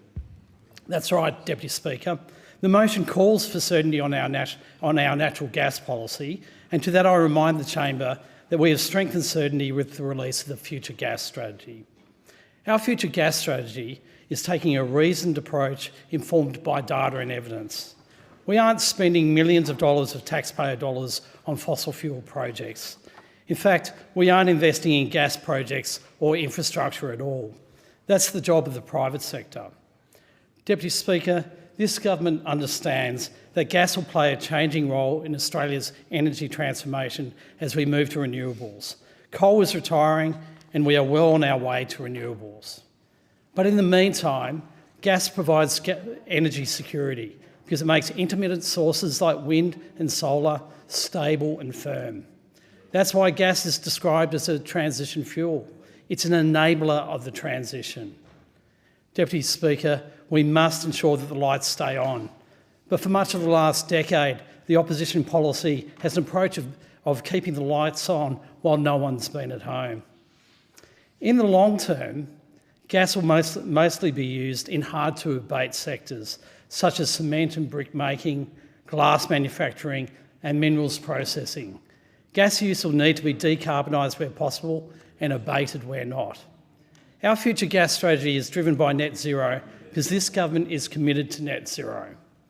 Principle 1 of the future gas strategy is this: Australia is committed to supporting global emissions reductions to reduce the impacts of climate change and will reach net zero emissions by 2050. Our reforms to the safeguard mechanism will drive down emissions across a range of emissions-intensive oil and gas operations, covering the emissions of 130 resources sector facilities. New gas fields supplying LNG facilities have been given a zero baseline allocation for the reservoir CO2 in their new fields. This is law. This means that gas from new offshore fields will be carbon neutral from the start. Since this government came to office, there's been a 25% increase in renewables in the national energy market, and this has driven both its total emissions and emissions intensity to all-time record lows. The Coalition's gas-led recovery was not underpinned by any sound evidence or analysis. All the Coalition did was hand out taxpayer money to the gas industry and threaten to use big sticks. We on this side know the energy transition will be complex and the scale of the challenge is immense, and we are starting 10 years behind because of the total inaction of those opposite. And at the moment, the Leader of the Opposition and the member for Gippsland is giving us an easy choice. Do we want renewables firmed by gas and batteries, or do we want uncosted, untimely nuclear power? After 10 years of no policy, their current policy approach number 23, is based on climate denial and nuclear fantasy. Deputy Speaker, gas plays a critical role in Australia's economy. It's also an important part of Australia's future because it will enable us to compete successfully in the global race for jobs and opportunities in a net zero world. But the global shift to clean energy is Australia's biggest opportunity for growth and prosperity, and the member for Gippsland and his party should come on board and back it. There being no further speakers, the debate is adjourned and the resumption of the debate will be made in order of the day for the next sitting. I call the clerk. Private members' business, notice number 4, energy bill relief. And I call the member for Jagga Jagga. Thank you very much, Deputy Speaker. I move the motion relating to energy bill relief in the terms in which it appears in the notice paper. Deputy Speaker, today is July 1 and from today, Australians will start to see more energy bill relief coming their way. Power bill rebates, $300 for every household and $325 for 1 million small businesses. All 65,000 homes in my community of Jagga Jagga, from Mundura and Watsonia to Eltham and Research, from Macleod to Heidelberg West and Ivanhoe, every household will receive a $300 power bill rebate starting from today. And so will every household right across Australia.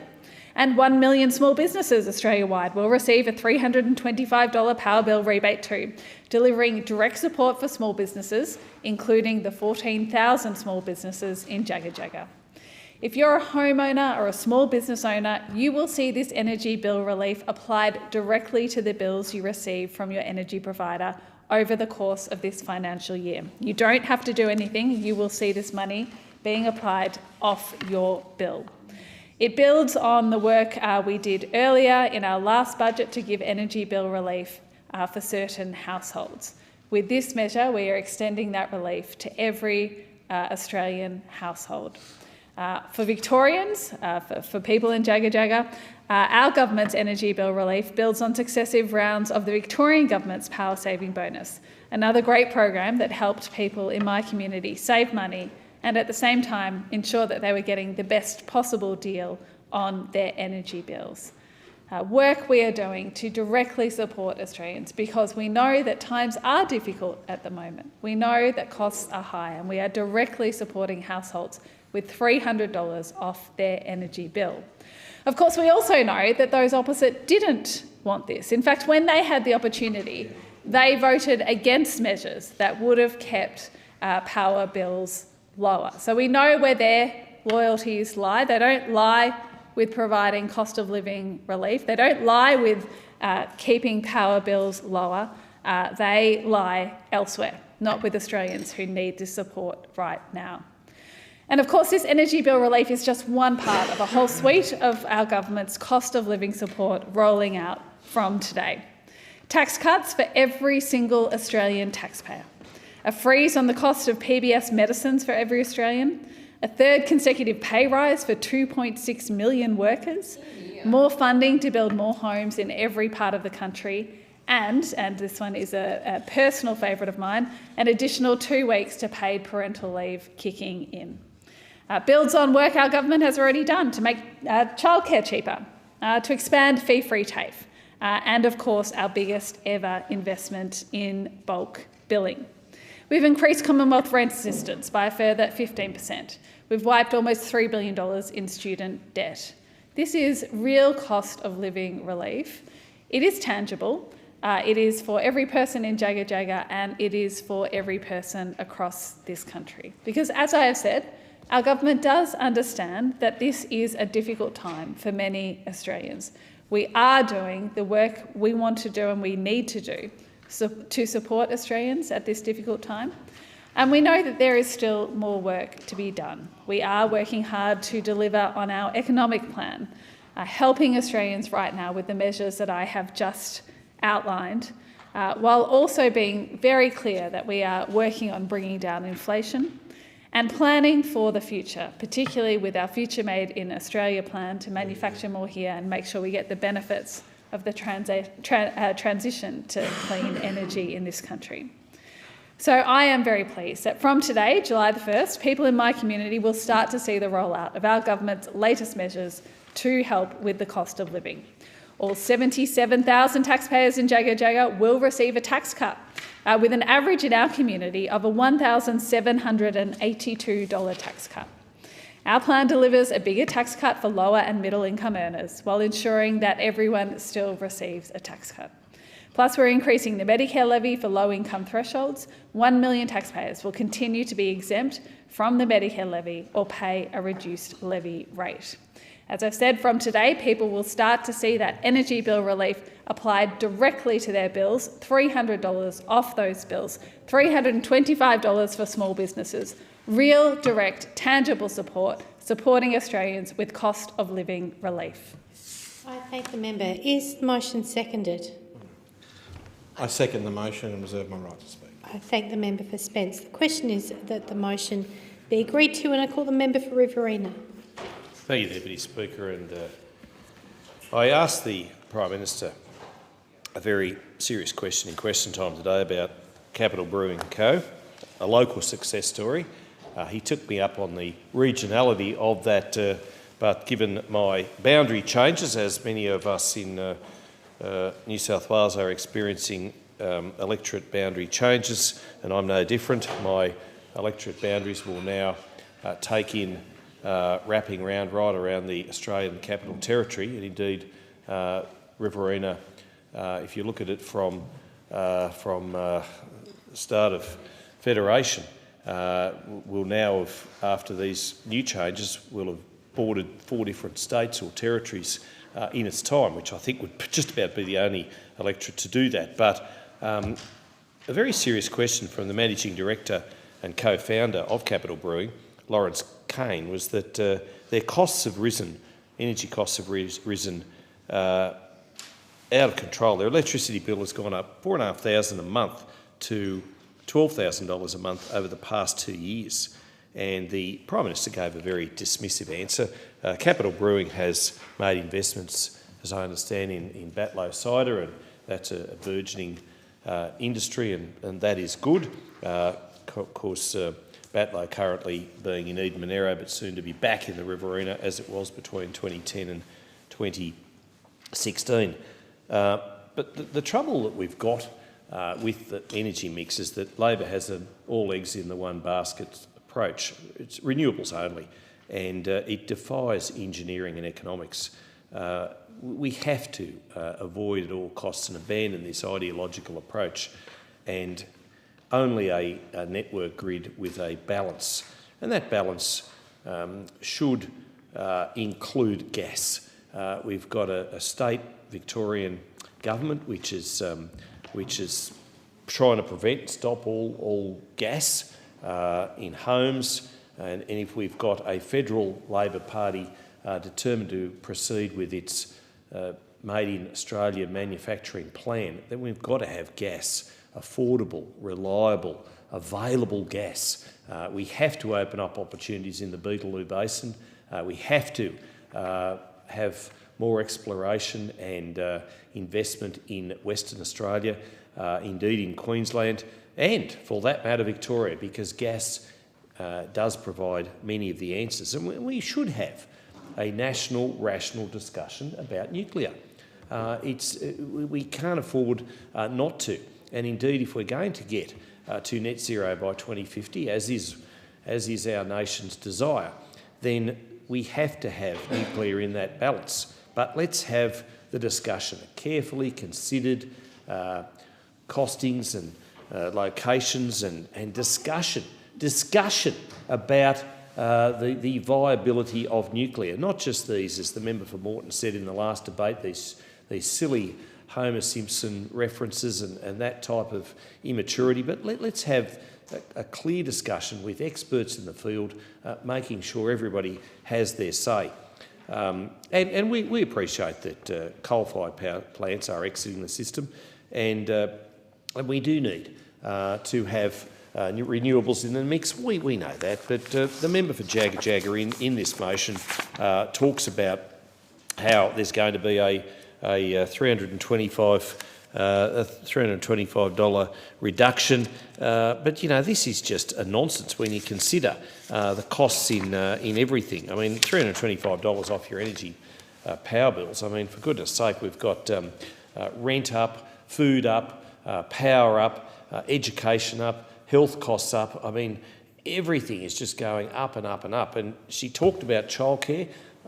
Fantastic, talking about the affordability of childcare. And I'm sure the member for Clare would agree with me. It's not just about affordability, it's about availability in regional areas. It is about availability, because many of our mums and dads who want to get into the workforce are just crying out for childcare centres. And you know, it's actually getting harder and tougher on Labor's watch. And bulk billing, the member for Jag addressed that too. But bulk billing rates have slumped markedly, 88 to 77% under Labor. And when we talk about bulk billing, we had the Health Minister, Mark Butler, saying that, well, if you can't get a doctor to bulk bill, just phone another one. Well, that ain't easy in regional Australia, trust me. Thank the member. The question is the motion be agreed to. I'll call the member for Boothby. Thank you, Deputy Speaker. The number one focus for this government is cost of living. We are focused on ensuring cost of living relief for all Australians, but we're also very focused to ensure that this does not drive up inflation. Providing cost of living relief in ways that are meaningful but not inflationary is difficult but not impossible, and the Treasurer has ensured a raft of measures that provide relief for most, if not all, Australians, and for many of them in multiple ways. We understand that family budgets are tight and that the impact of cost of living pressures and inflation are being felt around kitchen tables across the country, and that's why we delivered substantial cost of living relief in the budget. A tax cut for every Australian taxpayer and bigger tax cuts for more workers. 13.6 million Australian taxpayers will get a tax cut from the 1st of July, with the average worker will now get a tax cut of more than $1,500 a year. Importantly, this includes those on lower incomes, unlike the Stage 3 tax cuts designed by those opposite, which specifically ignored those on low income. So Australian workers on minimum wage or low incomes have got significant pay rises under this government, and they are also getting a tax cut, because Labor wants Australian workers to earn more and keep more of what they earn. By contrast, the Liberals and Nationals didn't want Australians on low incomes to get a pay rise, and they didn't want them to get a tax cut. This group of Australian workers that they don't care about includes many young Australian workers and an overrepresentation of women. 98% of young workers are better off under Labor's tax cuts, and 90% of women are better off under Labor's tax cuts compared to those opposite. Some of the other cost of living measures coming into effect on the 1st of July includes the $300 energy bill relief for every household and $325 for 1 million small businesses.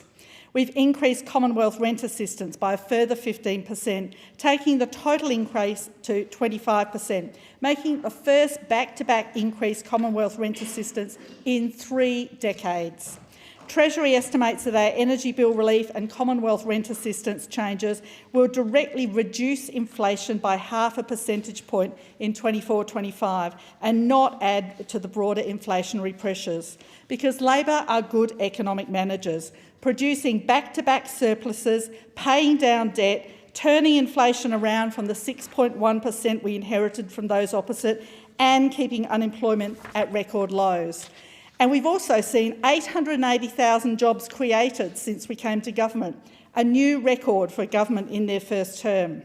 There's still a lot of work to do, but the record of those opposite, back-to-back deficits for 9 years, almost $1 trillion of debt with not much to show for it, rising inflation, energy prices they had to change regulations to hide before the election, shows the contrast.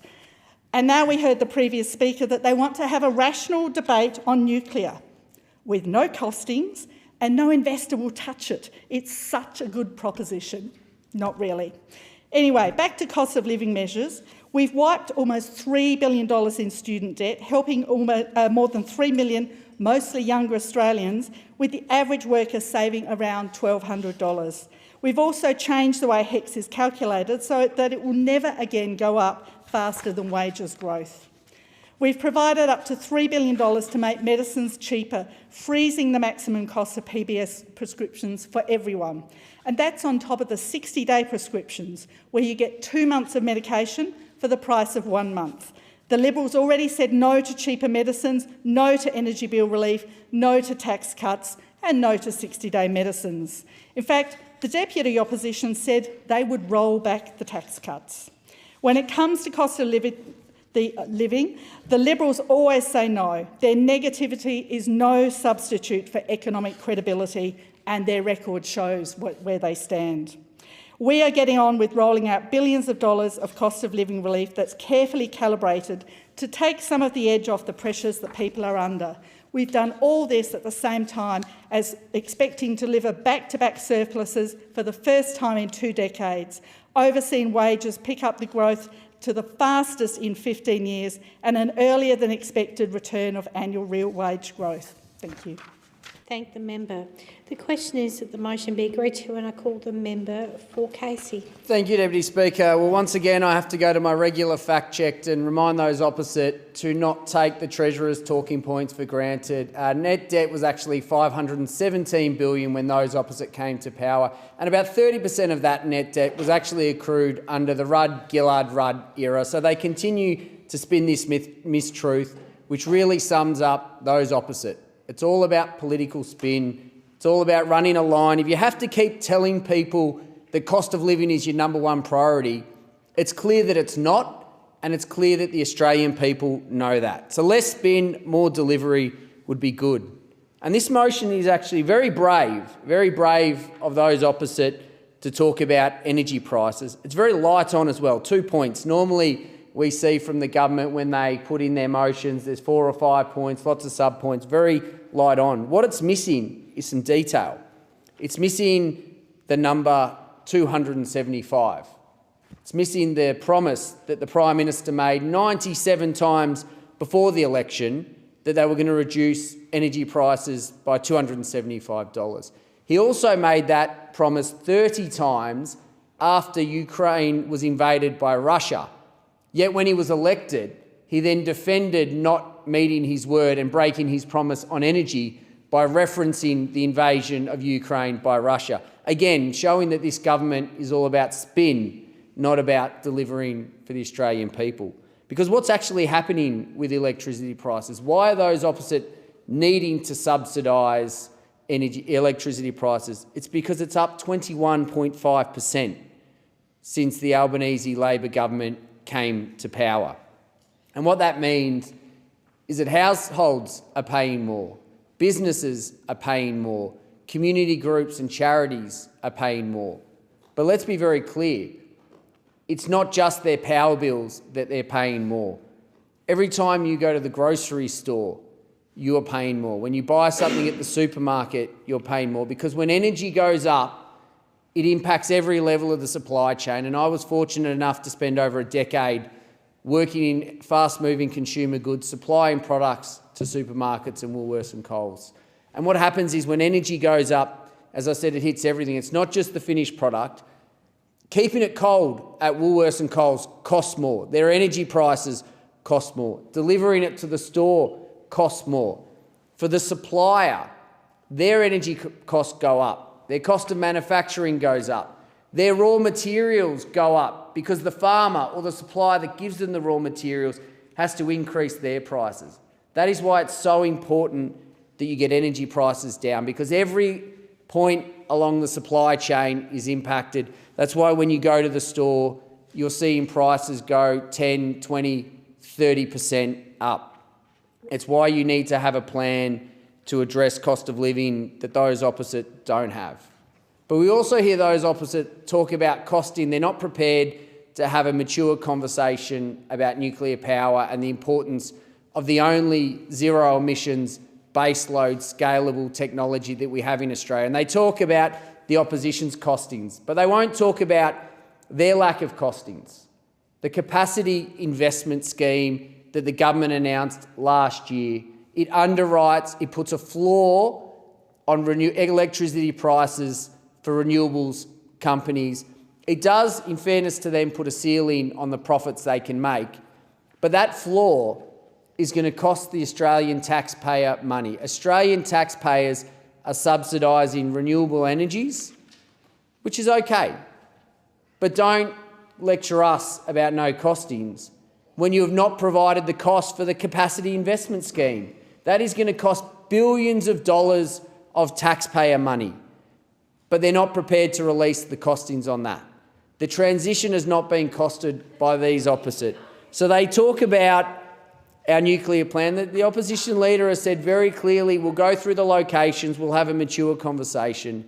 It'd be nice if those opposite spent less time putting memes up of The Simpsons on social media and actually had an honest conversation with the Australian public, because every effect is impacted on that supply chain, as I said, and demand is continuing to go up. Whether it's immigration, more people in the country, AI, data centres, we're electrifying homes, we're moving to EVs. There is going to be so much demand on the electricity system. You need renewables, you need gas, you need nuclear to bring prices down, put more supply into the market. The member's time has expired.